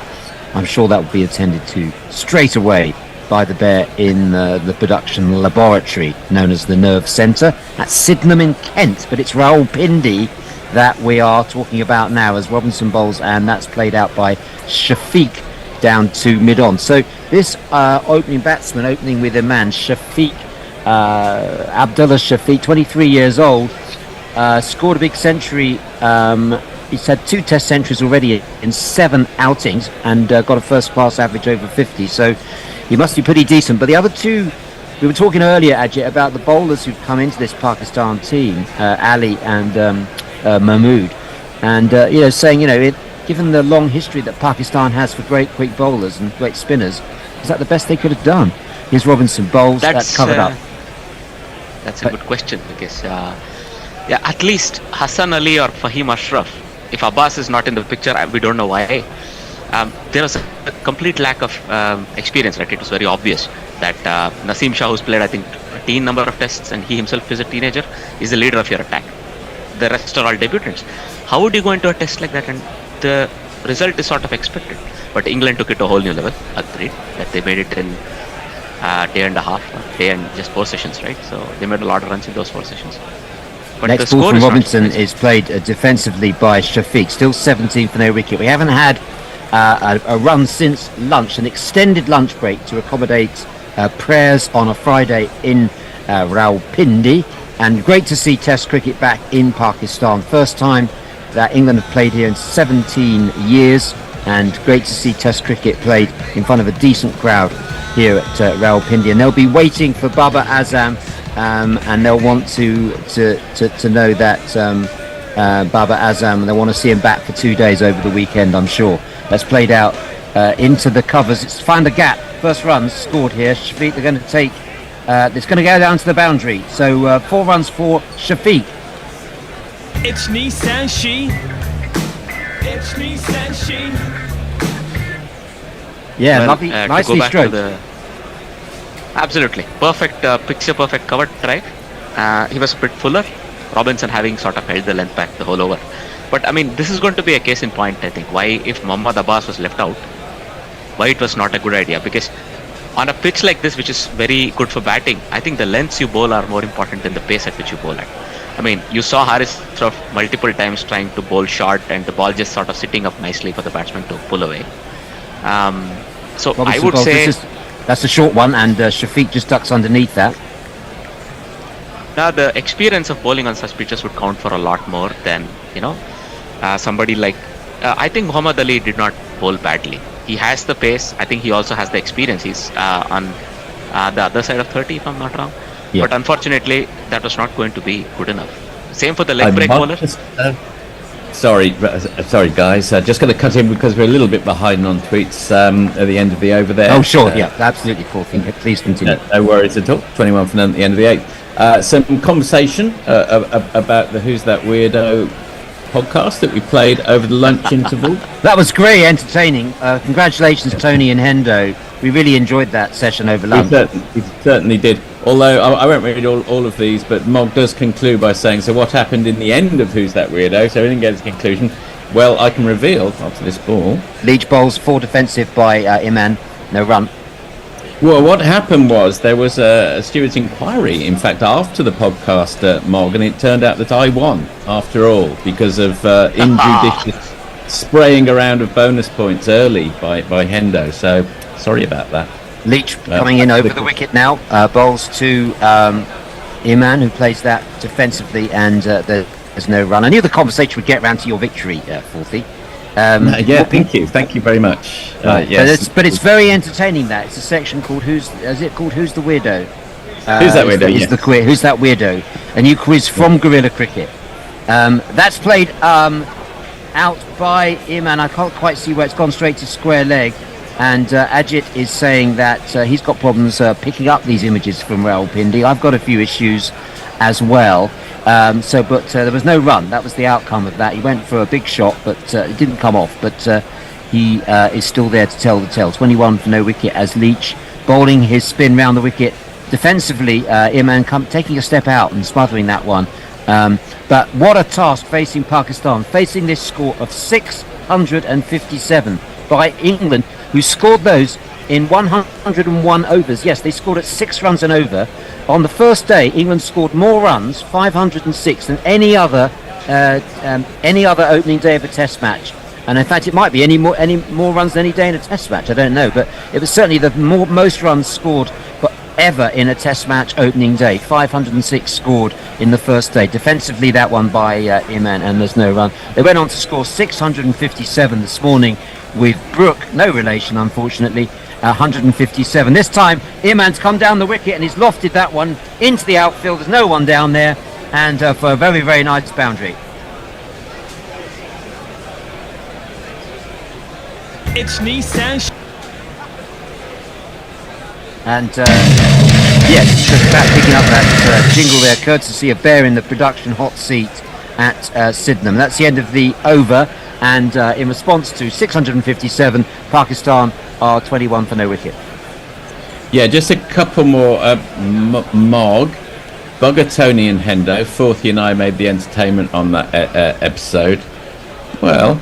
Is every tweet going to be about you, Forthy? It's not going to be about me. No. It's about the episode. If people want to tweet in about other things, they're extremely welcome. Anyway, back to the episode. Messi Jez says, Buggy is Stewart's inquiry fourth. The refuge of the sore loser. The score is in the book. Well, you're not privy to the behind-the-scenes events which came after the episode, Messi. Sorry about that. Back to Robinson. Robinson to continue, and bowling over the wicket to Shafiq, who plays that out defensively onto the offside. Yeah, the tweets, in case people are waking up in a daze, they're all about this new feature we have on Gorilla Cricket called Who's the Weirdo? Forthy, tell us more about it. Oh, crikey. Yes, so man against man, or man against woman, or woman against woman, and you have to choose either living cricketer, dead cricketer, or not cricketer at all in answer to a name and a country, and then humour ensues. Very, very good. Shafiq plays this next one out onto the leg side, probably going to jog through for 2 runs here, and that's about it. Yes, Ajit, so far, what's your estimation? I'm going to ask you this, you can think about this for the end of the over, and I'm going to give you the end of over slot this time, Ajit, is, because otherwise we never have enough time for comments, is how do you see this game progressing? Because my money is on England to win, and I'm astonished to see that they're just less than even money on the odds. That's a good bet in my view. I was on them at 2-1 at the start of this match, or 3-1 at the start of this match, forward defensive. Can you see Pakistan getting back into this game, and can you see them batting for the best part of 4 days to save this match? That's the question for you, Ajit, at the end of this over. I'll give you 3 balls to compose yourself, because I know you're very analytical in your approach, and I again apologize for describing you as an Indian fan before. I have no prior knowledge that that is the case. I have no. It's all right. Given what happened, I am also an Indian. Well, given what happened in the World Cup, you'd be entitled to say no. I'm not an India fan anymore. Here's World Cups in India are a familiar story. Yeah, and that's played out by Shafiq, and there are 2 runs there. No, I didn't mean to imply that you would let your support for India or any other side interfere with your role as an analyst. Fair enough. No, but speaking of a little bit about Ollie Robinson's bowling here, I think he's still sort of trying to find the right length on this pitch. He's sometimes a bit fuller, sometimes a little bit back of the length, and worryingly probably the ball did not carry enough times comfortably to the keeper's hands. I think there are a couple of balls in these overs where the ball sort of tied down on the way. That's a bigger portent if you are a Pakistani batsman. If you're looking at that, that might be very interesting to you. Defended there by Shafiq, and there's no run. So does that give you more or less confidence that Pakistan can see this game through to safety? It's always going to be tough facing 650 batting first, and with literally 3 3/4 days to play out. It's not going to be that easy, right? So they're up against the wall, but that's when they've always come good, mostly. And here they have to just bat through. It's home conditions, and the pitch might still stay true if you're going to, put all of these small things behind you. I think I would say it's going to go into the 5th day, but I see England still winning the game. Relieved to hear you say that as Robinson comes into bowl, and Shafiq plays that to the leg side. There's no run. That's the end of the over. Pakistan 31 for no wicket. I should just add, Ajit, that the reason I'm relieved is not because I'm an England fan, because my first team is West Indies, but I'm relieved because my money is down on England to win at 3-1, 2-1, and even money. And I'm just surprised that it's not even shorter than that, because the draw is still being heavily favoured by the bookmakers. Does that surprise you? No, not exactly, because Pakistan have actually packed this lineup with a lot of batters, and you would expect the more experienced batsmen and the informed batsmen in this 11 to actually make it count, if not once, at least the second time. And you would back Pakistan to bat out 200, 220 overs, maybe in the 2 innings together. And that, I think, considering they're playing only about 75-80 overs each day, in the remaining time, they might actually see themselves to safety with that. Very interesting analysis as ever from Ajit. And Pakistan 31 for no wicket. If you're just waking up, wherever you are in the world, England went on to score 657. They were all out as that first ball from Leach is played out by Iman for no run. They were all out for 657. Last man out was Jimmy Anderson for 6. Jack Leach was left 6 not out. We saw some good cameos from Ollie Robinson with 37 and Will Jacks with 30 as Iman plays that into the short leg and there's no run. But the star of the day, Harry Brook, out for 153, so he was the top scorer. For any of you backing the top scorer markets, you would have got good odds about Harry Brook before the game. 6 or 7 to 1 he was to be the top scorer. Leach bowls and that's down by played down by Iman for no run. But 4 century makers in the England innings: Harry Brook 153, Zach Crawley 122, Ollie Pope 108, and Ben Duckett 107. Who would have predicted that before this series started, especially with a virus in the England camp? The way they started, I thought there would be another today. But yes, but before the game, conditions to start off, given the conditions. Absolutely. But before the game, we didn't even know whether this game was going to take place on time. There was a virus in the England camp. There was negotiation till the early hours about delaying the start of this match, and then England come out and score 657. Yes, that was the baseball, isn't it? The baseball approach. Say, if runs can be scored, why wait? Just score them. Yeah, incredible. Anyway, and that's there is an on-hidden now. There's an on-hidden for the lefty against the spinner. Yes, and for the righty, there's an on-hidden. A what? An on-hidden where currently I think Ben Stokes is standing. It's the hidden. The position is called hidden. It's a silly mid-off or a silly mid-on. Oh, on-hidden, silly mid-off. Silly mid-off. Right. Okay. But named after Matthew Hayden. That's a very interesting thing. Yeah. Named after Matthew Hayden. You would think that's very interesting because I think both these bowlers are trying to get the batsman to sort of hit with the the way the ball is coming into them. Yes, that's defensively played out by that's defensively played out by Iman, and there's no run. So that was a maiden over to Leach. Iman's on 17, Shafiq is on 14 after 11 overs. Pakistan 31 for no wicket. Fourthy, back in with the social media, please. Yeah, I would be, but as often happens just after lunch, there's a little bit of a lull. No problem. In that case, Ajit, your analysis, please. Oh, sorry. Well, I was going to throw over to you two guys and ask the question, with Bazball, is it possible that Test match cricket has been played incorrectly for the last 160 years? And in fact, the way to go is to play it Bazball style. Isn't that like asking athletes whether they ran incorrectly in the old days? They ran too slowly. Surely just cricket, just like every other sport, evolves. You can't say, well, David Emery or Roger Bannister, just under 4 minutes, is that the best you can do? It's slightly different. I would argue it's slightly different because there's restrictions on the human frame and diets. What, in the gym? In the gym? Things the guys that pump iron in the gym. Are you really telling me that people used to look like Matthew Stoinis playing cricket? You've been in the gym with the latest weight machines and all the rest of it. These guys are pumping themselves up. Mort. We'll have to get back to the cricket. And this is now bowler. Will Jacks coming in for his first bowl in Test match cricket. And I'm going to cue Bear up for a jingle at the moment because this is a momentous event. Can we have a Will Jacks jingle, please, Bear?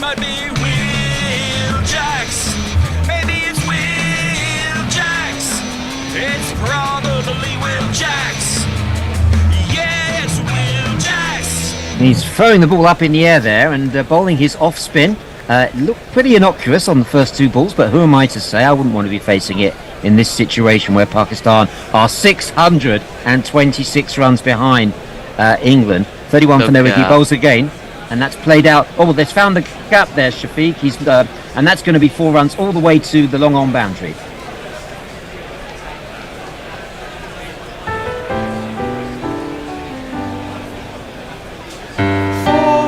Carry on, Ajit. Well, I was saying, I think he looks to have a nice action, and he seems to be sort of, getting the nerves out of the way. After all, he's debuting, and these are the first few balls of his career. And well, a little bit fuller is always better than a little bit short, right? If you're a spinner. Yeah, so I mean, this was a bit too full. Beautifully guided down to the mid-wicket boundary. And this one is pretty full. It looked like a full toss, and it's played down to long off, and it's half stopped there by Jimmy Anderson. and they're going to take a single. That's an interesting point as well. That where is Mr. Anderson, old man Anderson? Will we see more of him? And it looks like a misfield, I think. No ageist comments, please, Ajit. We make this an ageist-free zone, and he is older and wiser. But also fitter, by the looks of it. The ball just smacked him on the knee, unfortunately. Went down in a bit of a heap. It looks like long barrier, right? Long barrier may have hurt this time rather than helped. But the interesting thing, Ajit, about Will Jacks is that he's not a frontline spin bowler for Surrey, his county. He's a batsman who bowls a bit. He has a first-class record of 21 wickets at an average of 53. He has little right to be bowling in a test match for England. That's 1 run to Iman. It's not deserved in any way. So the question is, can he pull a wicket out of the bag and fulfill this role of occasional spin bowler, which England have sort of gone for to support Leach? Getting the occasional wicket could There's work. also another one. There's also another one in this 11, in the form of Livingston. Yes, absolutely. And that's played defensively by Shafiq for no run, 37 for no wicket. At least Livingston has demonstrated in international cricket that he can turn it both ways and that he can bowl under pressure. You know, Will Jacks is completely untested, but it's enterprising selection. But, you know, could a second specialist spinner have been more of a handful here? One thinks of all the talented spin bowlers that have been left out of this squad. Well, I would think maybe another spinner would have made sense, but if you look at it, both teams have packed their sort of backup bowling the same way. Both are batsmen, so in... Forthy wants to come back in. Yes. I'm not sure I've got time. Is Jack Leach back on? You have got time. It's going to be a bit tough. Turnaround is also going to be shorter. Greetings from Mirpur, from Farong. Hope everyone is well. The joys of living in a third world country. Now I have Wi-Fi average speed up. I'm going to go back to Jack Leach. Defensively by Iman, no run. Anti-government protests tomorrow. So they, via the moral extortion prick HS, cut the network or shut it down to limited access. So sorry to hear that, Farong, but thank you very much for tuning in, as ever. Leach bowls, and that's tucked away by Iman. It's no run. It's fielded at square leg.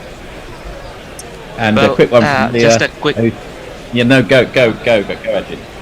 So, in other test match going on, you know, West Indies have collapsed from 4 for 245 to 283 all out against us. It's disappointing. Yeah, follow on. It's disappointing. There were a couple of loose shots, one by Josh Silver in particular. That's tucked away by Iman, and that's going to go all the way to the long leg boundary. 4 runs. 1, 2, 3, 4. Nicely played away by Iman, helping that one down the slope. Yeah, West Indies caving in today. They were doing well at 264 for 4 earlier, but they've collapsed to 283 all out, with Pat Cummins taking 3 for 34. I'll go through that card in a moment. Pakistan here, 41 for no wicket. Leach tosses the ball, and he comes in over the wicket to Iman. Takes a couple of steps down and plays that one down. Yeah, Shamar Brooks, interesting story here. He came on as a concussion replacement for the injured Nkrumah Bonner.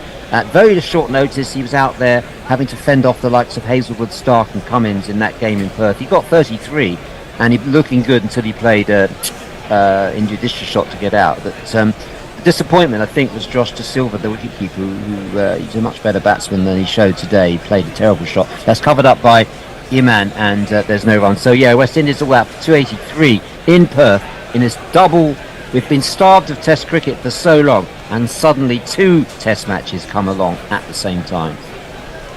Absolutely. Now, I mean, the other thing, just to finish off the discussion about bowling, I would always back a full-time spinner ahead of 2 part-timers. Yeah. I mean, Livingston is an untested quantity, I think. He's sort of a batsman who's now become a good bowler in the shorter format. Yes. But he goes with the team ethos, more like, rather than, you know, being Yeah, if I offered you on one hand 2 part-time bowlers and on the other hand 1 full-time spin bowler, would you take the 1 full-time bowler over the 2 part-time bowlers? Always, if he's going to be the 4th bowler in a test. 11, yes. 4th or the 5th bowler, yes. Very quickly, then I think that'll be the time to get there. Leah says, reference to my comment, that's like asking if the existence of filth like High School Musical means that Japanese kabuki has been doing musical theatre wrong for over over a century. So thank you very much for putting me in my place, Lee. I was humbly suggesting that maybe the scoring rates have been rather too slow at various points in the history of Test I cricket. think we're going to squeeze another over in 450 as Jack's bowls, and that's played defensively by Shafiq, and there's no run. Yeah, we just wanted to see what Will Jackson come up with here. Introduced early into the attack by Ben Stokes, presumably giving the same sense of confidence to his bowlers as he does to his batsmen. Here he is, he throws it up, and that's played to mid-on. Ajit, you called that the Hayden position, is that right? Long Hayden? Yeah. After on Matthew Hayden Hayden. or off Hayden? After On or off Matthew Hayden? Hayden. After the Australian cricketer. Absolutely. Yes, got it now. Right. Clear enough. Yeah, I missed No, out that's on. clear. Yeah. On whom it is named is pretty much clear. I'm saying Yes, the position on yes. and off based on, because it's usually also it's sort of intimidatory. If he's standing there, it was intimidatory. Yes, got it now. You dare hit at me, try and hit it. I got it now. Can I just give a shout out to our colleagues Grubby and Annie, who are listening, and we're looking for Grubby. I loved your coverage yesterday, and we're looking forward, Annie, to hearing you on the Guerrilla Cricket coverage tomorrow. You can hear us on YouTube and as well as the website and various other means. And that's gone down the leg side. It's been missed by the makeshift wicketkeeper Pope. It's not very makeshift anymore. Well, it's not. Why'd you say that, Ajit? I think this baseball team looks at somebody like Pope to keep rather than having Folks full time. Now that Butler is out of the Test frame, Right. I'm making a bold claim, I know, Yeah. but Folks will be preferred for pitches where his expertise will be called on. In Asia, I think they'll always go for a batsman who can also keep. So do you Much think like how that Livingston is in the 11? So do you think that Bazball would have said to folks, look, I know you think you're fit, but you don't look well. Take a breather. We're going to put Pope in. It's horses for courses, I think so. Yes. Yeah. So out onto the leg side, and there's no run there. That is the end of the over from Jacks. That was tidy enough. In response to 6:57, Pakistan 43 for no wicket, and coming into the hot seat now to take over, we have the august voice of Fourthie. You introduce them. Well, Fourthie's not even here, so. Oh, but there's Tony. I think I couldn't see on my screen. I had no idea, and I wasn't able to look So at you're the saying, schedule. we might look vaguely similar. No, I couldn't see anyone. You see. Oh, well, you can't see anyone at all? No, on my particular screen. No. Oh, I'm so very sorry Tony, to hear I really loved that the feature you did at lunchtime today. The Where's the Oh, it's Reader? quite Tell us fun, more. isn't it? Where do we find that? Where can we hear that again? Well, you can go to the website. You can get it on Podbean. You can get it on Spotify, any of your podcast providers. But it's definitely on the GuerrillaCricket.com. There's going to be one every week. Next week we have a very special guest. We're not going to tell you who it is yet, but it should be fun. Very, very amusing, particularly that girl with the largest legs in Australia. Yes, 69% she of was her body. extraordinary. 69%, wasn't it? Of course it is. From her toes up to her finna. As forward comes Imam ul-Haq, pushes it back to Jack Leach, and there is no run. None for 10 for Jack Leach so far. He's bowling from the pavilion end in Rawalpindi. Down the track again comes Imam ul-Haq. England have a slip. They have a forward short leg. They have a very short mid-off, or a very short extra cover, really, isn't it? Just on the edge of the wicket itself. So mid-on, very short, silly mid-on. Slapped away beautifully by Imam ul-Haq. That's going to go all the way for 4 more of these.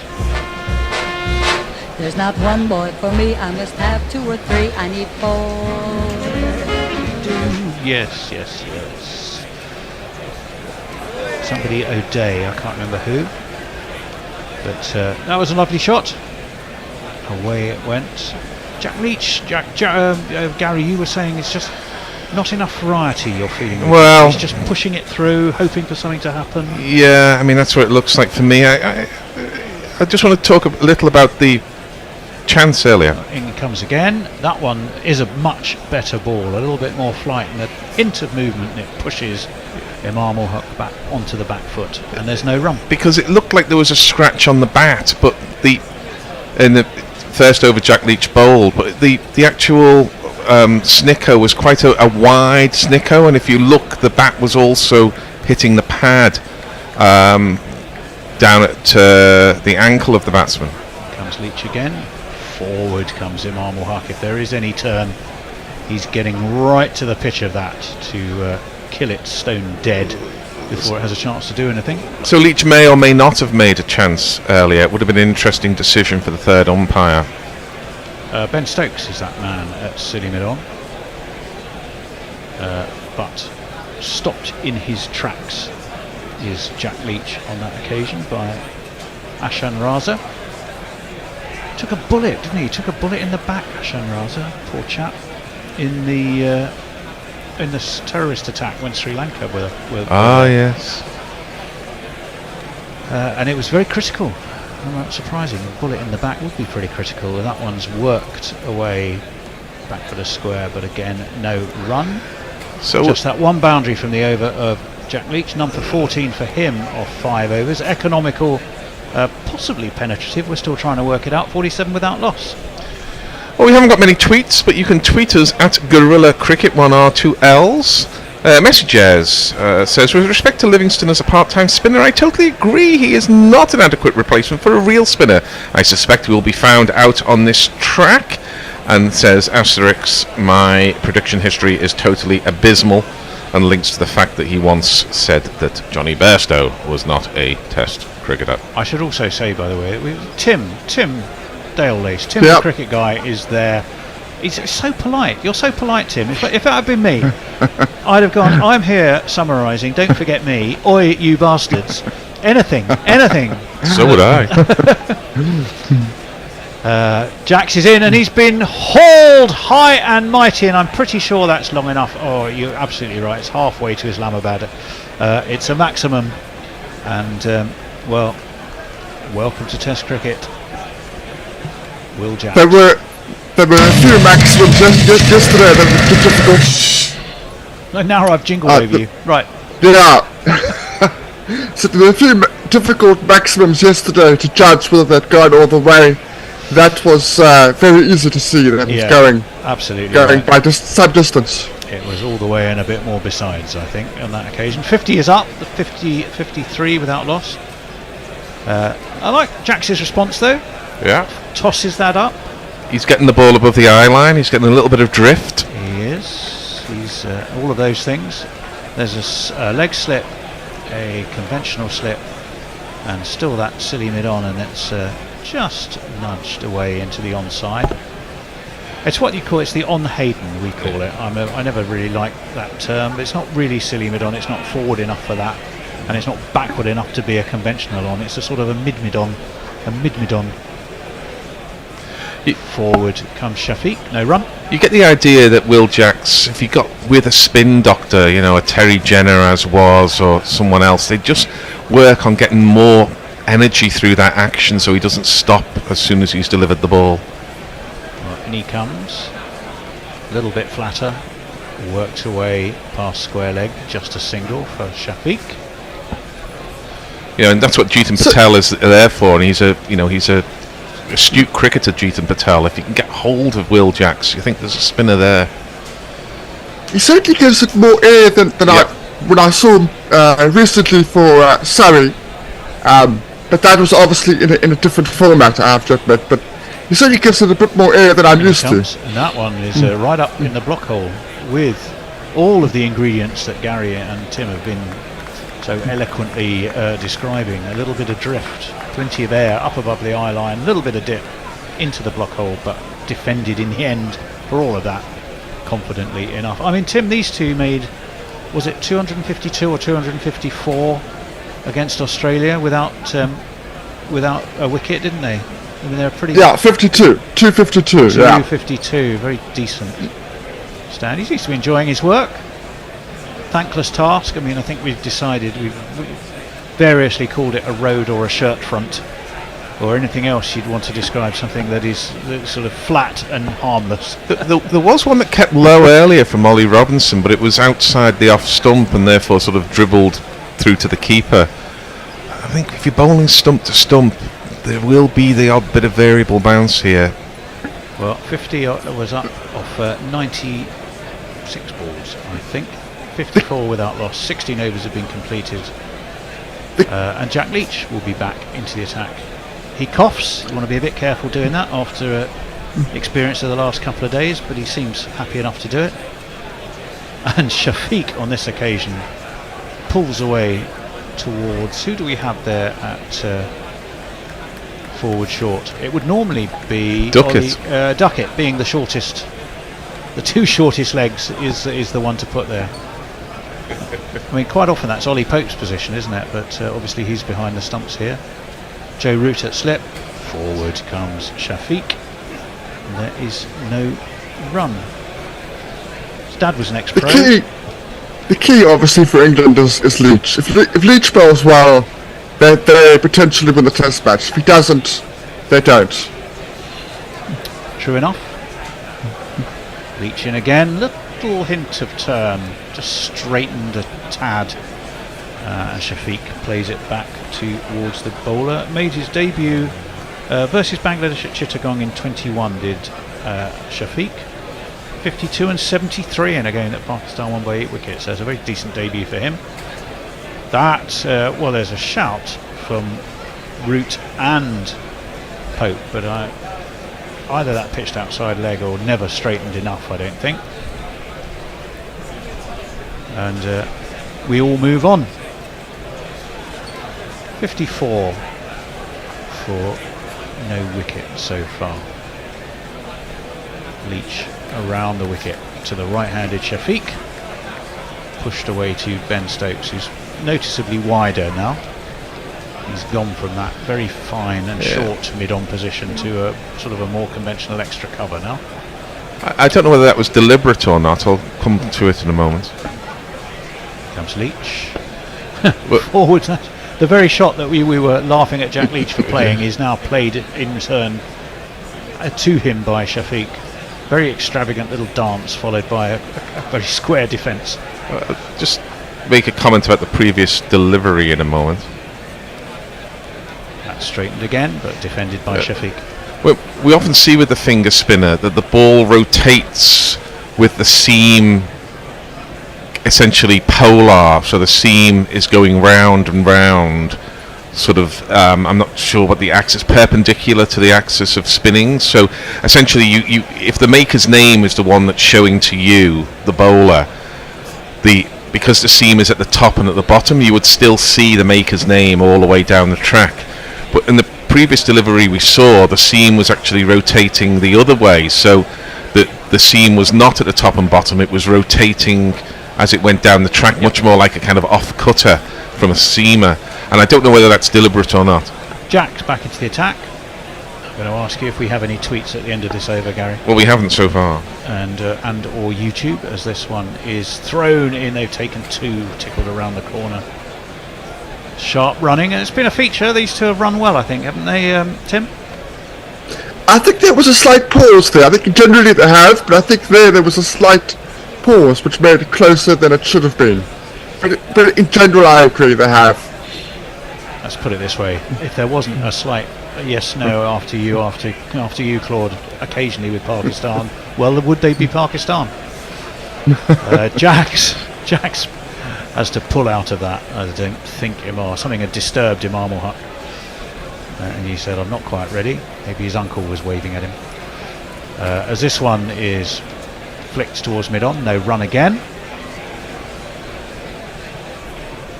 We are in the afternoon session. We've had a right kerfuffle trying to work out the timings.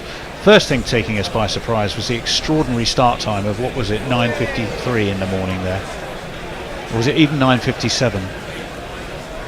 As everyone is nudged away into the offside again. No run. We were halfway through playing our theme tune and suddenly realised the first ball was being bowled. And we were, what's going on? Seemed just extraordinarily random time to start. Nicely forward comes Imam ul Haq. Pushes it towards the squat Ben Duckett. How many adjectives can we come up for the short squat? Vertically challenged. Diminutive. Compact Duckett. England seem to be enjoying their work. if he was a car, he'd be one of those Mercedes smart cars. He would have pushed away into the onside, or a Robin Reliant. No, he's not. It's a bit unkind. He did bat quite beautifully. It was a joy to watch. And I mean, it's very early days. One swallow, as they say. That straightens. Big shout from Jacks. No, says Joel Wilson. He was a long way forward, was Imam ul Haq. I don't think they'll review. Oh, we have got some tweets coming through. Mayank says they have it on Cricinfo that there's supposed to be 94 overs today. They'll be lucky to get 70. Well, with both spinners operating, we might get a few more than 70. We won't get 94. Leah says, so what is Ginger Bairstow doing now that Pope keeps? He's protecting his broken leg, and then sends us a photograph of a kabuki play. Ravi Nair says Tony's mid-ons or myrmidons make me fear that PAK will be 250 for no loss at the end of play. And Mog says those Sensodyne moments are so achingly terrible. Advertisers have a lot to answer for. I'm rather with you on that, Mog. Well, the thing that's been making me laugh, I don't know about you, Tim, but it's the very stage nature of those experiential ad moments, particularly the Tapple tea drinkers, who clearly have to lift their cups on cue to sip their Tapple tea. Forward comes Shafiq. Jack Leach waits patiently, and the ball eventually just trickles back to him. And but I find it strangely captivating. I've watched it every time. Very good. Well, yes, I take your point. Oh, you're talking about the Sensodyne one? No, the tea. Tamil tea. Oh, okay. This one's lofted over extra cover. Jimmy Anderson chases. They will be able to come back for two. Good running again by these two. Oh, I thought I was hearing a sort of a pun somewhere in the word cap. Teeth related. But I might have been reading too much into it there. You were just filling. You were just filling. I was just Tony. filling. Yeah, that's my job as a commentator. You're absolutely right. Not enough wisdom, or indeed wisdom. Around the track comes Leach, pushed away into the onside. Shafiq takes a single.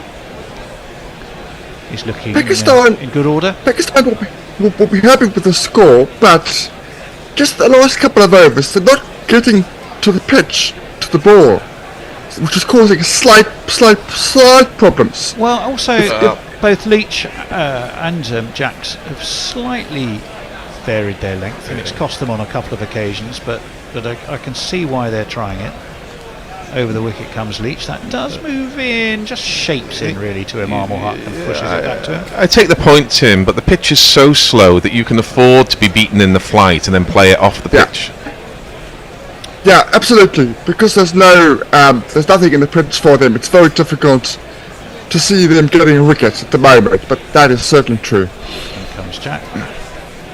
It's nudged away into the onside, fielded at mid-wicket, and easy single is added to the score, and Pakistan move on to 60. Well, this is why I say that they've got to work on a bit of flight and a bit of drift, which Leach will not give it flight, where Jacks we have seen give the ball flight. So I think he's in with more of a chance of taking wickets, to be honest.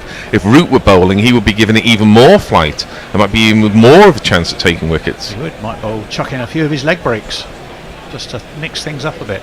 Round the wicket to the right-hander comes Jack Leach, and Shafiq leaves that. And taken by Pope. We think Pope did spill one earlier. I think it was. Sure, I think it was bat onto pad. You think it was bat onto pad? It was a fat, long, and on the Snicko, and if you see that the bat was hitting the pad right at its sort of the knuckle at the bottom of the bat, it would have been an interesting call on the part of the third umpire. Do we have any messages? Well, we don't at the moment. I'm trying to sort of load and unload the screen, but I know Twitter has its problems today. But please do tweet us at Gorilla Cricket. Oh, a whole load have just come through, so I'll read those in between the over. As if by magic.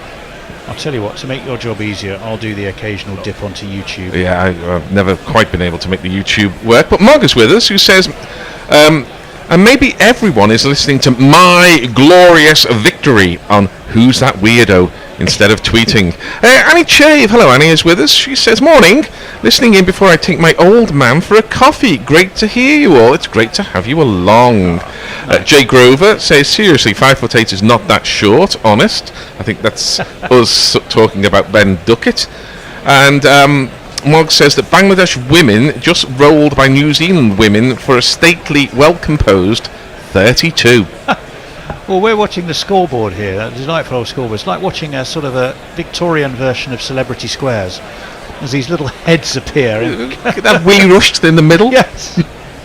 Sandra Dickinson, bottom left.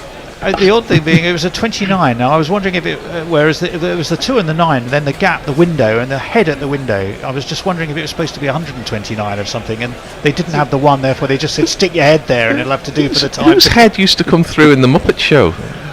But we've had about 3 or 4 minutes here without any cricket at all, and Joe Root's now having a discussion with the umpire, I think about protective clothing, and about whether, it's very, very important here. He needs to zip up his trousers, otherwise the protective clothing, an inch of it would be poking out at the ankle. Far more important than actually playing the game. We getting should that right. point out that when you say he has to zip up his trousers and that an inch or so of it will be pointing out, we are referring to his pads. Yeah, the bottom of the trouser. But you know, when he's protecting his shins, it would be good to. But I don't see. This is one of my points. I think you either wear the protective clothing at the start of a session or you don't. You can't stop the game for 5 minutes. Abdullah Shafiq is going to be facing Jacks, and he pulls him meaterly and effectively away through mid-wicket for 4 runs. Drop short. That was a bit of a horrible ball, and it got everything it deserved. 1, 2, 3, 4. You're going to get that with a part-timer, unfortunately. Yeah, he's not quite a part-timer because he was first choice for the county champions through an entire season, but he's certainly learning the game. Better. Still plenty of flight, but fuller on this occasion. And Jack Leach is the man who fields at mid-wicket. Well, we did have that conversation, and we were citing Amir Verdi and Dan Moriarty as being who he was keeping out, and I said, do you think that's something to do with his batting, was my comment on it, as this is cut to backward point, no run. Well, there was something in that. There was a bob each way, as Mark Nicholas would say, but he wasn't protected by being the second choice spinner. He was the first choice. That one again is slightly shorter, and Imam ul Haq can stand tall and ease it down to backward point, deep backward point, and they take a single. The light roller is with us, says too much sport is barely enough, 2 test matches and the World Cup. I'll catch up on podcasts when the action dies down a little. And to that effect he adds that Warner should have been run out. Sorry, but I'm watching the Aussies while listening to you fine folk. We don't mind that. Quite happy to keep you company whilst you watch that other test match, which is also looks to be pretty interesting. This is nicely eased away shot. Gorgeously by Shafiq. Gary purrs like a large tabby having its tummy tickled. He's a class as player. Eased away through mid-on for one of these. Class act. There's not one boy for me, I must have 2 or 3, I need 4. What I like very much about Abdullah Shafiq, and it's shown in this fledgling test career of his, he's got lovely balance at the crease, which gives him that little bit of time. And again, he's very elegant in defence, but just straight to Jimmy Anderson at mid-off. He's having a decent season domestically. Decent player. Made 114 not out for Central Punjab against Southern Punjab, 99 versus Khyber, 155 versus Northerns, and he was 55 not out in his last game versus Balochistan, so he's doing well. Gary, what have we got? Well, I think I'm up to date at the moment. I'll try and get some more for you on the tweets. Stephen Kelk and Dom Diego Silipants are both with us. Scorecards back apparently on YouTube, so we're happy about that. And all we need now, says Don Diego, is a wicket. Mog to that effect says, crikey, very Australian. England are already trying to run down the clock with those putting on Greaves shenanigans. Jay Grover says, this is one of my points. I think he's talking about me. Would that there were but one. Yes, I'm afraid there are rather more than one. Leah says, or you could just allow shin guards above the trousers on Boot Hill. Oh, very good. As forward comes Imam Haq. Pushes to the onside, no run off Jack Leach. And Olga says, top of the morning to you and the Professor. So I'm not sure whether the Professor is in the house. Oh, well, that's very No, the Professor is... It could be Tim. Are you the Professor, Tim? No, nobody's ever called me that, but I'll take it. Oh, well, you can be. We don't think it can be Gary, all right? It's Mohammed Hafiz, isn't it? Pushed away. Is Mohammed Hafiz in the house? Has anybody picked him out on camera? Who was that from? Your Olga? Attention, please, from Mohammed Hafiz. Did she say? Was it Olga? That was Olga S. It says. Well, Olga S. Tell us who's who, because we're not sure who the Professor might be in this instance. That's away into the onside. Again, there is no run. Good in one day. Utility player and always called the Professor. Mohammed Hafiz. Yes. 69 without loss. Pakistan forward. Imam Haq fielded off his own bowling by Jack Leach. Big 77 on his back. Jack, Control C, Control V, Leach. Are you saying he's somehow repetitive and automated? You're not a fan. His main fault in life is that he's not Matt Parkinson, and you will never forgive him for that. That's his problem. Well, it's... he's pulled out of that. Being an English specialist spinner is a very coveted position, because it's a bit like wicketkeeper. There's only one of them in the side at any time. I just think we should have one who carries more threat. Yes.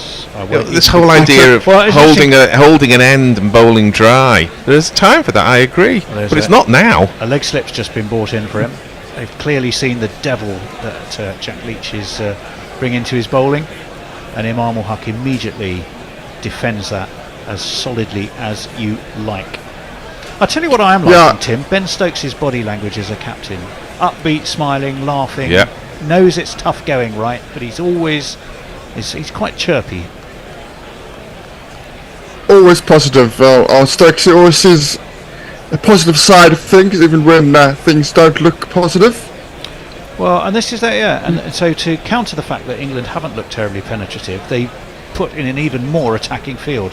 That one does turn in, but it's well worked back for the square. I think that might go all the way, because England have brought those fielders in. No, they will be fielded. They should come back for 3. Yes, they will. So hobbling. Haq should move on to 37, I think. I'm not sure who it was who fielded it at deep square then, but the hobbling and the cameras. It's Liam Livingston who has hobbled a bit, but he's laughing as well as hobbling. Well, hopefully he's all right. 8 wickets are 8 wickets. No, 8 overs have been completed, and we'll bring you some more messages. Well, I would if I had some. Oh, there are some coming through. The light roller and Jay Grover are in a discussion. And Leah asks whether we would agree that Jared Kimber's description of Jadeja applies to Leach. He's a wind-up toy spinner. Well, I think Jadeja's got a few more tricks up his sleeve than Jack Leach. But there's a bit of that, bit of the mechanical about him. Well, the biggest criticism of Leach used to be that they prepared wicket specially for him at Taunton. And for a season or two, he and Bess in tandem were, if not unplayable, make batsmen massively uncomfortable. But Hyderabad, yes, indeed. Let me just look onto YouTube for you. I don't think there was anyone there, but we shall see. Tim, you were saying you're on duty at Newlands, I think, this weekend. On Sunday, yeah. Domestic game. 50 over competition. What are you covering there? Oh, the domestic. Who would that be playing in that? Western Province are playing. Western Province. And who are they playing against? I think we play the Dolphins. Dolphins on Sunday. Okay. Any players we should be looking out for there? Familiar to international listeners? International, well, in terms of the the Province guys are a bit young at the moment in terms of protest selection. They're talented, they're up and coming, but they're a bit I would say a season or two short before they get picked for the purchase. But people like Tony DeSorsi and Daniel Smith are guys to watch out for. Well, I'm looking forward to seeing Matt Jansen play again. I was disappointed he didn't get much of a run out in the World Cup. I think he's a huge talent in every sense. And we're not likely to see him in the UK for another 5 years, which is very disappointing. But I'm hoping we'll see him on television at least. You'll see him in Australia in 2 weeks. Good. You'll be playing in the Test match. I can 99% guarantee that. Hasn't Faf just signed for Perth Scorchers or someone like that? Did I He has indeed. He has indeed. That will be. Did he unretire himself for that, or was? I don't know if he unretired himself. I think he's still on the franchise circuit. He's still on the T20 circuit. Yeah, I think so. They're having a drinks break. Whether it's tap or tea or not, I very much doubt it is for the players. Whether the director of the tap or tea ads could get them all to simultaneously lift cups to lips in pure synchronisation, I very much doubt. Leah points out that Jadeja isn't useless with the bat, and true enough. Parenthesises, yes, I know, 92 against Ireland and the best one out ever, which is true. Jadeja, of course, I will always have him in the side because he's such a compelling figure in the field. Not only is he a very fine fielder, but he's such entertainment in the field as well. I do love a fielder who draws the eye. I think we're probably are we due a change? Yes, we are due a change. Are we due a change? At the end of this over. Not this over because they're still having the drinks break. That was a replay, so we may actually do a quick change. I'll have to let Josh in, which I shall do. I'll hopefully make my excuses and I'll be back after tea. And it should be. Just. Thank you very much, Tim. Magnificent as ever. And you should be hearing very shortly the Bear, who will be on Ball by Ball. Oh, I'm staying to do some social media. And Josh is coming in to summarise. Do you want me to stay here then, Bear? I might as well, mightn't I? You do the work. You do all the work. It's the same the world over. Well, all you have to do is press a button every once in a while for a jingle and read some tweets, you know. Morning, Josh! Morning, how's it going? Yes, it's all right. It's a bit early. The neighbours are complaining because we talk, which is a bit weird. Well, we are talking about 4 o'clock in the morning and fairly loudly. Not that loudly. Well, Gary's loud, it has to be said. Oh, that might be it. So are you and I when we've had a few there. Well, yeah, but you're not here, you see. Yeah, they're not going to hear you. And they're not going to hear you on Zoom. You've not had a few, or is that not quite? No, I don't get up and have a few. If I've been up all night, I have a few. And I might have one beer before the end of play, just because it's quite a stretch. And the problem is, as I found out yesterday, is that you don't have enough sleep. I say I have 4 hours sleep before I get here. Ooh. And then I'll go home and I have. Was that live? Not live, but that's Livingston pulling up. He did pull up. Oh, and did he dig his something into the pitch? Keaton Jennings has come on, so it does rather look He's as though... got quite short legs, Livingston, hasn't he? Compared to his body. Jax is continuing around the wicket, and Imam comes down at him and jags it back at him. And he walks Unlike himself. our Australian lady with her 69% leg. 69%. No, I've got very short legs and a long body. You're sort of Duckett-esque. Well, yeah, that's clipped out to mid wicket, and there's no one. I've got a mate of mine. Long is not the first word that springs to mind. Well, no, because basically I've got a friend of mine who is 6'6", and we used to go out and have dinner, and we'd sit with each other as Imam plays a little bit shakily at that one, gets an inside edge, goes past his stumps down towards fine leg, I get himself a single. And he's got very long legs and a short body, and he's like a foot taller than me, and I've got short legs and a long body, and we could sit at a table and we look like we're the same height, which is quite weird. Okay. But there you go.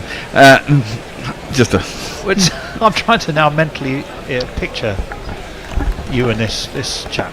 Is a man? Yeah, it is a man. Yeah, it's mine. We used to flat share. I was his best man.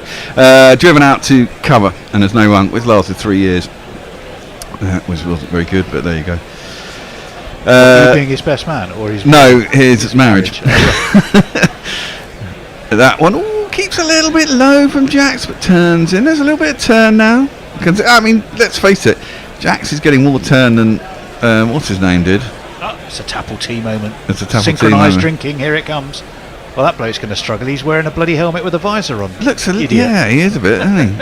There's a bit of a little bit like Bob Willis as well. If only it were. Yes.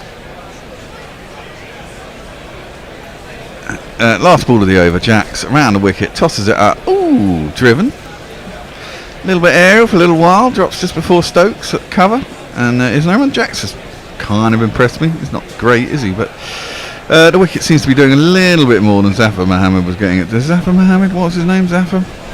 Was it Zafar Mohammed? No.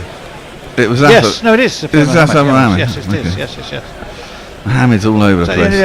Armchair Cricket Podcast. Pakistan openers looking way too comfortable against Jacks. Time for the mystery spinner, Liam Livingstone. Well, yes, except he's gone off injured. He's gone off injured, yeah.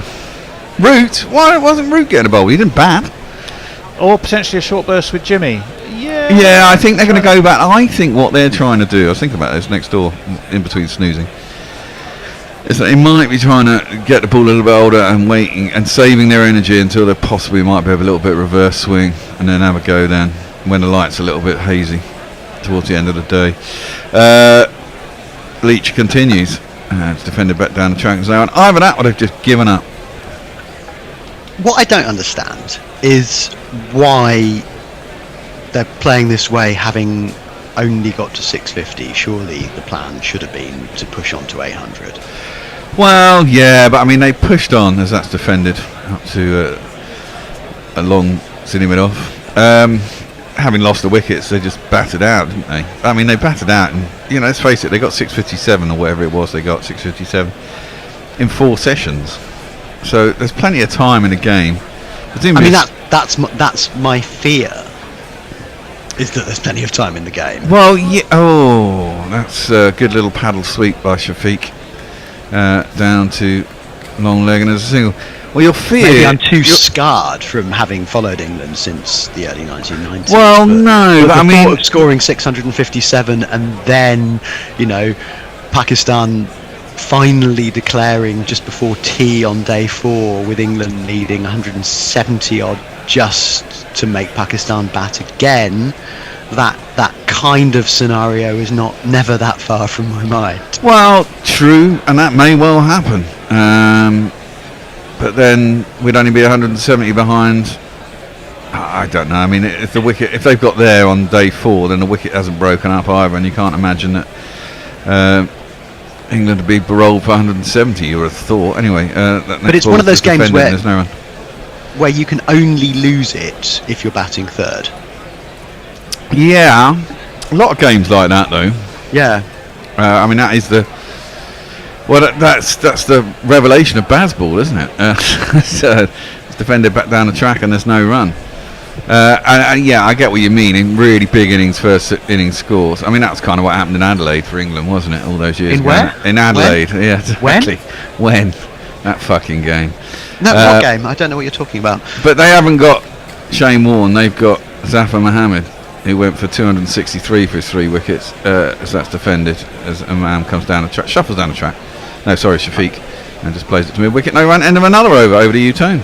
Yeah, now this I think is in reply to your groom for whom you were best man, him being a giant and you being of shorter stature. She says, of course, German has a word for exactly that phenomenon there. It's Sitzreißer. Sitzreißer. And it's best translated as looking like a giant while seated. Sitzreißer. You don't look like a giant. He just looks shorter. He looks shorter. You therefore look artificially taller. He's just got very long legs, and I've got short legs and a long body. Abraham Abhishek says the real mystery spin would be Anderson suddenly bowling leg breaks. There's a thought. Well, on this track, it might be fucking worthwhile. Jesus, I mean, we're bringing someone on for some cutters. Will Jacks comes in, and down the track comes Imam, and smacks it back over his head, and there's no run.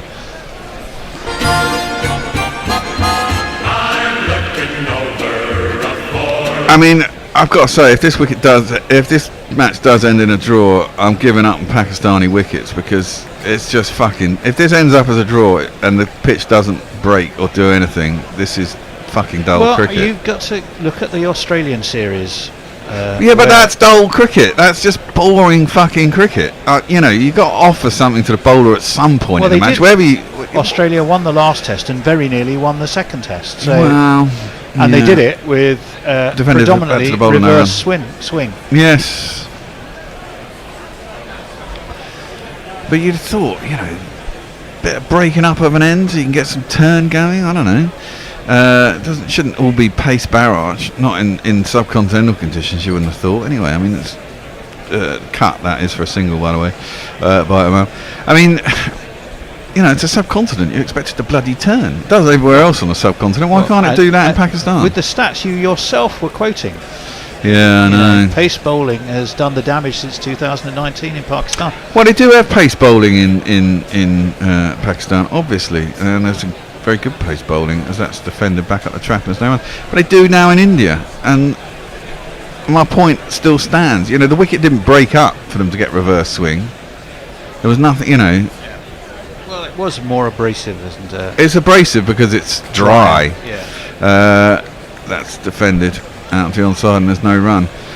But I mean, even in fact, Mike Afton was saying at the end of the day's play yesterday was emphasising my point. He's saying, you know, the whole point of a test match is it is a test. There's that spins a little bit from outside off stump by Will Jacks, but it's defended and there is no run. You know, if the wicket doesn't break up over 5 days and the conditions of the pitch don't change over 5 days, then what's the point in having a test match? Because the whole point is that the test is that the wicket does change over the course of the 5 days, gradually gets worse and goes more in the bowler's favour. But if that never happens, then it's pretty fucking dull. Anyway, over to you, Tone. John Batham. Hi, John. Hi, John. Hello, John, but also a bit of a downer, really. He says, I think it's difficult to be excited about any of them. This is in response to our, which was the best century. Best century as in the 4 scored, not in time. When they were made on a pitch which doesn't constitute a cricket wicket. I'm not sure a game like this qualifies to be called a sport, and it isn't a contest between bat and ball. Pakistan might well make 800 plus. Well, yeah, well, a lot more cheerful now. Yeah. I mean, they're looking completely untroubled here. Well, they are looking completely untroubled, and England look completely untroubled. You know, that's defended to Stokes, and there is no run. And that's the point, isn't it? And we're in, what, the 10th over, and we've already got Jackson Leach bowling in tandem. I mean, and they're not threatening to get much out of the pitch. Nope. You described that ball. That's just defended. Back down the track. The odd one's turning, but it's slow turn, predictable turn. You need chunks coming out of the pitch so that, you know, it squats or it leaps off a length, and some tools turn sharply and others, if you miss the rough, it goes straight on. That's the test of the batsman. If it's just doing the same thing over and over, I mean, you know, Leach is bowling pretty flat darts here, let's be honest. So that's defended back down the track now. Incredibly defensively. Yeah, because he doesn't see anything in the pitch, and he's just thinking, well, you know, don't get hit, try and bowl straight, maybe they'll make a mistake. But you've still got the best part of 600 runs to play with. I mean, surely. Yeah, well, he's got a short leg. I mean, they've got some close infielders for all the mistake, the mishit drive, the one that they defend slightly wrong, get an inside edge onto pad, gets caught, maybe plays along the wrong line and gets the edge. There's a slip there. No, but sure. There's a. I mean, the fielders are there. The chances are the ball's not going to misbehave, and the batsmen are good enough because they're the openers that it's not really going to happen. Interesting. Look at Jack Leach's variation in pace between 81 and 90. Yeah, that one's a little bit short on the back foot. Amam defended out to Stokes, and there's no run. Jack Leach's variation in pace sounds a bit like Ashley Giles's variation in turn. There's the one that turns very little, and there's the one that turns a bit less. Yeah. Wheelie bin, left arm spin. Absolutely, the King of Spain. King of Spain. Ichi. Last ball of his 10th over. It's just worked around the corner to the fine leg, and there's no one. But see, Leachy's only going at 2.5 and over, unlike Mohammed, who was going at about 8 or 9. Mayank says, don't know about Jimmy, but Ollie Robinson can bowl some good off spin. Imagine says Zafir Mahmood or Zahid Mahmood. Good question. I think Zahid. Mike Taylor says, my mate from Stockton-on-Tees. Oh, I don't know if you're your mate, but I am. That's where I shall be at Christmas, and I'm most Christmases for about a week or so in Stockton-on-Tees. Where does he live? Let me know. My mate from Stockton-on-Tees says the medical conditions are called arse neck and arse ankles. The bear's mate has arse neck. His arse is too close to his neck, and the bear has arse ankles. His arse is too close to his ankles. So basically, the centre point is always the arse, Yes. and the other things are either too close or too far from either end. Truman will be pleased. Will Jacks is in again, and Shafiq is chasses down a wicket a little bit and defends back to the bowler. There's no run. I mean, Jacks has been a bit more expensive, going up just over 4 and over. Livingston can't now bowl. And that's worked to mid wicket. There's no run. He's got a leg slip and or a leg gully, maybe leg slip, maybe leg gully, and a traditional slip. No, Ollie Robinson did bowl some spin, didn't he, last summer? Was that right, or the summer before? A couple of overs, or was that Archer at one point? The bowl left arm spin. That is driven nicely by Shafiq. It's too wide from Jacks, and it's driven out to the cover boundary. Stokes is still smiling. The local magpie is flying around outside the window as per normal. They check out gutters. I don't know why, because I found one on my roof at home doing the same thing.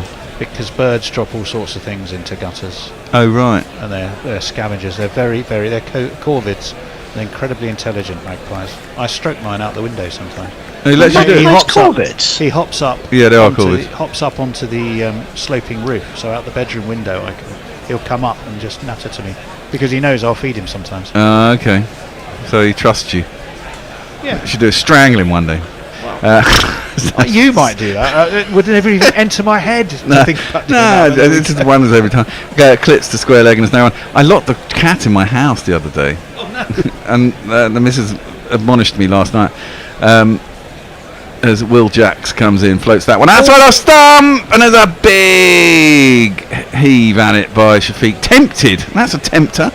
He missed it. He didn't get an edge on it. It was not particularly well taken by Pope, but he didn't drop it.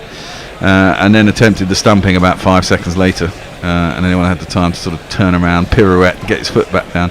There's no one. No, there's my next door neighbour's cat comes in, and he comes up to my back door, and I let him in, and he's very cute, and then he likes a good scratch and a tickle, and then I let him just wander off around the house, and I did that on Monday, and then completely forgot I left him in the house and had to go out, and I didn't come, and I came over here and did the stuff for the show today, and then I got back, and my daughter got home from school, and she said, when I got home there was a cat in the house. I was like, oh fuck, I left the cat in the house and didn't let it out. Oh, no. What, the cat done? Fortunately the cat hadn't done anything anywhere, which is really fortunate. Well, you'd know by now. You'd know by now, you'd smell it, or there'd be a wet patch somewhere. Yeah, so I was really fortunate because I'd have really got a bollocking for that Have you checked the back of the sofa? Is it full of scratches? Yeah, it might well be, but the sofa's knackered anyway, so no one's. They are reviewing this, by the way. Are they? Yeah, they are reviewing this. Ooh, I don't think he got anywhere near it. He didn't get anywhere near it. Well, no, but the stumping. What about the stumping? Well, it could have been a stumping had Pope been any quicker. But he did get them off. Oh no. Yeah, he did. But that's what I mean. He had time to pirouette and do a little dance before getting back because Pope didn't take it very cleanly. I do have some news at the end of this over. A bit concerning, but I think it sounds like it's all okay. But is this Livingston? No. Worse than that? No, well, it's a Ricky Ponting taken to hospital with a health scare from Perth. So I'll try and dig and find a bit more. Having a moment. Is he commentating in the West Indies series? Is that so. driven out to cover and there's no run? And that is the end of it. So what are they saying?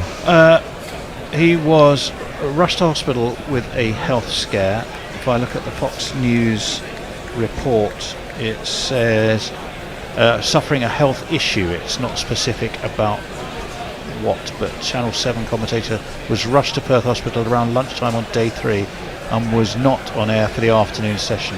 Sources told Foxtel he'd been privately driven to Royal Perth Hospital and was still there under observation, approaching stumps on day 3. Heart palpitations. Has Australia made them follow on, by the way? No, because someone said Warner was nearly run out, didn't they? Yeah, so let's hope all is well for Ricky Ponting. Oh, I've still got a dog in this fight, haven't I, for this first wicket? Because I went for a run out. It's not the dog in the fight, it's the fight in the dog. Whatever. If there's a run out, I get 100 quid. Oh, it's not the size of the dog in the fight. Oh, that's all right. Thank you, Size Josh. of the You're fight. absolutely, you are absolutely right. They're bringing on Rooter. Rooter. Time. Now, who's Rooty Introduce replacing? yourself. Is he replacing Jax Here he or is. Leach? Oh, double click. It doesn't matter. Let's get a bit of echo. That's what happens when you double click it, Tone. You get a little bit of, tape delay. Rooty, first ball is just defended by Imam Ul Haq, and there's no run. He's replacing Leach. Jack's bowled the last over. Maybe Leach is going to change ends. I think Leach is bowling better than I'd keep Leach on over Will Jacks probably. That's defended up to cover, and there's no run. I mean, one thing I will say about Bear games in T20 is that they're only on for 3 hours. Yeah, 4 at the most. Root is bowling his slingy wide arm action, and it's defended by Imam, and there's no run. Yeah, I guess they can go on. One team scores 180 and the other team spends 20 overs limping to 100. Yeah, but exactly that. After 20 overs, it's done, and you can go home and go, that's over. This has got 5 days. That's driven down the ground. There won't be a run as Jimmy is fielding at mid-on. Do you think Jimmy said, "Look, I don't want to bowl on this. It's shit. Leave me out of it. I'm 40." If he is pulling rank, he's got enough rank to pull. Well, Livingston's back on, so maybe it was just a little knock, and he's had a. Is he? I think he's practicing. He's practicing his leg spin, yeah. With a white ball. With a white ball. Well, it's one of those. It's one of those double-sided balls, half white, half red, so you can see where it's rotating. I mean, is this the kind of day for Stokes to bowl unchanged for 45 overs? No, but you can see what they're doing. There's a kid behind the bowler's arm. He's been told to go away as Root comes around the wicket, and you can see that the way that Root's holding the ball is that's just defended out to mid wicket. There's no run. He's doing that thing where he holds it with his fingers only around the seam. He's trying not to get the palm of his hand onto any part of the ball. I think they're trying to get to a point where they can get some reverse swing, and that's why the faster bowlers haven't bowled. That is defended back down the track. And there's no run. I don't know. Is Ollie Robinson any good at reverse swing? I presume he's been taught and he's okay at it now. Well, we're going to find out this series, I think. Mog, by the way, has hit something of a creative wellspring. Tweet-wise. How dare you impugn the greatest spinner with the names Giles and Ashley England has ever produced, he says. He also says people should not let cats out of their houses in the first place. He also says Ray Ponting. I'm with you on that, Mog. We don't. You'll be pleased to know that we do not let our cats out. I disagree with that. Look, cats kill birds, and that's that's a fact. That's nature, man. You can't blame the cat for doing what cats do, and they're good mouse hunters. You can blame the owner for letting the cat out. Yeah, but well, you go to Australia, cats are feral. I remember going to a kind of weird outback park near Monkey Mire, as that's defended out to cover, and there's no run. And they had what looked like cute cats in a pen, and they were feral cats. And they hissed at us and fucking, da-da-da. Cats are feral, You can't get a lion. You couldn't have that in your house, could you? That's come down. It's called Nathan. Well, yeah. That's tossed up. See, Jax does this every once in a while. I can see what he's trying to do. He's trying to throw it up wide and get that edge maybe through to the slips and get a full shot at the batsman, but it's just not really working. Shafiq is in. He's set. That's another double click. I did that one on purpose. Did you, Tony? I did, yeah. And that was driven out for 4 runs through cover. I can see what he's trying to do with that. He's trying to throw it out wide. Oh, that was a decent ball. I was tempted him outside. Did bounce a little bit of turn. It's quite slow. Drew him out there, but he didn't get anything on it. And Pope's not very clean with the gloves. That's the problem. I was going to say he's very slow and Well, he is a bit of a part. He's a bit of a part-time keeper, isn't he? But I mean, nothing to do about that. Livingston still seems to be hobbling a little bit. Does England have a proper reserve keeper on this tour? No, it's Ollie Pope. That's why he's keeping. That one is tossed up way into the footmarks outside the off stump of Shafiq. Not tempted by that one. Does turn quite sharply, but from about 2 foot wide. May have been a wide in a T20 ODI. I mean, he looks a lot worse than prior when he started. He looks a lot worse than... Yeah, I don't think he keeps very often, Pope, does he? I mean, he plays for Surrey, where Folkes is at, isn't he? So he probably doesn't get to keep that often. We're looking at replays. I mean, that ball's just gone straight on. That's tossed up too full and gets driven. I'd take Jacks off. I'd have left Leach on, taken Jacks off, put Root on if you want a right and left armour. Well, that's the only choice you got. And that's another 4 runs and a 50 for Shafiq off 82 deliveries. 2, 3. It's 15, and you know that can't be bad. Yeah, it's 15, and you know you should be glad. I mean, Pakistan are doing exactly what they did against Australia. They're scoring at marginally over 3 and over. Deficit down to 562. Mog was saying, if it's a Fox Sporting, this is a sports reporting, it will dial the headline back 6 levels of hyperbole, and you'll be close to what actually happened. He also would like us to play all his jingles at 200 milliseconds double click delay, makes them sound better. Yeah, well, okay. That's why I shall try it for a bit and see how it goes. You have to get the 200 milliseconds exactly right, though, otherwise it could sound horrible, you know. What happens if you treble click? You get the same thing. It just plays 3 times. I'll try that on the next one. It'll sound more delayed. More. Could be a wild sort of vaguely acidy effect. Yeah. I'll give it a go. I never minded a bit of acid in my youth. Well, you could let me know then. We have a short square coming in. Yeah. Short leg. Really. No, short square, I'd say. No, it's definitely a short leg, just a little bit deeper. And Root continues, and it's defended up to mid on. There's no run. How many overs did Jimmy bowl? He only bowled about 3 overs. Yeah. They both bowled 3 each. Jimmy did get a maiden and only went for 4 runs. It's defended back down the track. There's no run. Ollie Robinson bowled a couple more, didn't he? He bowled about 5. But yeah, it's tough going for the bowlers. We saw that when Pakistan were bowling, but they bowled some horrible lines and lengths. England have bowled a little bit better, but it's just doing nothing. Root is just bowling. I reckon he's bowling at about 60 miles an hour, just flat. Nothing Slingy. will come of nothing, speak again. Yes. Ha ha ha ha. Thank you, quoting King Lear. Yeah. But he's not gone for a run yet, Rooty. In his 9 balls. Tosses that one up though. Driven. Man was quickly out the blocks when he saw a little. Ooh, no.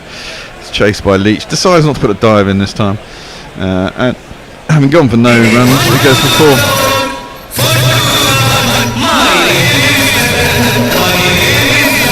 Oh, that's a bit messy. That was 4 clicks. It was. I think that's the limit, isn't it? You can't go beyond that. Can't go beyond that. You can actually create more carts, I think. Don't worry. It'll just tempt me. Yeah. You don't need tempting, Tone. I can resist everything except... Yeah. If we want anything of interest in this game, it's going to come from Tony's mixing. Well, that's a sad indictment of the cricket at the moment. It is, and I think it's a bit harsh, to be honest. I don't think it's a bit harsh. I think it was exciting because England were exciting because they just played baseball. As that's driven out to the cover boundary, there's no run. I don't know, you know, Pakistan are playing like Pakistan. They're batting very well, fine. You know, they're not 100 partnership, unbroken off 173 balls. Exactly. They're not going to go like England, but equally, they don't look like they're going to get out at any time soon. And there's no help for the bowlers, as we've said. And what's the record for the proportion of a century partnership that's come off the bat because has there ever been a century partnership with no extras? Because 98 of the 100 runs scored so far have been off the bat. I imagine there must be, mustn't there? Root bowls around the wicket to Shafiq. Interesting, considering there's no turn. That was the last ball of the over anyway. So it goes for no run. He's got none for 5 off 2 and over the tone. Well, I often think our listeners are exceptional and different and special in so many ways. However, is one thing they're common on on Twitter. You know, they'll talk a lot about cricket. They might talk a lot about, I don't know, cinema or puns about herbs, but mention cats and they go fucking mental. Here we go. Here we go. Bear says, fuck it, Bear. Feral cats are exactly the reason they should not be allowed out. They were all once domestic and only became feral because they were let out. They do massive damage to natural fauna. Mog says, what the fuck are you talking about, Bear? Feral cats hissing, lions in your house? Put down the pipe, homie. At Badshah, nothing wrong with letting cats patrol their outdoor territories. Absolutely. Ravi Nair says, my It's cat. right to let them out if you've got a catio. Catio. Very Catio. good. I'll have to stop there, but there's more cat stuff to come. Okay, clipped into the leg side, out to mid wicket. Leachy fields, and there ain't no run. Jax is continuing. UK's very good at getting out when I'm high. When you're high, Yeah. you're smoking the old weed, yeah? No, mushrooms or booze. Usually mushrooms and booze. Okay, that's a good combination, I have to say. is. It's clipped I out like- to mid wicket, and there's a single. I like to start drinking sort of 2/3 of the way through a Not the mushroom bloody trip. mushrooms that appear in my garden and do play havoc with my. Are they magic? With your dahlias. Well, they're magic in the speed that they appear. Yeah, well, that mushrooms are well known for that, fun enough, Tone. They grow up overnight, don't they? They do. Yeah. They do. The magic type, no, I used to go picking them on Edale. I pick them on the garth. Yeah, well, I'm in Edale. Edale. How appropriate a name. Yeah, A well, dale named after E. Well, yeah, it's at the bottom of Pennine Way. We used to drive up there when I was a student, come back with bagfuls of mushrooms in September. That term was always quite amusing. That one's clipped out to mid-wicket and there's no run. No, I was here with a friend and we were getting nicely high with something we'd picked off the South Welsh hills. I was going to say, there must be loads of those things out there. And the size of the valleys and shit. That's defended into the offside as no. What I noticed is as we were saying farewell, my friend Andy we were just standing at the door while he was getting his bike out of the house, and Yuko just slipped out. Of course. Oops, that's played back down the track. Knocks Imam's bat out of his hand. He was holding it so lightly. There's no run.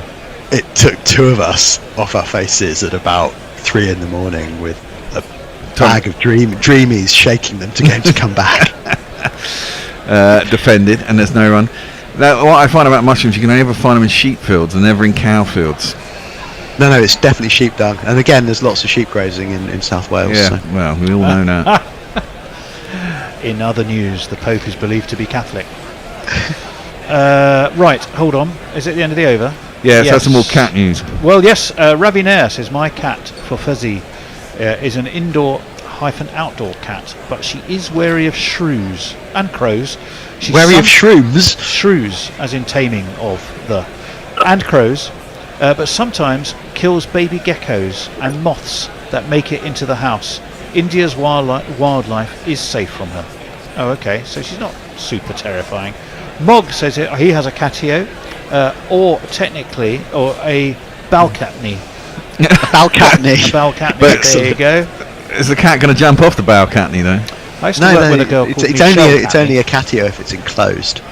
And presumably the same goes for a balcatney. You must have I guess, for it to be a balcatney, you'd have to have netting or chicken wire or something around it. Well, I doubt they commit. Did cats commit suicide? I don't know. Doubt. Stephen Kilk. Oh, here we it's go. It's not suicide. They can jump. Yeah, I know that, but would they jump? When there's 40 feet below them, I doubt it. I like. So 40 feet is less dangerous for a cat than just one story. Defended, but with enough force wide of cover that they get a single. Cat falling out of a first floor window might hurt itself because it doesn't have enough time to right itself and land on its legs, whereas any higher than that they've usually got the time and it's fine. But surely gravity and the weight of the cat just No, break I think something cats anyway. are basically okay at terminal velocity. We should try that. No, I don't think we should. Imam Haq has got a 50. Let's have a jingle.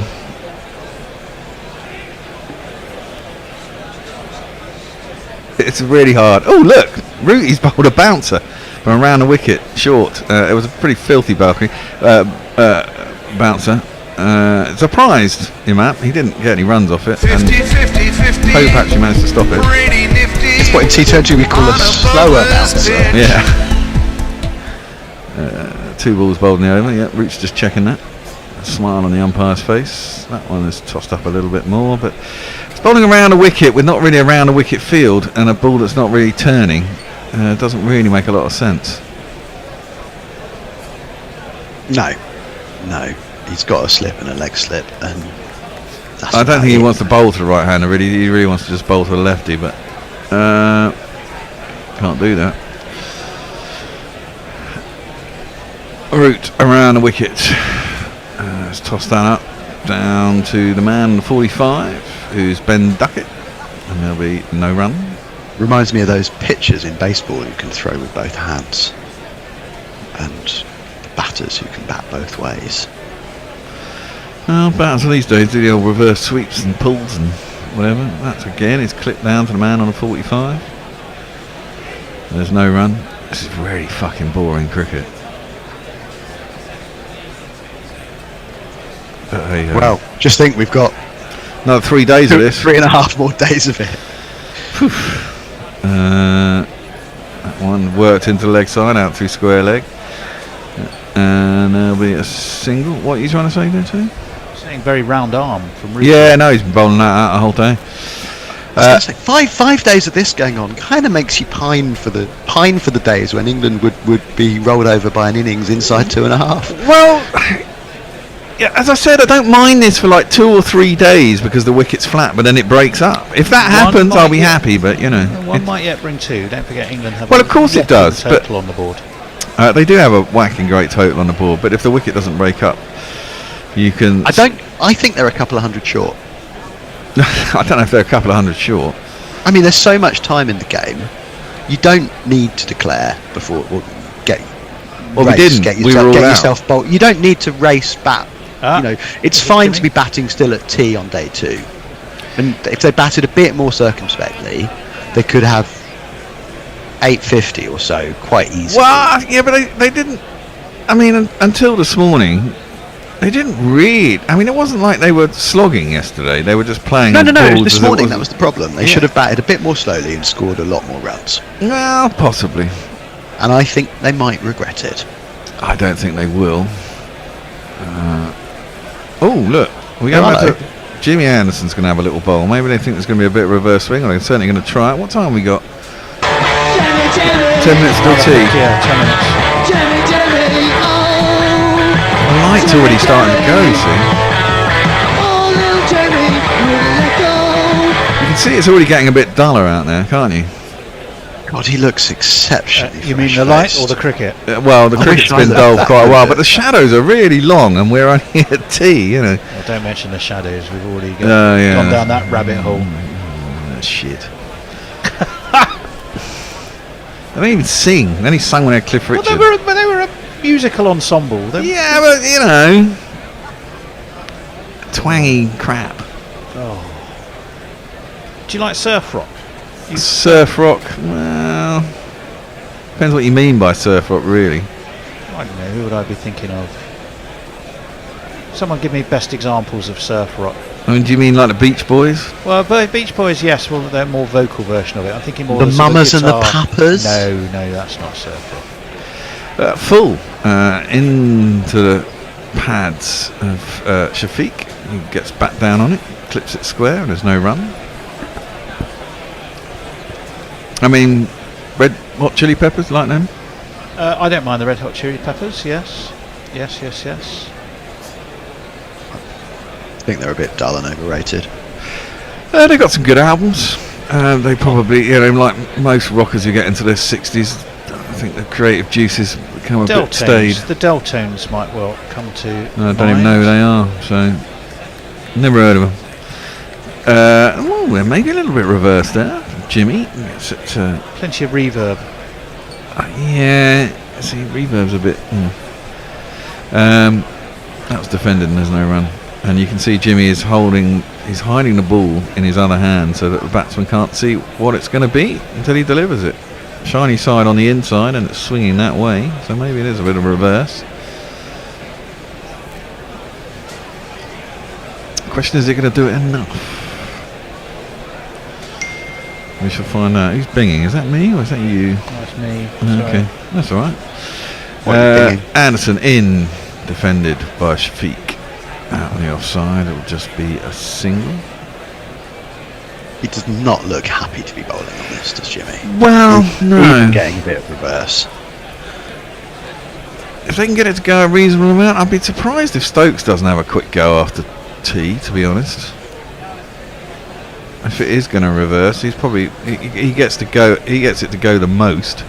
Well, presumably the plan is to give them a little burst before tee, have a rest, and then come back afterwards. Yeah, presume so.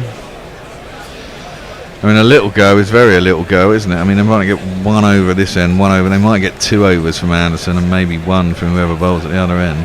Yeah, it's a couple of free overs on the spell, as it were, because they can come back and they'll be refreshed after a massage, maybe an ice bath. Well, he shouldn't really need to do that. He's only bowled this is only his 4th over an entire day. It's not like he spent a long. He batted for about 25 minutes. How many is 40? It's true. I think 10 years younger than me.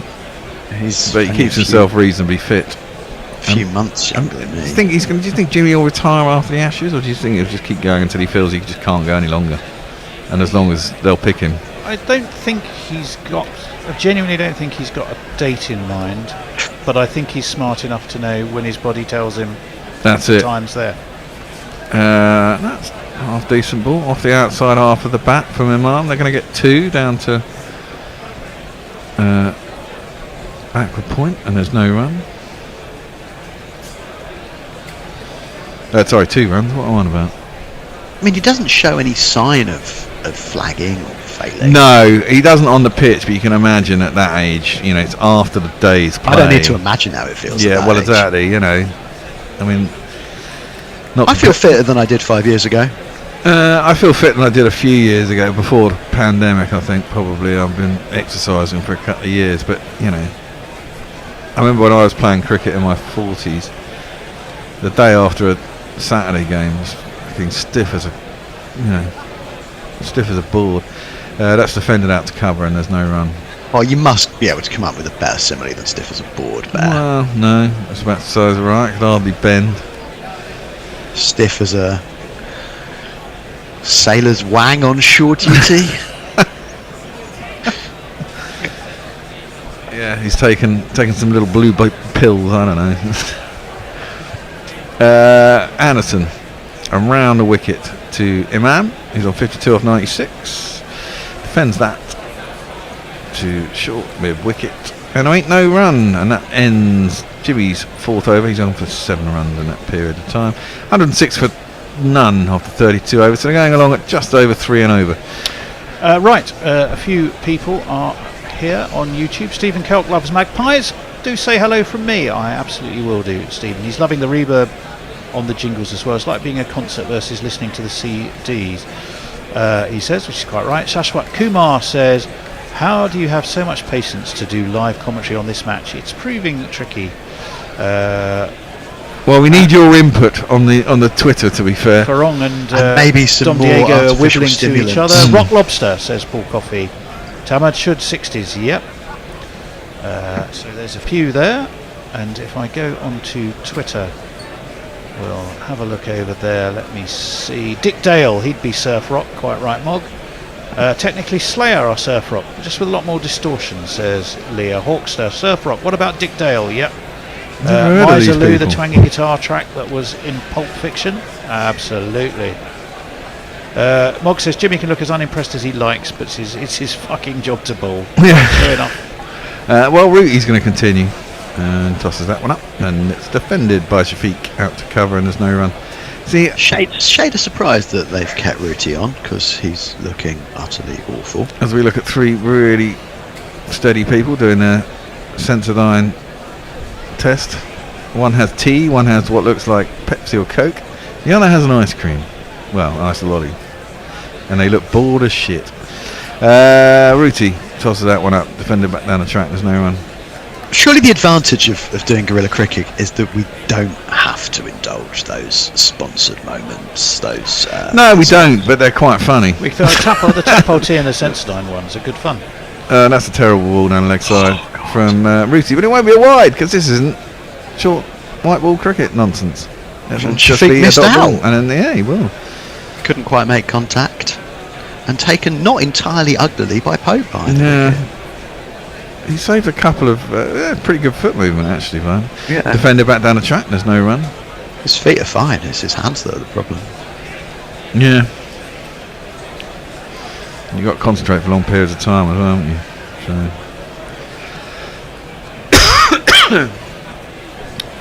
Ruti points to someone out in the deep. Yeah, have you ever played multi-day cricket? No.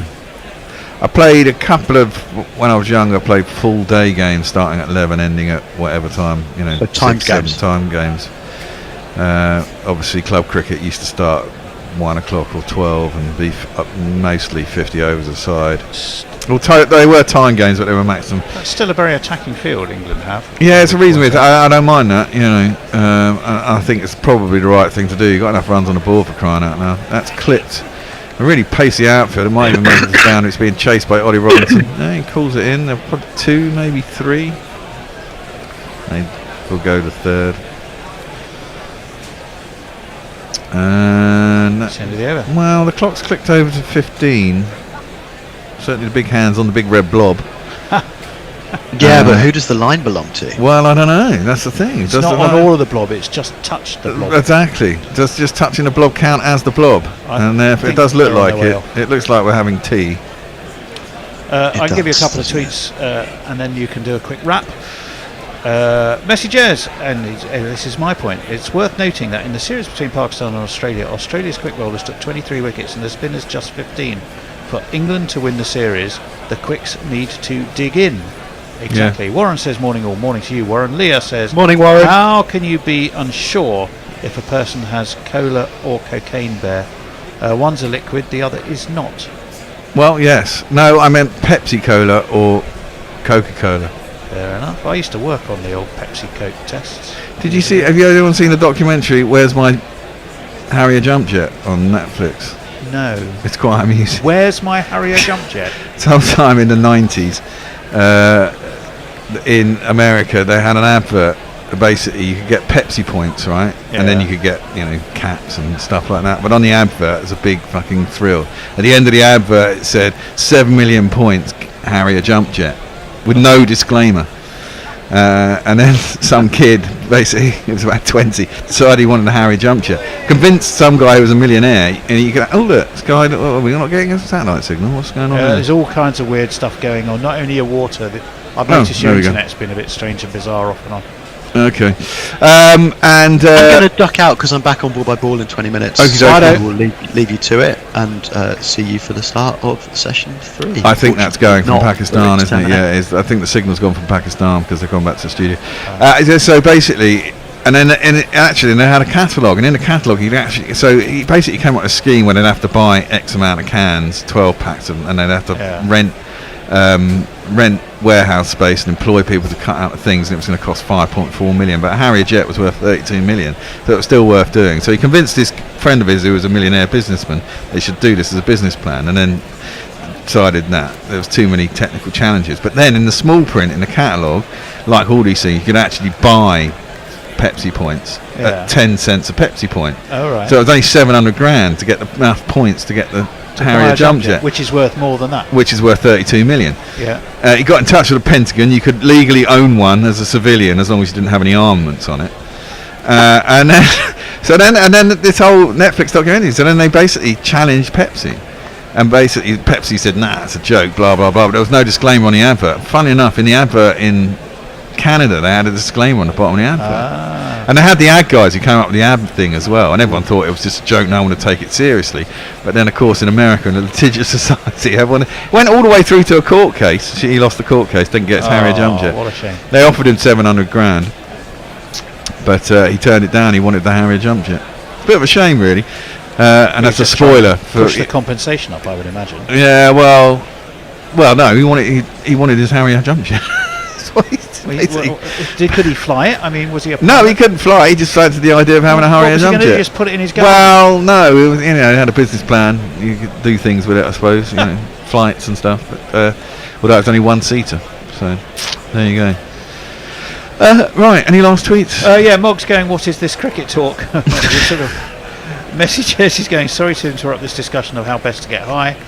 Leah says, in the 90s, Pepsi was paid in warships by the Soviets for their soda, making PepsiCo the 6th largest navy in the world. Mog says, it's all about building evidence for future blackmails. Yes. And I think we'll probably leave it there. Do you want to just finally tell us the score and we'll all go have a... what is the score? 106 for none. Imam's on 52, and I think Imam's on 52, and Abdullah Shafiq is on 52, I believe. I can't quite see from here, but it doesn't really matter. It's 106 for none on a really dead pitch. England has somehow got to get some wickets. Pakistan are just going to bat and bat and bat, and that's what it looks like. The pitch is as dead as a door now. There's really nothing in it for the bowlers. Well, today could be today, tomorrow could be pretty similar, and then the pitch might, although I'm not expecting it to, break up from day 3 onwards. Doesn't look like it will, to be honest. Looks like it's going to be a road for 5 days, which goes to bloody hard work and a pretty dull draw. And that means I've got to get up at fucking 4 in the morning, 5 days. Well, I'm not in on Sunday, am I? Sunday I'm doing it. I'll be waking you up there. Oh, for fuck's sake, man. What's the point in having a day off if you're going to wake me up at 4 in the morning? Because you can go straight back to bed again. Yeah, but then I'll be awake, won't I? How am I going to go back to sleep? I won't go back to sleep because I'll be up for 20 minutes and I'll have had a cup of coffee and then you'll ring me. And then what you do when you're awake, other than helping ensure we get on air, is up to you. You don't have to drink the coffee. I know I don't. I know. Anyway, we should probably... people don't need to hear this conversation, as entertaining or not as it might be. So we're going to cut and run. What are we playing at tea? Well, I think I might wind back. How long have we got left now? Yeah, play a bit more of Weirdo. We've got 10 minutes left. We've got 7 minutes left on Who's That Weirdo, I think. Well, you might as well figure out 15. Who comes at... You might... Yeah, what exactly? That one's all changed unless you updated it to the new crazy today's schedule. What do you mean? Well, it all changed. We've changed the whole rotor, haven't we? Is that the old? Oh no, that's the one. That was the updated one on there. This is the Podbean thing. Ooh. Oh, fine, sweet, all right. So we're going to go back to Who's That Weirdo, and you're going to get the last 10 minutes and find out who actually won. Although Forthy and Mog seem to be contesting that. So anyway, see you afterwards. What? Street Hendo, which I think was intentional. No, it wasn't actually. Anyway, it was very clever, unintentionally. She's a mother of 2. She claims to have the longest legs in Australia. Although she's only 186 centimeters tall, which you'll very quickly work out is 6'2", her legs are 4'4" when measured from hip to heel. So her legs are 69% of her body. Is she a thalidomide baby or something? No. Well, no. But she does take sort of a rather strange picture. She was born in Lake Eldon in Victoria. She's Eildon. Taller. Eildon, is it Eildon? Lake Eildon. That's quite right. Yes. Lake Eildon. Yeah. But she now works as a dermal therapist in Melbourne. I don't have my appointment till next week, so that's why I'm saying. Her nickname, her favourite nickname for herself is Caroline the Powerline. Presumably she wasn't born in Lake Eildon. She could have been a waterbird. She started modelling at the age of 17 in an attempt to boost her confidence, but initially struggled to get jobs due to her height, until she got a stocking contract, where apparently her legs got featured in loads of commercials. Actually, do you remember amazing. She's trying to get in the Guinness Book of Records. Yeah, do you remember the footballer? I do remember another model. I don't know why I know this. The footballer Christian Krembau, the old French player. He was knocking about with Adriana Skledanikova. I'm sure she was in the Guinness Book, having the longest legs at the time, but I do not know why I can remember that. So do you think there's... I mean, I wonder at what point her legs became the longest in Australia, because, did you think she was, when she was very, very young, she had incredibly long legs, or were they later? They come later. I don't know. More importantly, what's her OnlyFans address? No, we're not going there. Right.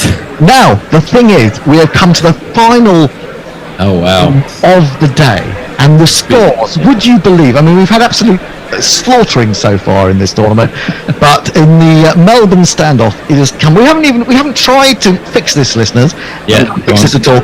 It's Mog 9.5, Forthy 9, and the final name is for Forthy. So can he grab it at the last, or has Mog come back from that deficit at the halfway stage to claim the title for now? And this is the final name that you're going to get. This is for you, Forthy. Zafar Gill, Pakistan. Zafar Gill, Pakistan. Well, dead cricketer. Umar Gill. There's a Gill who opens the batting for them. It's not him. Zafar Gill. Zafar. Is that a sort of name that cricketers, Safari. Javier Zanetti, that doesn't help. Oh, Zafar Gill. I will say, I don't think I'm going to eliminate weirdo straight away. It doesn't sound like a weirdo. Right, so it's clearly not that. My waters are telling me. I will say, dead cricketer. No! You're wrong! And Mog, you are the champion of Melbourne. You have done it. You have come back from a 6-2 deficit. You can put up your middle finger to Forthy. You can walk proudly down past, what's the name of that station? The one that's all yellow in Melbourne. Flinders Street Station, with your head in the air, because you have held him off to win. Well, it's not necessarily win, because you might even get a few more points in, because... come on, let's not rub salt into the wound. No, we need to rub that salt in. You said dead cricketer. Did you say dead cricketer? So that means, Mog, they are either a weirdo or a live cricketer. Suddenly I'm paralysed with indecision even more than I was before. Well, you can I'm going to go live cricketer. It's a dead rubber. It's a bloody dead rubber. You can't lose now. Actually, I should bring something like that in, shouldn't I? That if you get next game, not this one. Next game. Yeah, next game. No, I'm going to say live cricketer. What about some sort of Jeopardy? Double or nothing. Double or you're clutching at straws. You've lost, I'm afraid. I don't agree to that. Weirdo or live cricketer? Live cricketer. No, you're absolutely wrong. It doesn't matter. Not a live cricketer, but it does mean that you have won by 9.5 points to 9. And before you go whooping around your front room, jumping for joy, and telling all your cats that you have defeated Forthy, Tony will tell us a bit more about Zafar Gill. Oh, you get to guess what Zafar Gill does, don't you? Yeah. Oh no, because you didn't get it right, so you don't. Can I try and guess anyway? He's in charge of the first industrial Pakistan bank. No, I'm afraid. Forthy, do you want to go to see if you can get a half point, a quarter point? Oh, what? Will that get me back level? Points only. I'll give you a quarter point if you get this. That is famous. You were very generous with some of those half points earlier on. Oh no, yes. You weren't worried at the time, were you? No, probably was full of confidence. Where was that complaint when you were 87 points up? Huh? Yes. I'd say that he was the man who introduced Scrabble to the country. It's a good guess, and I'm almost tempted to give you a half point, but I'm only going to give you a quarter point, I'm afraid. So you end up with 9.25 to Mog's massive 9.5. We're talking scores here, nothing else. This is getting very hot. Tell me more about Zafar Gill. What is he famous for? Well, he has a world record. And should he ever be given a trophy, I think they should name it the Caddick Lineker Trophy. He is the world record holder for ear lifting. Ear lifting. It's not the top of people's ears. That's in 2007, he set a new weightlifting record. He carried 65 kilograms, which is 143 pounds, just over 10 stone, on his ear, with a help of a cord attached to his ear. He lifted it 10 centimetres off the ground for just 7 seconds. But nonetheless, he did a modest warm-up of a 30-kilo weight, and then took the world record-breaking 67 kilogram amount with only a brief cry of pain. He only weighs 90 kilos himself, trains every day, but insists he's never had any hearing problems due to his specialism. Do we know how old he is? No, I couldn't find his age. He could anywhere. Hearing problems, couldn't he, over time? Yeah, quite possibly. He's going to be absolutely screwed when he's in his 70s. Yeah, surely. absolutely. I would have thought so. Does he do that through like a piercing in his earlobe, or how does this work? Well, that's a very good question. Well, you can look him up, you can, as indeed I had to. But didn't go to quite that degree of forensic depth, Mog, I'm afraid, in the technical information. He does wear, apparently, a kind of special headwear that protects his temple from damage. So presumably, I don't know, sort of a harness thing. But he actually has to lift with his ear. So there you go. That is it. That is the Melbourne standoff of Who's That Weirdo. Forthy started well, went into a 6-2 lead, but he was caught up by Moggs. Just unbelievable brilliance in the second half of the show, and he sneaked past the win by 9.5 points to 9.25, which of course means, Mog, you will now be the reigning champ. We also have another reigning champ, which is a confusing thing. But next week we've got a special edition of Who's That Weirdo. But it does mean that in a couple of weeks you'll have to come back on again. But I imagine now that you're fully acquainted with the show, and you've got this one win under your belt, that you're feeling pretty confident about life. Oh, look, I'd just like to say a few thank yous at this point, mostly to myself for being so good. I'm not sure. Thanks for Forty for showing up and being so gracious as to get spanked so painfully in the second half. It really did appear like you just weren't bothering at all because you thought you had me, and you that sort of hubris and arrogance really does bring people low in this kind of game. It's a real Stephen Bradbury performance, if I might say. So is that a lesson? Will you learn lessons from that, Forthy? What lessons would you like me to learn? I don't know. More about obscure people? Well, bear in mind that I'm a Coventry City supporter, so I have a lifetime of learning how to lose from unlosable situations. That hasn't been difficult. I'm a Richmond supporter, so I know suffering as well. Yeah. We all know suffering. Bring us back to Napalm Death. Like life is suffering, isn't it, basically? Anyway, that's it for this week's edition of Who's That Weirdo. It's been a lot of fun. I hope you've enjoyed listening to it. We've enjoyed sitting here talking nonsense. And we will be back next week with a really special edition. And then the following week, Mog will be back on, if we can get hold of him, at 11 o'clock at night in Melbourne to take on another interesting person. Thank you to Mog. Thank you to Forthy. Thank you to Richard Osman, Tony Bishop, from me, Xander Armstrong, otherwise known as Gorilla Hendo and Nigel Henderson. It's goodbye from me. Great matches. No, I'm not. Who's that weirdo? Neil McKenzie. Who's that weirdo? Shane Freed. Who's that weirdo? Chris Harris. Kevin O'Brien. Who's that weirdo?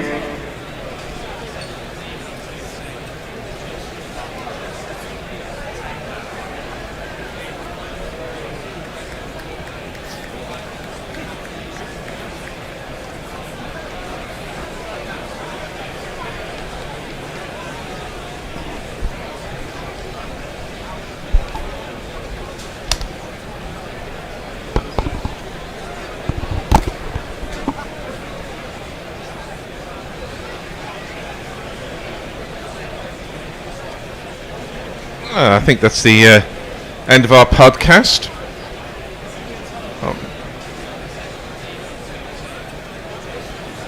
That was Who's That Weirdo? Going into a different seat. Yeah, with the camera, if there's only two of us in it has to be these seats. It's only when there's three of us you can go in that seat over there. Alright, Josh, you're back for more boredom. Morning. Well, we'll have to they're never boredom when Gary's around. We'll have to find something to talk about because the cricket's dull as dishwater. I mean, Gary's journey in this morning should probably take us through till the close of play, right? I think it's 10:30. Actually, I'm going to go and grab a beer. It's always 8 a.m. somewhere. Are you in God's own country there in Wales, Josh? I am indeed. And how's the weather there? It's pretty chilly, but I just got back. Yeah, I was in the French Alps until until Monday night. Whereabouts? I was in Tignes. Oh, right, yeah. Early season snow. Yeah, excellent. And yeah, it was quite mild. I flew back into Gatwick. got off the plane at Gatwick and it was fucking freezing. So presumably everything got a bit colder here. My elder boys going next week to work the ski season in Latagna, I think, which isn't far from Tignes. Courchevel. Yeah, he's working in the bar, so he's going to be doing some snowboarding as well. So I'm hoping that all comes off. He's due to go next Thursday, I think. I dream of a career break and a season just being a ski bum. Yeah. Well, he's going to be in the bars. It's working there, but I think he'll have a lot of fun as well. So lucky him. Should do. It's meant to be a great life. Yeah, it is. And I'll tell you what. I think Tony Pygott, formerly of this parish, also one of his many portfolio of jobs. One of the many jobs in his portfolio is being a chef for a ski chalet. So one place I lost the most weight in a week, I think, was snowboarding.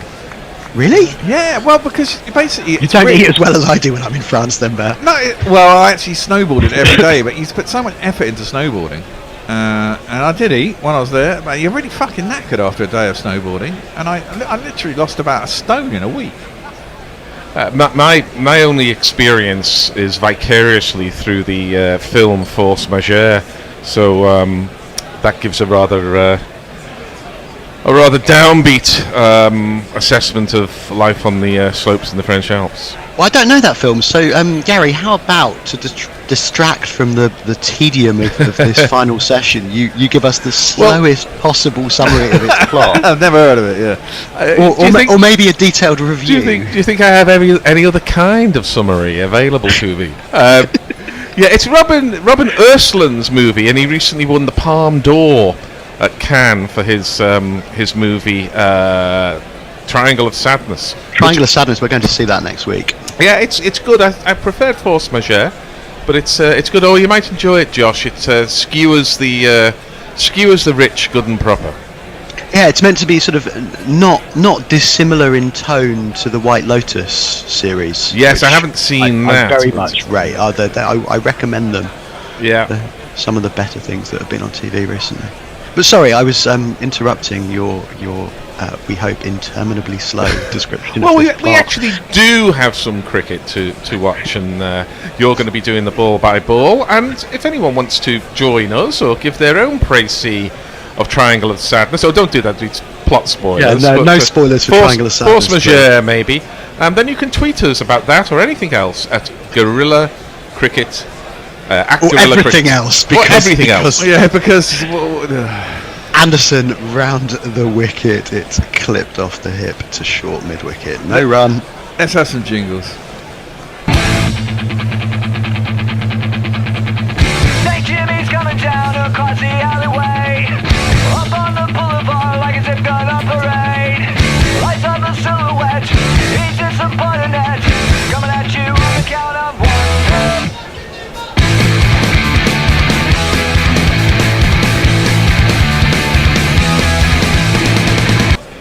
Anderson again, his figures 0 for 7, this time slides it down him and whacks leg side. He clips out to long leg just for a single. The return is neat and taken with surprising tidiness by Pope.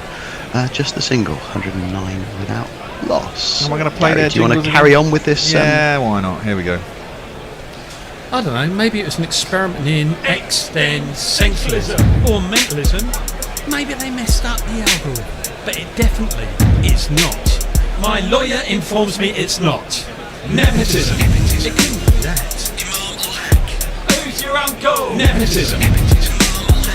Nah. It couldn't be that. No, it couldn't be that. And then it turns out it wasn't that, because he's a very good batsman. He's actually a very good player indeed. As Anderson again, this time over the wicket to the right-handed Shafiq, who works a waist-high ball down into the ground. It's fielded at shortish mid-wicket for no run. What do we think of players in glasses? Because you don't see so many these days, but Imam ul-Haq is very much committed to the spectacles, and we've also got Jack Leach on the field as well. So, I mean, when was the last time there were two spectacle-wearing players in a test match? I don't know. There's one for you. I mean, also, was there a better wearer of spectacles than Devon Malcolm? Clive Lloyd. again over the wicket. Oh, Clive Lloyd, good shout. Is pushed forward by Shafiq to mid-on for no run. I mean, the problem is it's either spectacles or contact lenses. I mean, I wore contact lenses for about 20 years, and I actually found my vision was worse because if they don't sit properly on your lens, then you're constantly trying to blink to get them into the right position. And if you're doing that as a batsman, I can imagine A, that's really annoying, and B, if it's a little bit blurry when the ball's coming down at 90 miles an hour, you're not going to be able to bat very well. Well, you don't have that problem with glasses. Put that down on the ground. Big and highly optimistic shout. Well, no, I think he gloved it, but maybe there's a touch of glove there. So Anderson bowled back of a length. It was shortish. It sailed through at waist height. There's a question of has there been a leg side strangle off the glove? It looked like it was taken clearly. It looked miles away to me, but the umpires are conferring, presumably as to whether the catch was caught cleanly in order to determine what I don't think signal it was it's going to be. I thought he caught it, dropped it, caught it. Well, they're going to take it to the TV umpire. And the soft signal is out. It's hard to see this being overturned. I don't think he caught that cleanly. I thought he got it in the palm of his hand, it dropped down on the ground, he picked it. Is what it looked like to me. His face looked very happy having taken... Yeah, he might not realise he dropped it though. That is also true. So, it's a legitimate delivery. There's a good chunk, a good 5-6 centimetres of Anderson's front left heel. Beautifully braced. Behind the line. Definitely came off the glove. Definitely taken the glove. Definitely went into the glove. I think he caught it, you know. It's a lovely catch. He has spilled it against his tummy, but there's no indication from the view from behind that he's done anything other than be taken clearly. I see no reason to believe that will be given out. Here we have Ultra Edge confirming the palpable impact off the glove. Excellent use of the word palpable there, Josh. Let's see what this looks like. Oh, no, you can. That's what I mean. That's definitely not clean. It's gone into the ground. And okay, no, it's bounced. It's been taken into the glove. From behind, it looked great. From the front, you can see it bouncing before he gets his hands round it. That is not going to be given out. Correct me, I am very much mistaken, as Murray famously said. It did look good from behind because you could see him scooping it, but it already bounced before the scoop happened. Oh, and then on the side, it looks like he might have gotten... No, he didn't get his hand underneath that. That's not out. I mean, the only thing is that the soft signal was out, so whether they're going to say we can't see enough, I think you can't see from that. You can clearly touching see the ground either at the same time or shortly before it's making contact. Well, a foreshortening, and he's got his fingers underneath it. It's going to be given none out. Yeah, I think the England players are going back to their mark here. They know. Well, nice bit of drama. Something happened. Something happened. Completely wrong twice. Firstly thinking it was a massively over-optimistic shout, and then thinking on at least one replay that it actually looked out and it wouldn't be overturned. So trying to set guerrilla cricket records for the number of times being wrong in a small amount of time. What is the record for that? Do we have one? If we do, it's never been counted. I'm sure someone like Messi will inform us of what it is, but I reckon I'm 6-4 favourite to be the one in the frame, though. Anderson in, right arm over the wicket. It's a big in swinger. It's clipped out. Such a pad there, I think. 2 out to square leg where it's fielded. We've got some comment from Mark. Tim Pringle, greatest bespectacled cricketer of them all. Clive Lloyd might have a good claim to being the greatest bespectacled cricketer. MJ I would say the greatest wearer of spectacles as opposed to the greatest bespectacled cricketer. I'd still go with Devon Malcolm. Yeah. I mean, he favoured the very large kind of version, didn't he? That sort of covered about half his face, as I recall. Wasn't there a lovely time when he dived to field a ball in the outfield, spilled his spectacles and the ball, and wasn't quite sure which to run after first? I think he ran after the glasses so that he could see where the ball was. Yeah, so something of the silent movie, the Max Sennett 2-reeler about that kind of thing, isn't there? Absolutely. Excellent. Absolutely. So Leach will be returning. Let's jingle him up.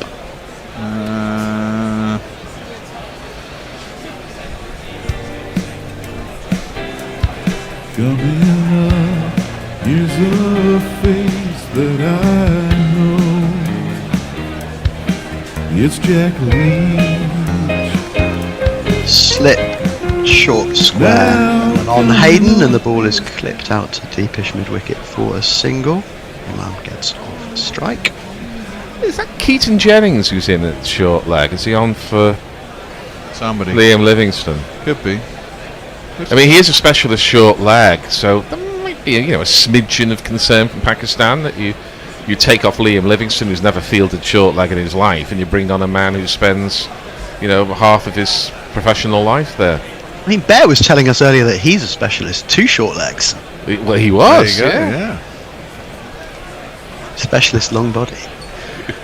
Leach round the wicket to Shafiq, who just pushes the ball gently out through the leg side.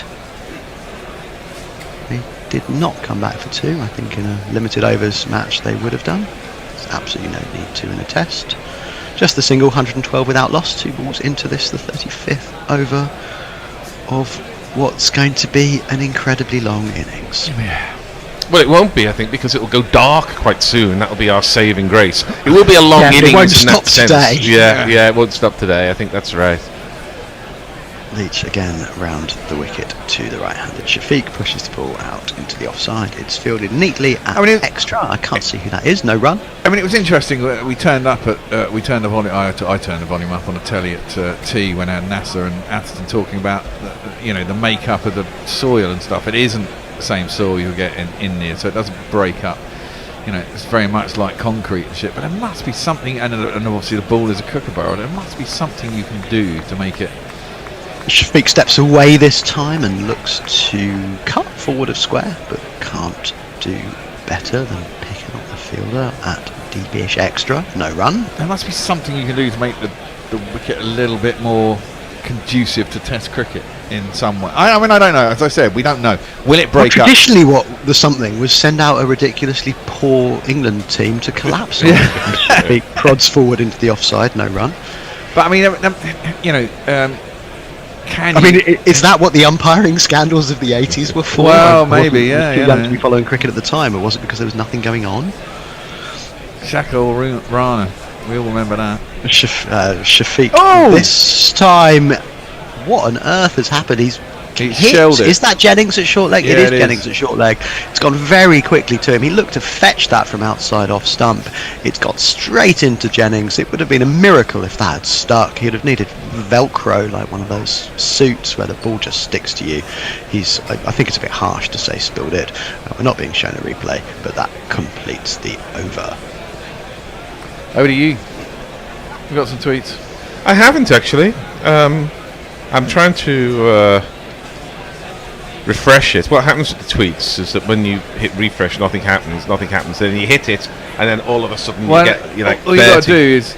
See, now it's there. Yeah, see, if you put it down, the little wheel at the top goes and it refreshes. That's all you've got to do. You don't have to hit refresh at the top. Well, a little Schadenfreude is always useful to have, and we're never short of that on the tweets at Guerrilla Cricket. Oscar Halbolini says Denmark, Belgium and Germany are currently living in the triangle of sadness. Well, yeah. Oh no, that was just an ad break while they treated the injury. Anderson this time is pushed out by Imam out into the offside. No. Oh. Yeah, now we're getting the replay. Ooh.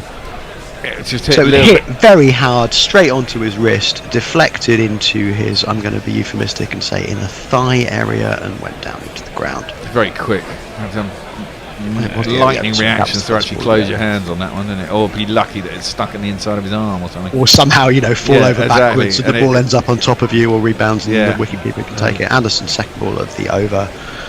Round the wicket to Imam, who plays with slightly firm hands down the wicket. No run is fielded by the bowler. We've actually got a first and second slip here, except they're standing at extra cover. Yeah, I was going to say, we've got a funky field, haven't we? We've got a couple of covers right next to each other and a slip. At least he's trying something, rather than, the other thing that Pakistan did, they just spread the field, basically, didn't they? And let England have runs. At least England are they're keeping a few players in the ring. Was it Melbourne in the 2017-18 Ashes where they had 2 on and 2 off Haydens, as this time Anderson's left and blown outside off stump by Imam, no run? Reminded us of one of those fields you used to set. Was it the Sabutio cricket game where basically an umbrella field around the bowler? Was that the one where you pulled back the thing that looked like a Hoover? Yeah. It was called Test Match Special, I think. That's it. But yeah, you wanted an umbrella field. On my one, we tried an upside down umbrella. When we had it, we tried ironing it, and of course burnt a big hole because it was some sort of material that as soon as you put anything hot on it, it just burned a hole Anderson in round the wicket again to the left-handed. Imam pushes out into the offside. It's fielded neatly enough at I'm going to say extra, no run.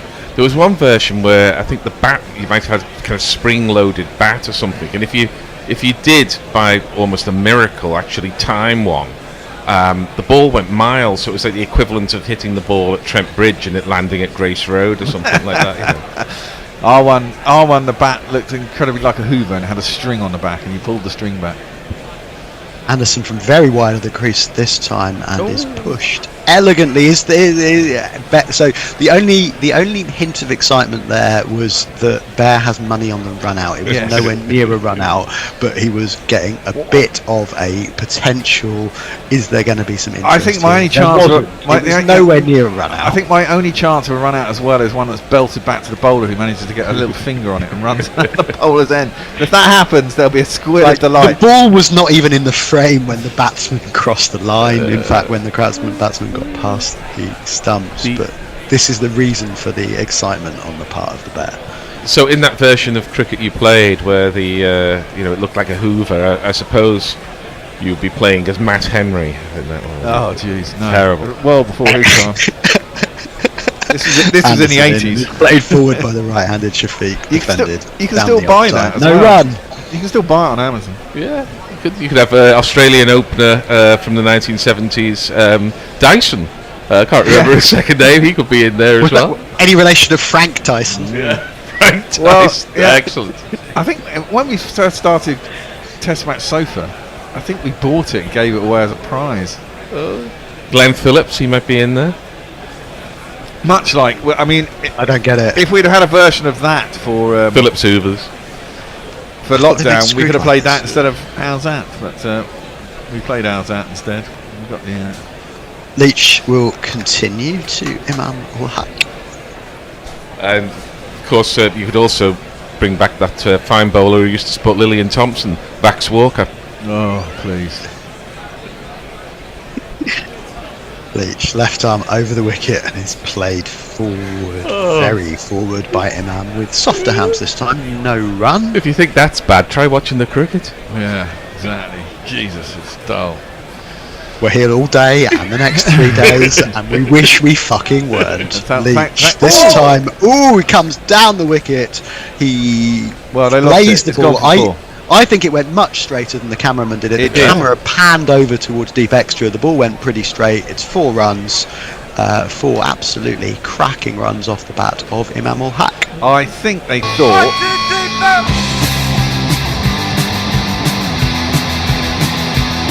No, yeah, see Leach. Oh, good dive by the umpire. Got down quick. I don't think he did. I think he went down sometime after the ball had passed him. Fell on his arse. Leach, just about missed I thought his Leach shoulder. had parried it for a second, but he hadn't. As this time it's worked out by Imam into the leg side, fielded at mid-wicket. We run. We really shouldn't laugh, because one day an umpire will be seriously hurt by that, but his evasive action was so delayed. One was killed a few years ago, wasn't it? Yeah, I think, but that's in sort of recreational cricket. Was in Israel or something like that? Yeah, I mean, it's no laughing matter really, except it was quite funny. This is our minute silence. Leach in, left arm over the wicket from close to the stumps. He's getting a little bit of turn. It's a very predictable turn. It's very predictable. It's very slow. Undangerous. Lots of bounce with it. No variation in either the bounce or the deviation. No. It's a minute's silence in memory of the pitch, which is well and truly dead. She's dead. It's pining for the field. as the ball this time squirts off the face of the bat into the offside. No run. If anyone knows why certain players have certain numbers, I'd be very interested in you tweeting the answers. Well, we know Roots, don't we? Yeah, we know Roots, but why is Leach 77? Leach to completely over, and this time an orthodox forward defensive. I think they just get to fielded choose it their on number. Hayden of Imam ul Haq. No run at the end of the 37th. Pakistan are 117 without loss. That brings the deficit down to 540. Like the number on the front is the number of number on the back. The number on the back, I think they just get to choose it because Ravi Ashwin is 666. Yeah, but that's what I'm interested in why they've chosen those numbers. I think Murali is 800, which is obviously his number of Test wickets. Root is obviously 66, but why did the other players pick? Stokes is 55. Why is Stokes 55? Don't know. Just chose it. Well, this would be interesting. Maybe picked a number out of a bag. I'll be 55. Maybe. Because Ashwin is 666 because someone else has got. If no one gets 0. Oh As wow! Anderson continues its drifting down the leg side. Shafiq, the right-hander, pulls the ball out into mid-wicket boundary for 4 runs. 1, 2, 3, 4. That was quite dismissive. What number would you have, Burr? And how about yourself, Josh? What number would you pick? If I'm being offered a choice, I'd like some pie. Oh, pie? Yeah. 3.14. And the rest? No, just a slice of pie. Just a picture of a pie on the back, rather than a number.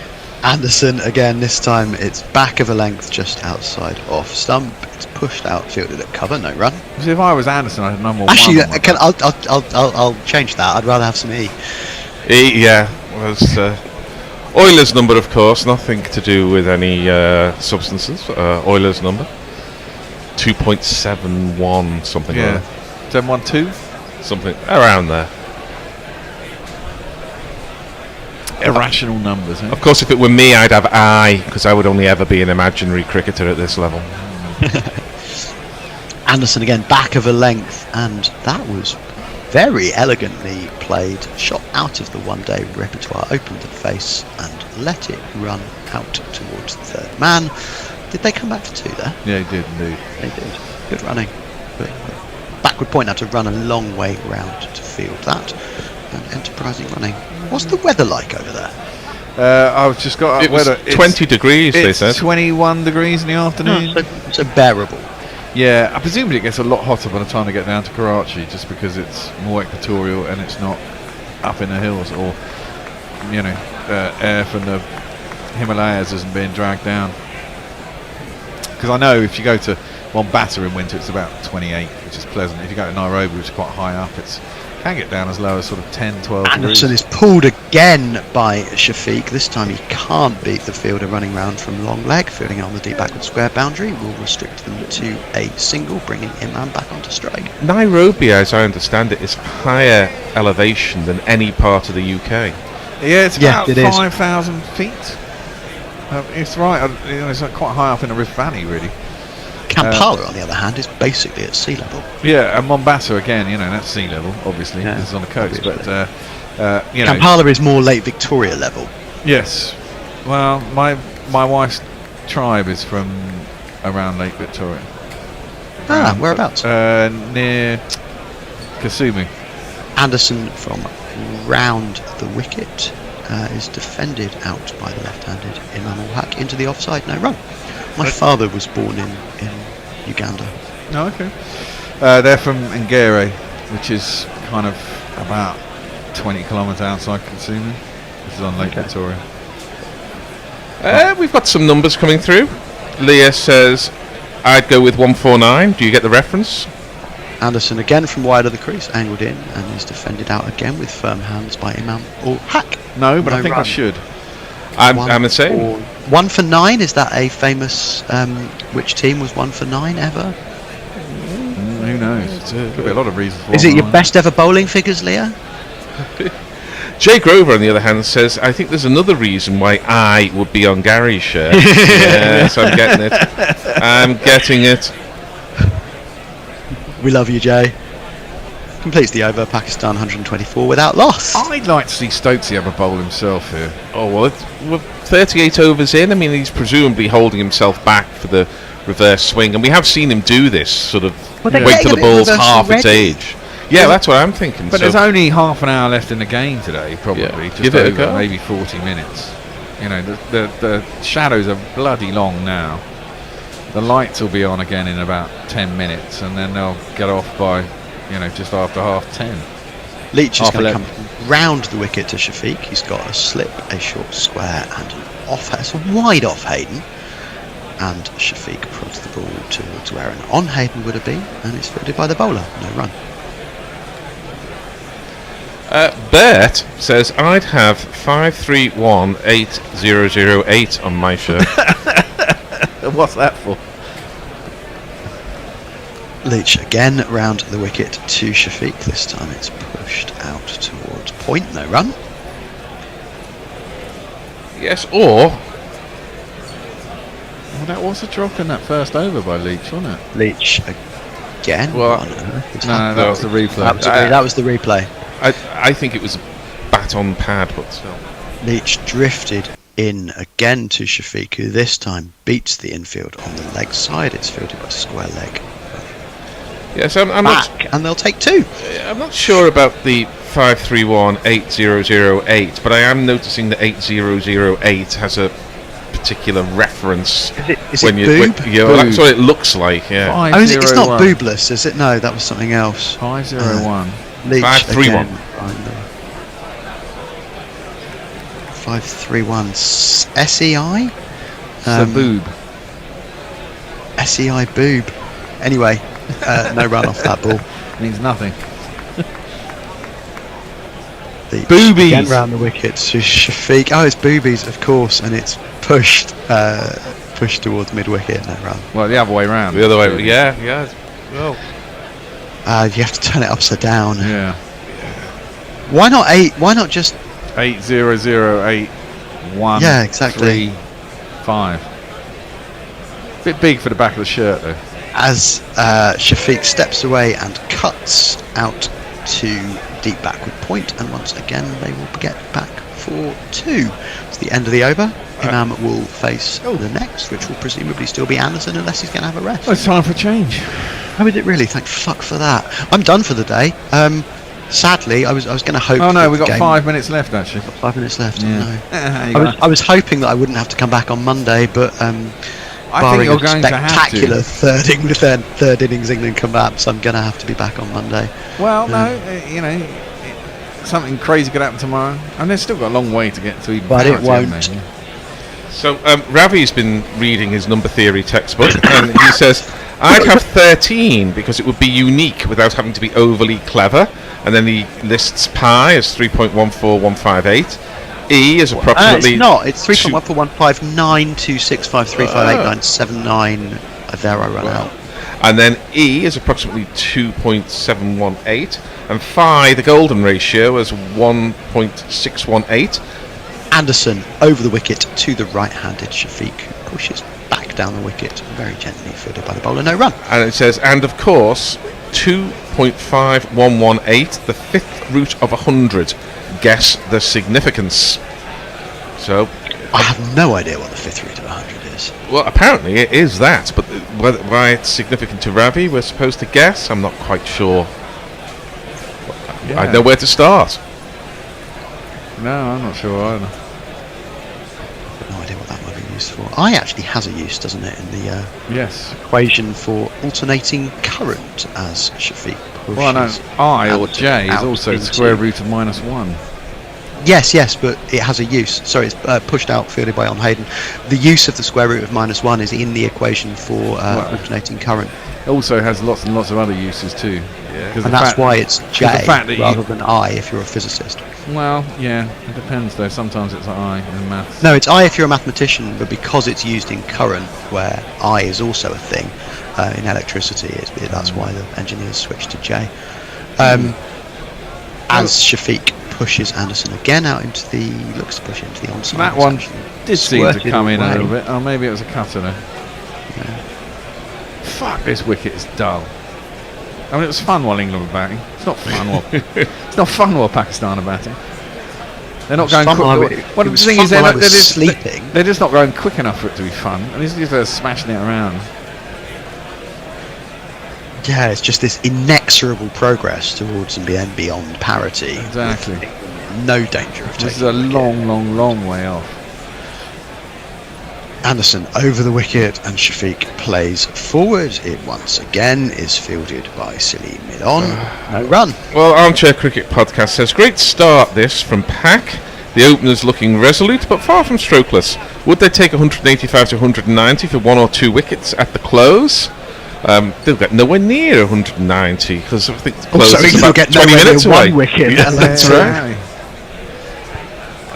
The scheduled close is some distance in the future, but the actual close is probably no more than half an hour, maybe less than that. Exactly. Anderson again, this time drifted filthily down the leg side, and it's fielded by Jack Leach at square leg. He just can't quite beat the square leg fielder. For a minute There's there, a huge gap to hit it into. Did you? For a minute there, I thought he clipped it in the air. No. Tone, when you come back in like 1 minute, can you bring that beer that's in the fridge with you? Just the one, Bear. Just the one. I've had one already, but it's gone down quite well. And this game is so dull, I might as well have the other one. And I must through the workday. Another big thank you to Brian once again, who sent a little care package for us. Brian, can those of us who don't come into the studio send you our home addresses? No. You have to come in. If you want the goodies, you have to make it here. Actually, I was in Croydon on bad luck. Thursday and Monday. Well, there you go. Tough. Need to be here when a test match is on. Just the way it goes. Next year, well, there's a surprise next year. We're not going to talk about it now. But it's something you would really enjoy to be here. But again, you see, you've got to be here to enjoy the fruits of these labours. It's not like I don't come into the studio. Oh, I know. As Anderson is then wide of Shafiq's off stump, cross-batted shot finds an under edge down into the ground. No run. Thank you very much. 40 overs up, 127 without loss is the score. Are we done, please? Yeah, we are done. Tone's going to take over for what probably is the last half hour. Christ, off I fuck. I'm not going to pretend to follow the rest of the day's play, or indeed the next 2 days. But Come back on Monday. I'll see you on Monday and narrate whatever boring state of affairs is going on. You're on still. It's us three. But you at least get to summarise, Gary. Yeah. Which, well, summarise the shit.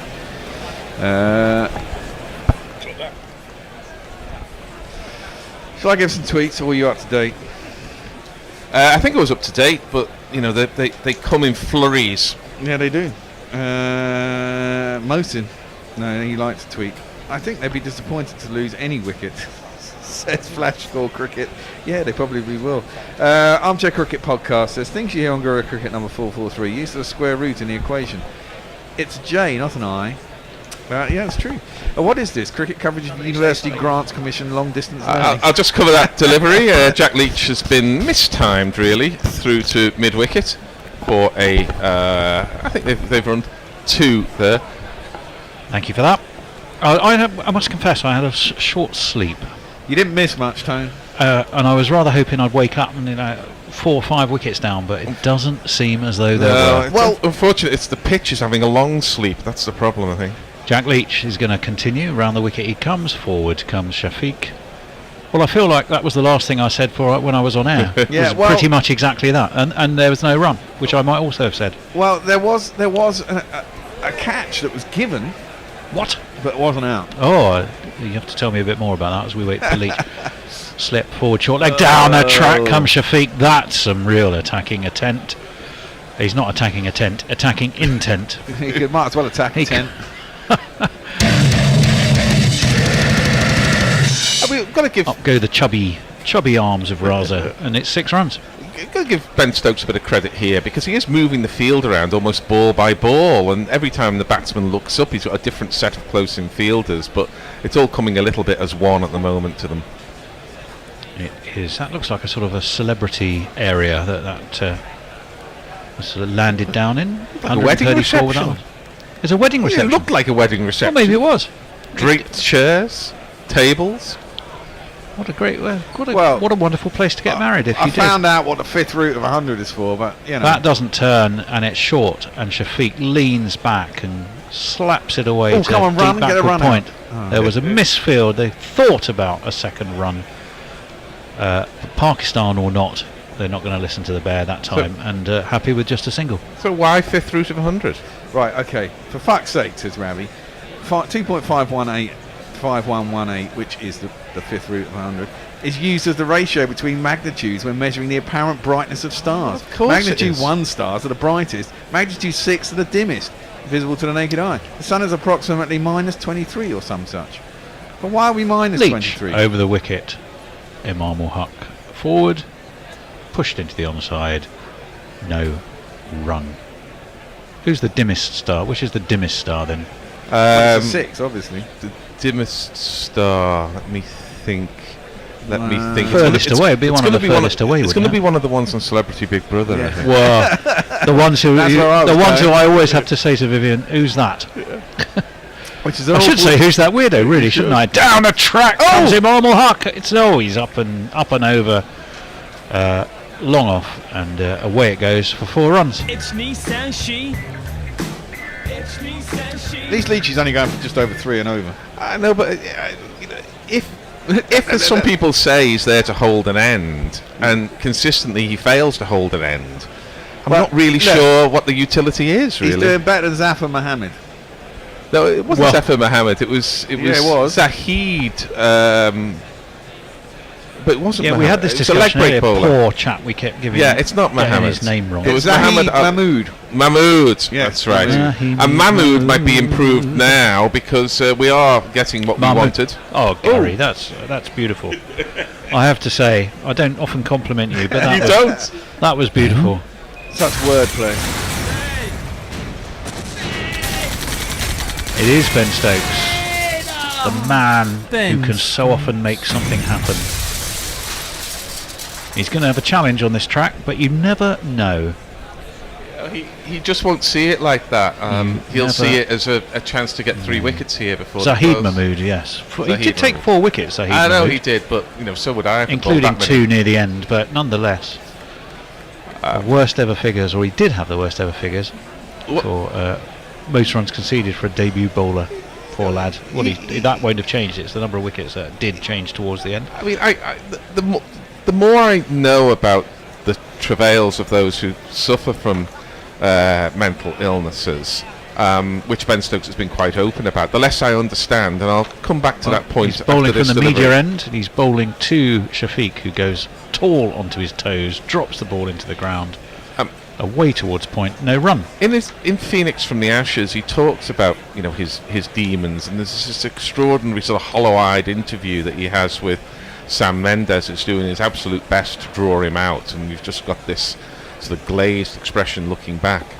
And yet whenever we see him on the field, you almost can't imagine more self-belief, you can't imagine more self-possession, and yet clearly it's different elsewhere. He comes, bowls this a little bit short, it's pulled but not really timed.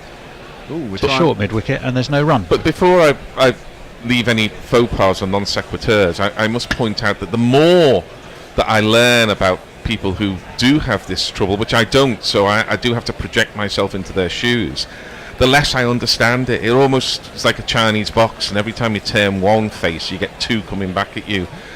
So I would by no means be suggesting that there's anything different or unusual about presenting different faces to the world at different times. And he comes again, right arm over, causes Shafiq to go down on one knee and then duck backwards or lean backwards, goes through to His Eminence, His Grace, my ecclesiastical twin, the Pope, and there's no run. The Pope, who has somewhat inappropriately been less than immaculate in his keeping. Inappropriately. Less than immaculate in his keeping, although he's been better than I expected. Yes, I was going to say, that's probably truly better. Big ask, it is a big ask. Well done, Ben. Well done. I'll come to that in a moment. Stokes in again, short, pulled. Should be runs this time. It is down to deep backward square. Leach does the fielding. 2. Will be just a single, 2. You know what you could do with here? You could do with a Shahid Afridi moment while no Well, one's looking. A little pirouette. I was going to mention he had 2 big size 11s going right down the line of the off stump there and was not called by the umpire. I'm sure Maurice Erasmus will have spotted that in the from the TV pictures, but yes, he's handily. If you watch here, you'll see that his feet land right in the zone. There's one, and there's the next one. Well, no, because the zone is he trying to dig up, scuff up the track a bit? Yeah, he is. The zone's about 3 or 4 feet down, isn't it? It's not. You can step in that bit. Is that Joel Wilson's end? Joel probably hasn't spotted him doing it. In comes Stokes, pulled by Imam ul Haq, pulled down to deep backward square and pulled for 4 runs, and it is Joel Wilson's end here. 1 2 ka 4 4 2 ka 1. My name is Lakhan. My name is Lakhan. I don't mind that. Might as well try something, eh? Tell you what, he's got a cracking record so far as captain. Captained for 8 games, won 6, lost 2. That's not bad going. He must have had 1 game where he stood in as captain. Yeah, I think he did, didn't he? Because they only lost to South Africa once in the summer. They didn't lose to New Zealand at all, did they? No, it was just the 1 test lost in the summer. 3 against New Zealand, 1 against India, and then 2 against South Africa. Pulled, drops quite low after it's an attempted pull. See what you need into the gloves of Pope. What you need is one of those to shoot along the ground when he's attempting to pull it and bang him right in front of off stump. So you're basically just hoping that the pitch. You're relying on the pitch to take wickets rather than the the ball. No, because then it would be the bowlers as well. But Yeah. I mean, you are relying on the pitch to do something to take wickets, aren't you? Always, you know. Well, yeah, that's true, I suppose. You're That's the very point of the pitch. You're inviting the pitch to assist you with your subterfuge, either whether that's in the air or off the seam or reverse swing or something. My concern is you've got to have bowlers who at least have some subterfuge, and we have seen Ollie Robinson bowling off cutters. Ben Stokes has attempted a bouncer or 2 there. You've got to keep trying these things. No good just sort of rolling in and expecting a player to miss a straight one. Jack Leach is just going through a few little spring-heeled jumps to get himself back and ready. Round the wicket he comes. Again, it's short and wide and guided down to wide third man or deep backward point. Take your pick, but it's 4 runs. Yeah, I mean, I was going to say, Ben Stokes has got very space age, one of those bandages on his arm, doesn't he? It's all silver and sort of disco. Yeah, it's got a bit of disco. Bit of like when Miles Munro became that waiter in Sleeper. He had the metal. He had the metal sort of outfit on, didn't he? Leach again, still that slip forward, short leg, and short mid on are there for Shafiq, who's on 78. He pushes indeed to Ben Stokes, who's there at that short mid on, but there's no run. 148 Pakistan in reply to England's 657.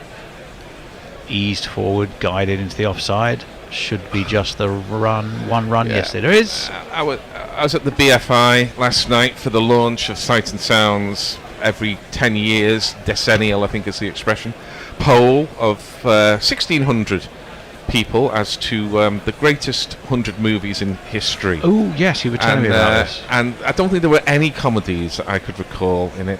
Comedies are always frowned upon by the critics, so they very seldom win Best Pictures. They very seldom win. Disappointing. Acting. Does it have to be sort of arty, farty? It was pushed away into the onside, and no run. It was in this case. Yeah, they have to be dealing with serious issues and stuff like that. Black and white, subtitled, probably Eastern European. Mostly subtitled. Some black and white.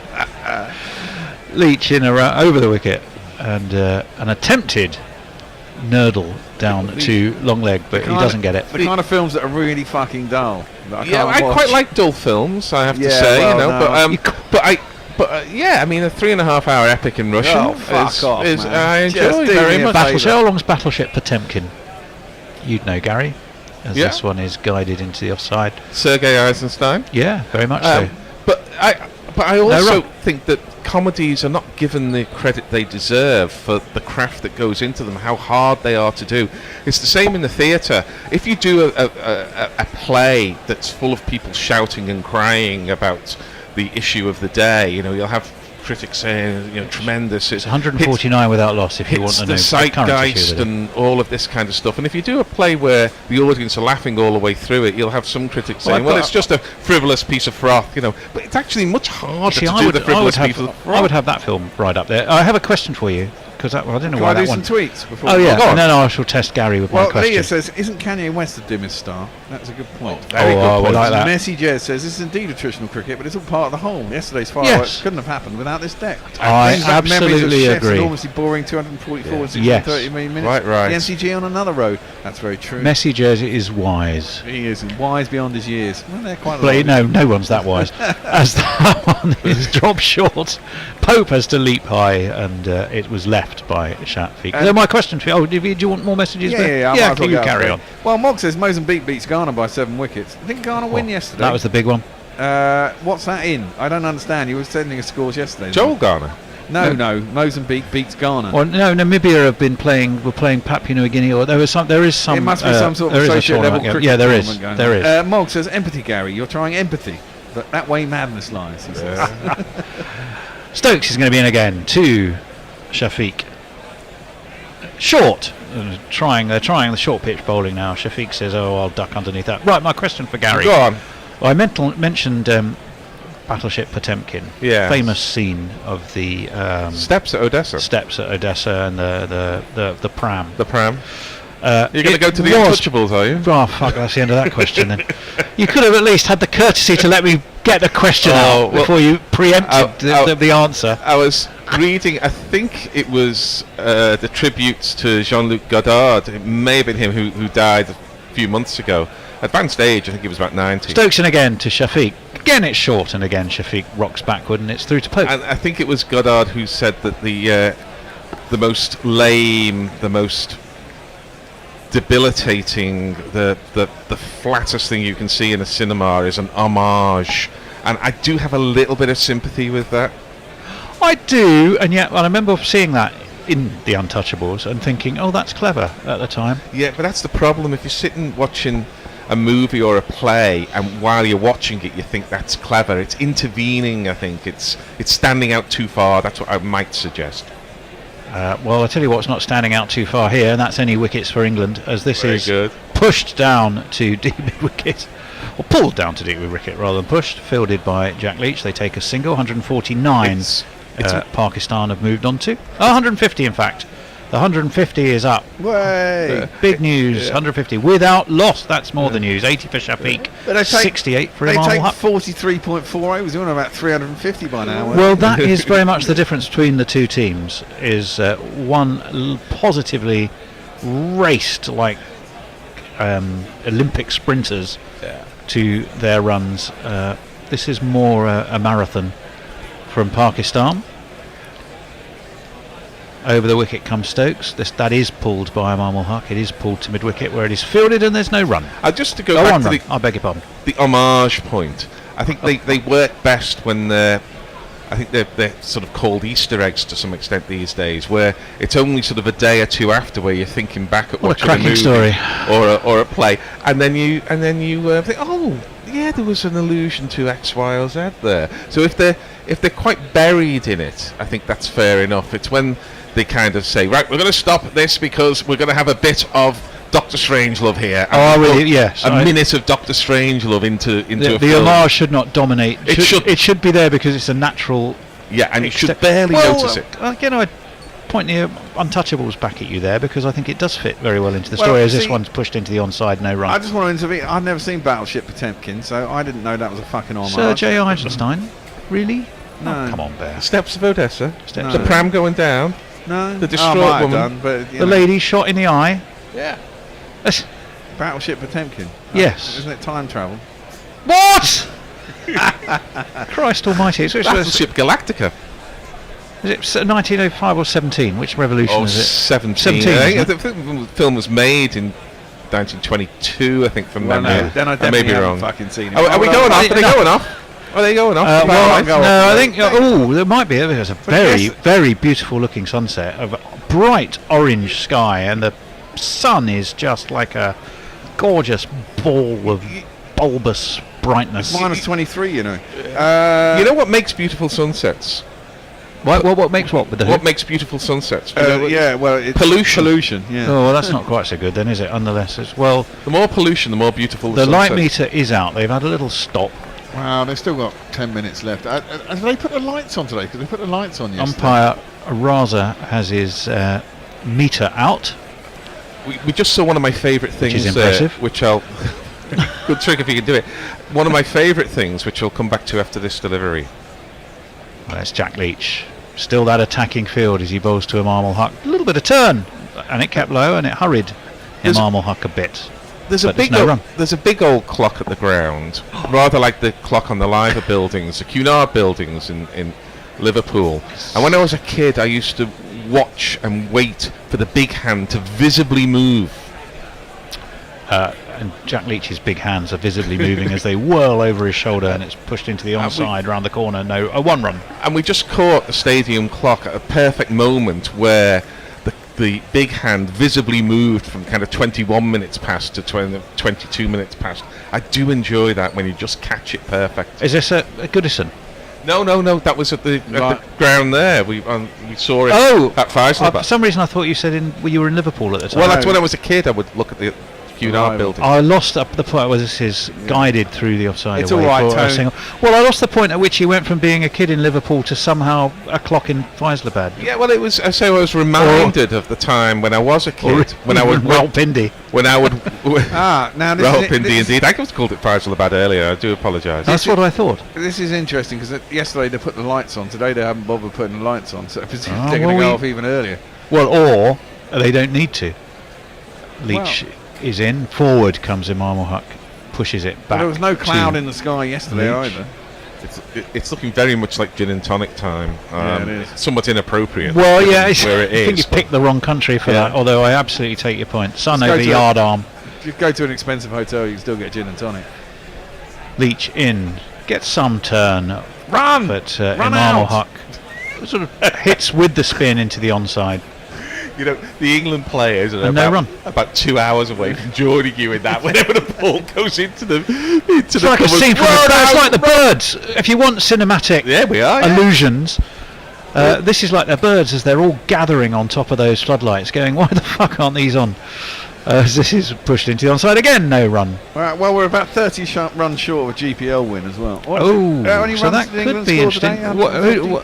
How much is the pot? 37, about and £40. what scores are in play? Well, they're not, because we need. How many?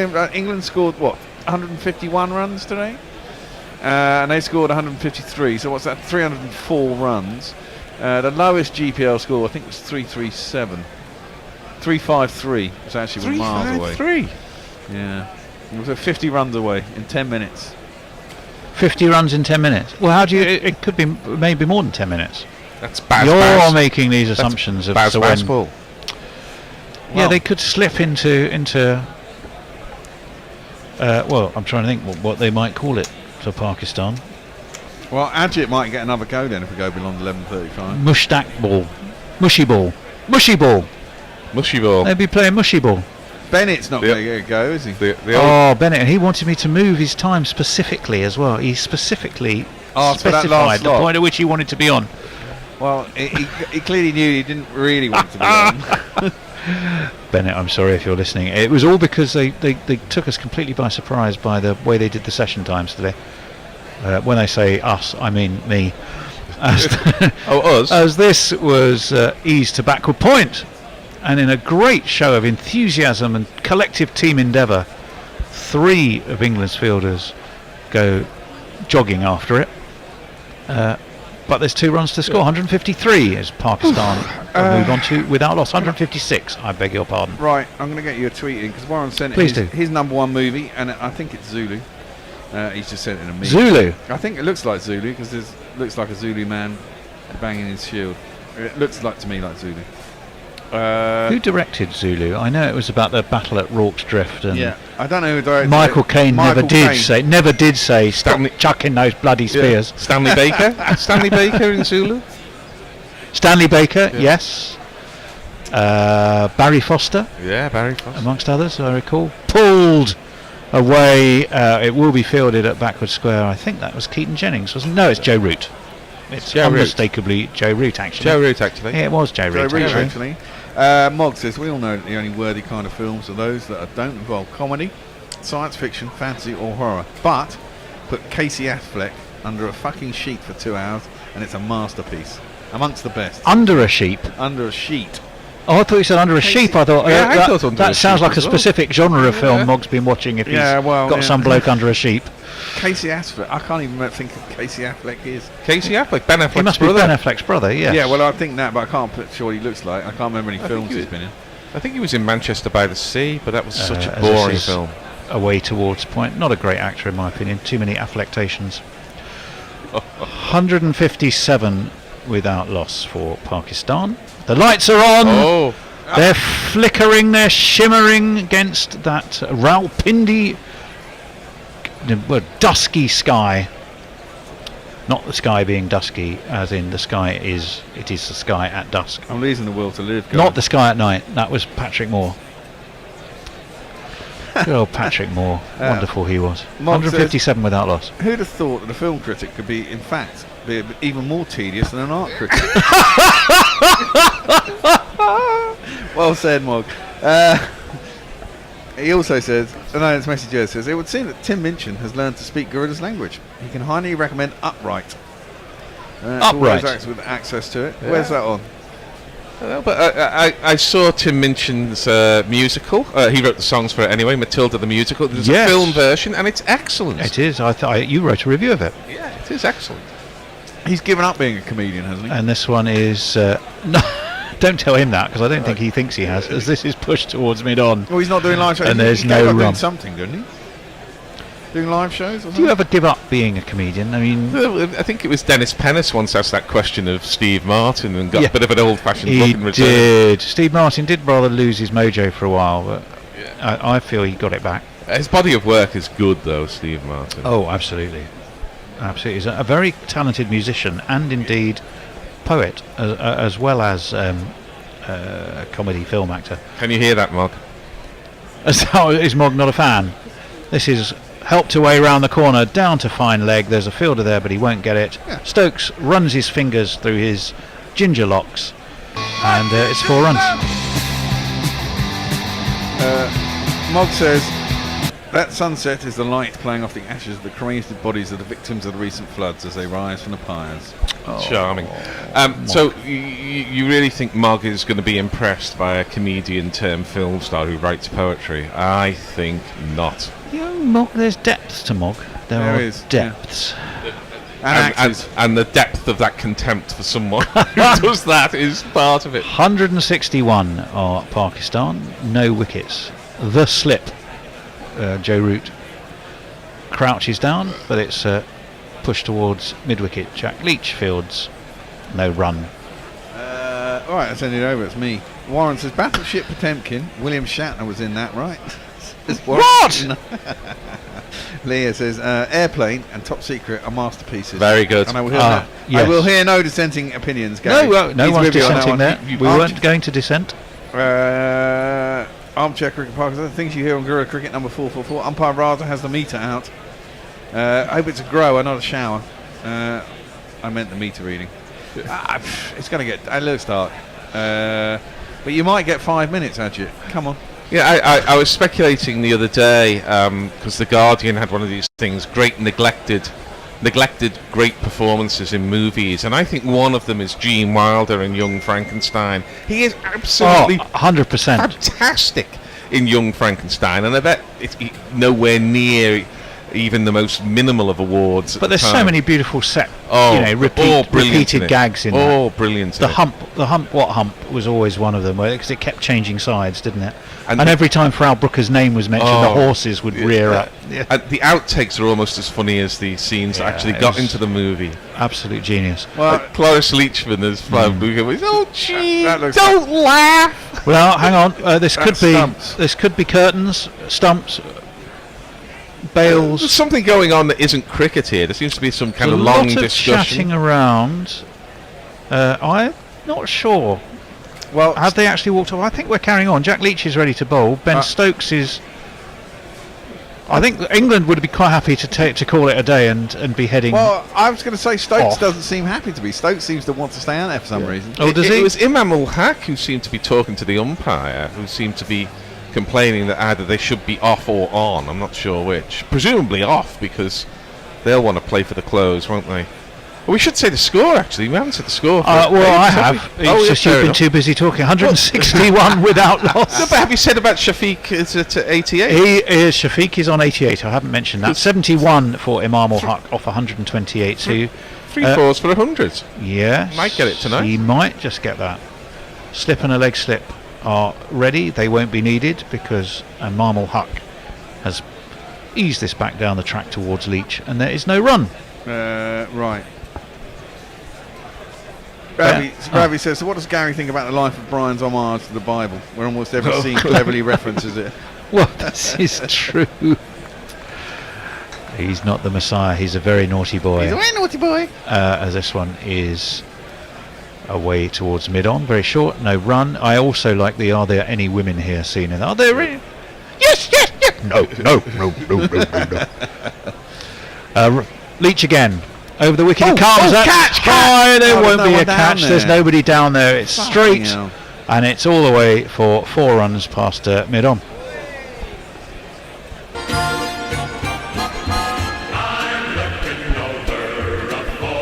He has been, however, by and large, reasonably economical, has Jack Leach. But these two haven't shown the same intent that England did, have they? So it has been like watching two very different games. No, we'll be on about 350 by now, 400 almost. Or the same game played in two very different ways. That's probably more accurate, isn't it? Leach in. Again, forward comes Imam ul Haq, where Crawley and Duckett, Brooke, Stokes, and he would have attacked yesterday. That's just defended into the onside. I suppose before we have a change, because Adjit's coming on at the end of this over. Super. Before we have a change, I mean, one thing you could say. That is driven hard, driven sweetly, driven past mid-off, driven for 4.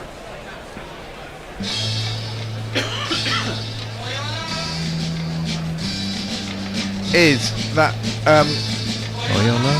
you know, the fact that England did do it so quickly, if Pakistan do get to near parity, it will be the end of tomorrow. There'll still be 2 days left. 11:35. And something changing. And something could happen on the pitch that means that result will be possible on day 5. After this ball, Bear, can you just stay where you are though, because then I don't have to shift seats just for the last few minutes. As this one's away into the onside, no run. Gary will be taking over ball by ball. Ajit will be coming on to be wise, and the Bear will push buttons in so many ways. When you say ball by ball, I suspect I will have ball and ball, because I think we're not going to get much more than a couple of goes at it. So if Ajit is with us, are you with us, Ajit? I'm here. Yeah, well, in fact, please give us your pearls of wisdom while you have the opportunity, because I don't think it's going to be long before it's gone.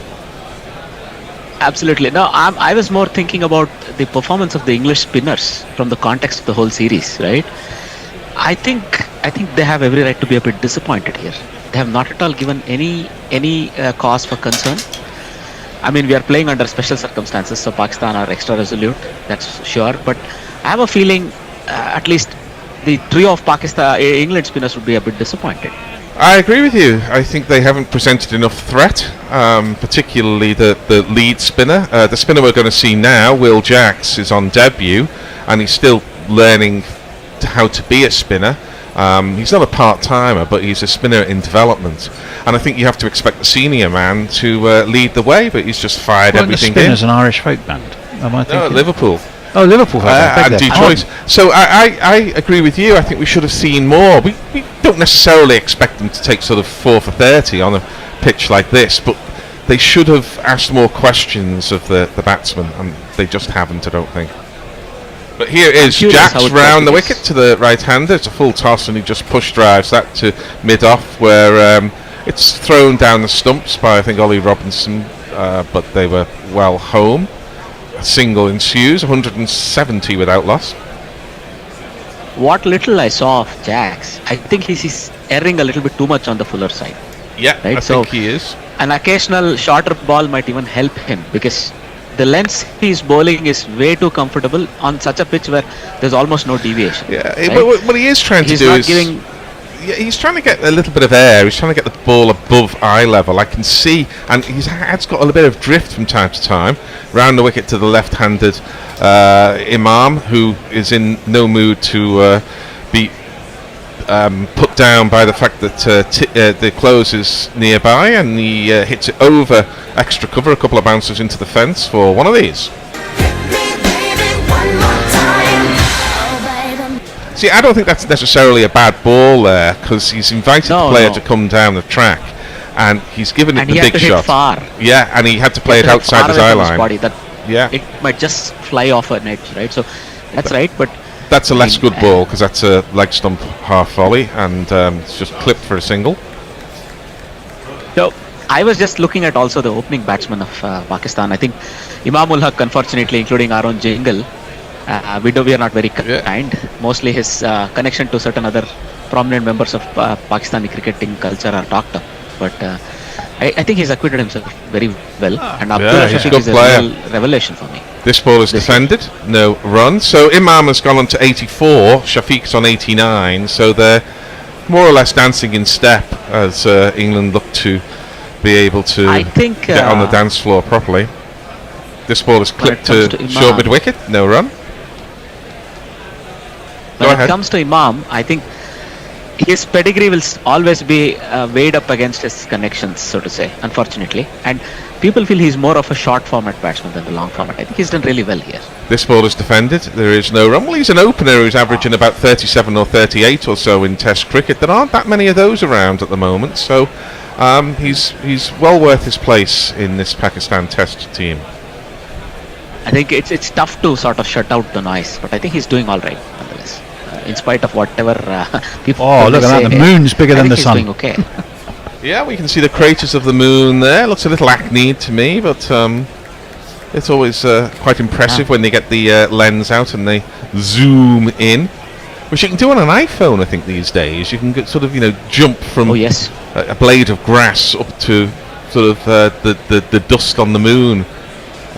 Technology being there are plenty amazing. of good apps as well, which sort of cover your sky that's visible. Yes, you can point at the sky and they'll find be playing out. cricket out there in the not too distant future. Well, they're going, aren't they, in 2024? Yeah. We can believe it. It's very important, though. Far more important than solving energy crises or anything like that is to get to the moon again. You have to take some musical instruments, otherwise there'd be no atmosphere. Oh dear. Correct. The reason we're going to the moon, guys, is because we need, it's Elon Musk and all those fuckers. They want all the, minerals and shit that we need to make batteries. Are they up there? That's where the space race is happening again. I have heard of this theory as well. Yes. Here's Leach. He has none for 62 from 17. Yeah. That's an album by Nirvana, isn't it? It's a song by Nirvana. Well, it shows you how hip. It's on Nevermind. Hip with the kids that I am.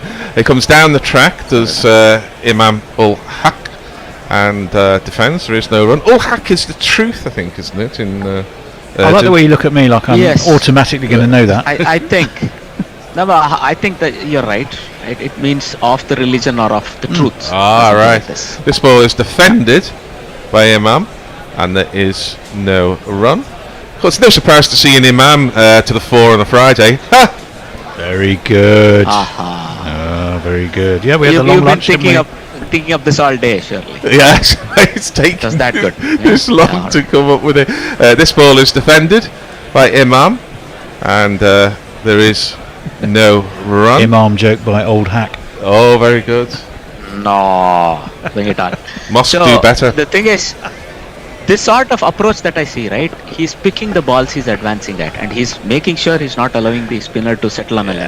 I really like that when batsmen do it. The fact is that Leach has so few variations, tries to do so little in the flight, and the pitch is so slow that even if he makes a misjudgment, he can get himself out of trouble. He hits this one hard and high, one bounce over the long off boundary for 4. Do they both fancy a ton here before the close? He's moved to 88 now, Imam. 2 more overs, maybe 3. Yeah. looks very, very dark though. Very, very dark. It is looking dark. Very dark. Yeah, very dark. Very, very dark. As Leach, left arm round the wicket to the right, left-handed Imam, and there is no run.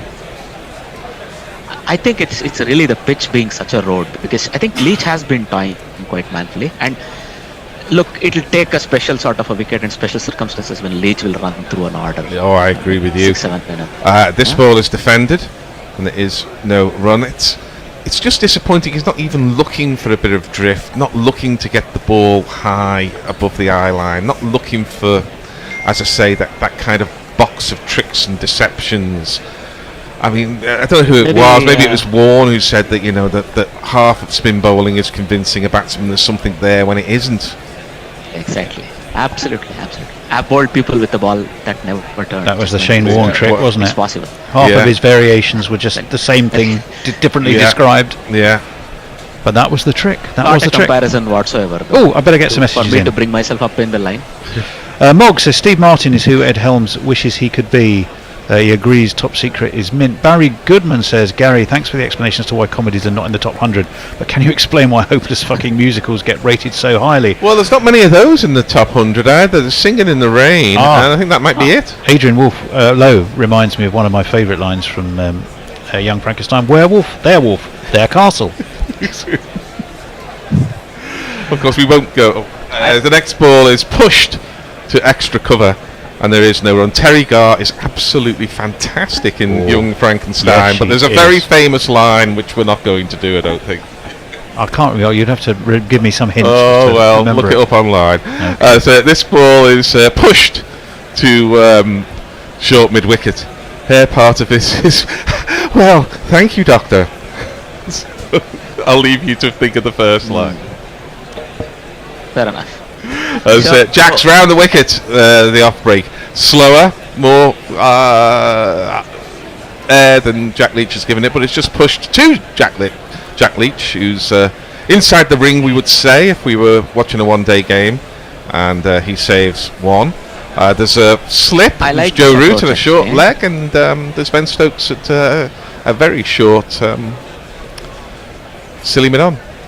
Well, Jax is in again on Hayden, but yeah, and this is pushed. I like that approach mid-up. actually. Yeah, I think it's good. He's changed the inner field all the time. And part of that is kind of wearing down a batsman who has to constantly look up and remember where the field is. That's good. I mean, you've got to have bowlers who can bowl to the field, but they're not big changes, but they're enough to keep the batsman concentrating. This ball is defended into the leg side. There is near run. What I like about this field and the line he's bowling is it also gives chances for a leading edge.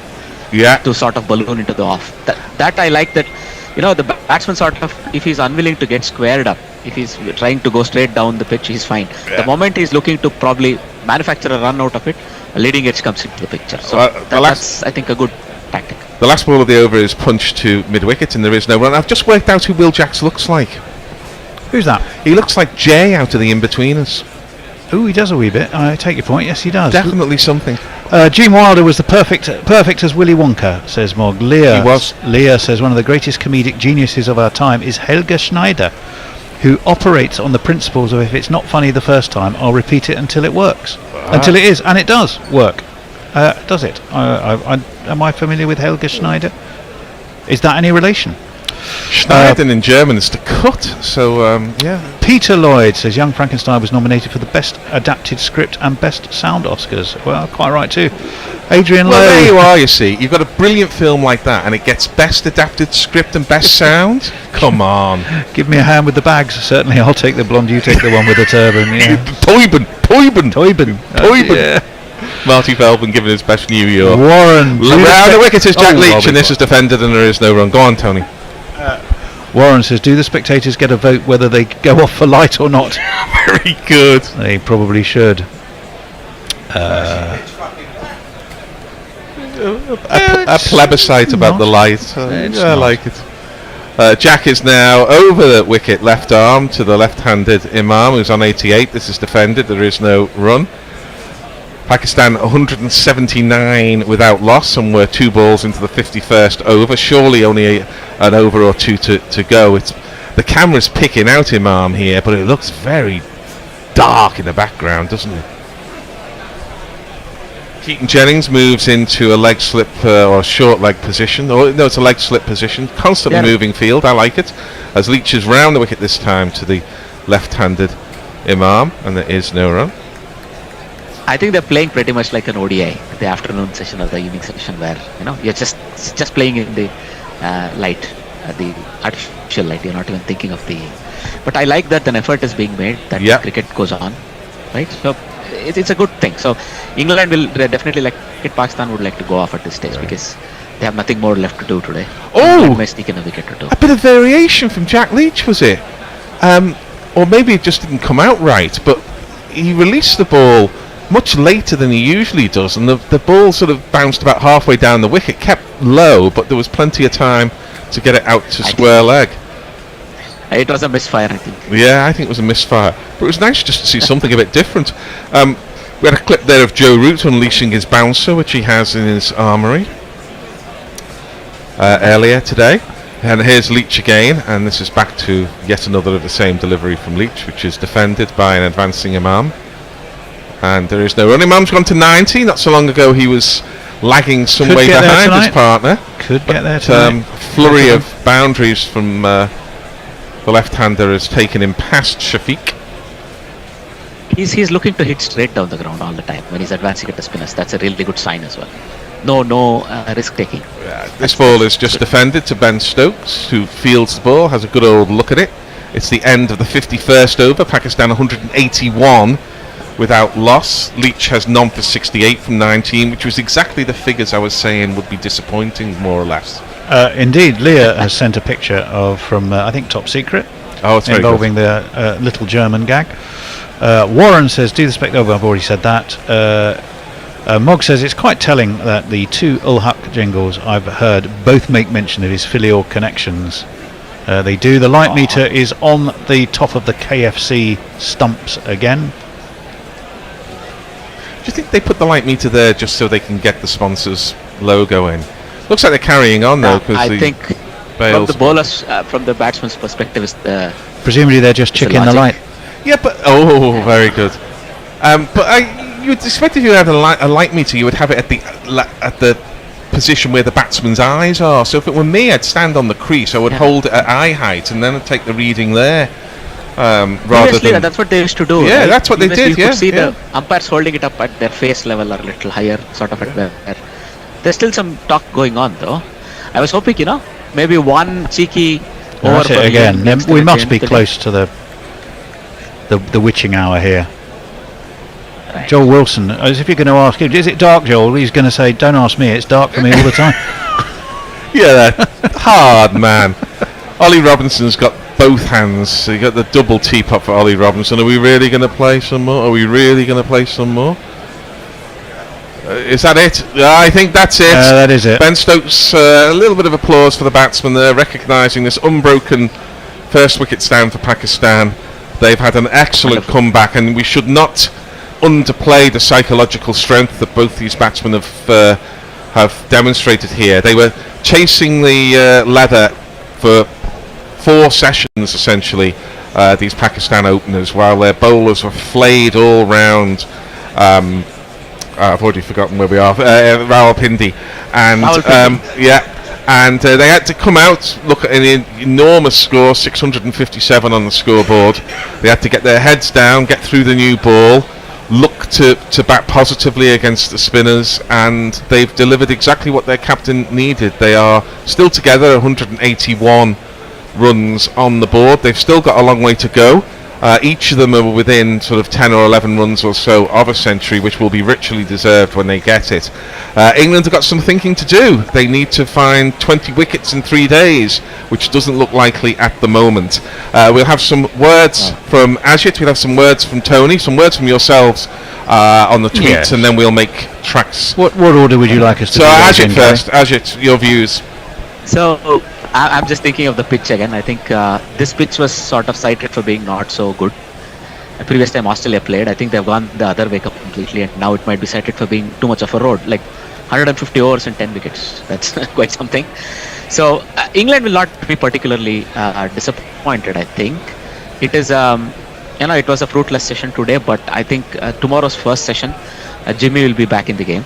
I would think, and it's going to be interesting if Pakistan will continue to bat in the same approach the whole of tomorrow. Aging Kookaburra, of course, is not going to help anyone's cause. Well, certainly not England's. Right. Let me think. Mog says I legitimately wet myself at some of the perspective gags and the magnifying glass. That's, I think, top secret reference. Leah, the moon is made almost entirely of regolith, basically worthless, Bear. Examples from Dizzy Yates of... yeah, but it's the asteroids and the asteroid belt that they want. That is very true. Referring to what? Let me see. Comedy repeated. Saying, see Mrs. Brown's Boys as an example, and it's still the unfunniest thing on television. It is. It's always wet at Moggs, says Naked Fun Pornbot. You just undid all your fine punnage with that very dark malarkey. Oh, sorry, Mog. And Mog prefers moist. Messers keeping the spinners on is giving Pakistan a chance to approach my GPL pick of 353. Didn't make it. Leah tells us that Schneider is one of the most common German names. It means tailor. Yes. Yeah. Cut the clock. Adrian, here we go. Adrian Lowe's, someone who appreciates our humour, says, chicken the light, thank you and good night. Which actually I will say, because that's where we are. What a way to finish. Yes, so we'll bid you farewell. We'll thank you for your attention, of course, and we'll look forward to being with you again for tomorrow. Masochists all around the world can tune in to see Pakistan make 270 runs in a day. Presumably Bear will be drinking his 150 lashes then. Okay, so we'll play you out the theme song. I'll say bye-bye from me. Ajit, you can say goodbye. Bye-bye, thank you. And Tony. Goodbye. Goodbye. Goodbye.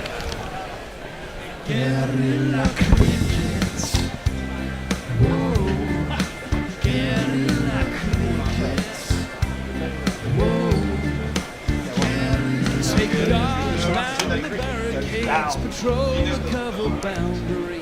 At last the time has come. This is a cricketing emergency. Hear this call to arms for every cricket revolutionary. Take up your bats and stumps for the test match insurgency. At first they tried to silence us, but we would not be silenced. They threatened us with lies, so we threatened them with violence. Che Guevara, Sangakkara, Joseph Stalin, Douglas Jardine, Robespierre, Darrell Hare, Vladimir Lenin, O'Brien Kevin, guerrilla cricket. It's not about the winning, it's about how many rules you break. Even in cricket commentary, this is the best advice to take. Pick guerrilla cricket, it's the finest choice you'll ever make. There's so much more to cricket than red counters and a slice of cake. At first they tried to sanitize us and clean up our act.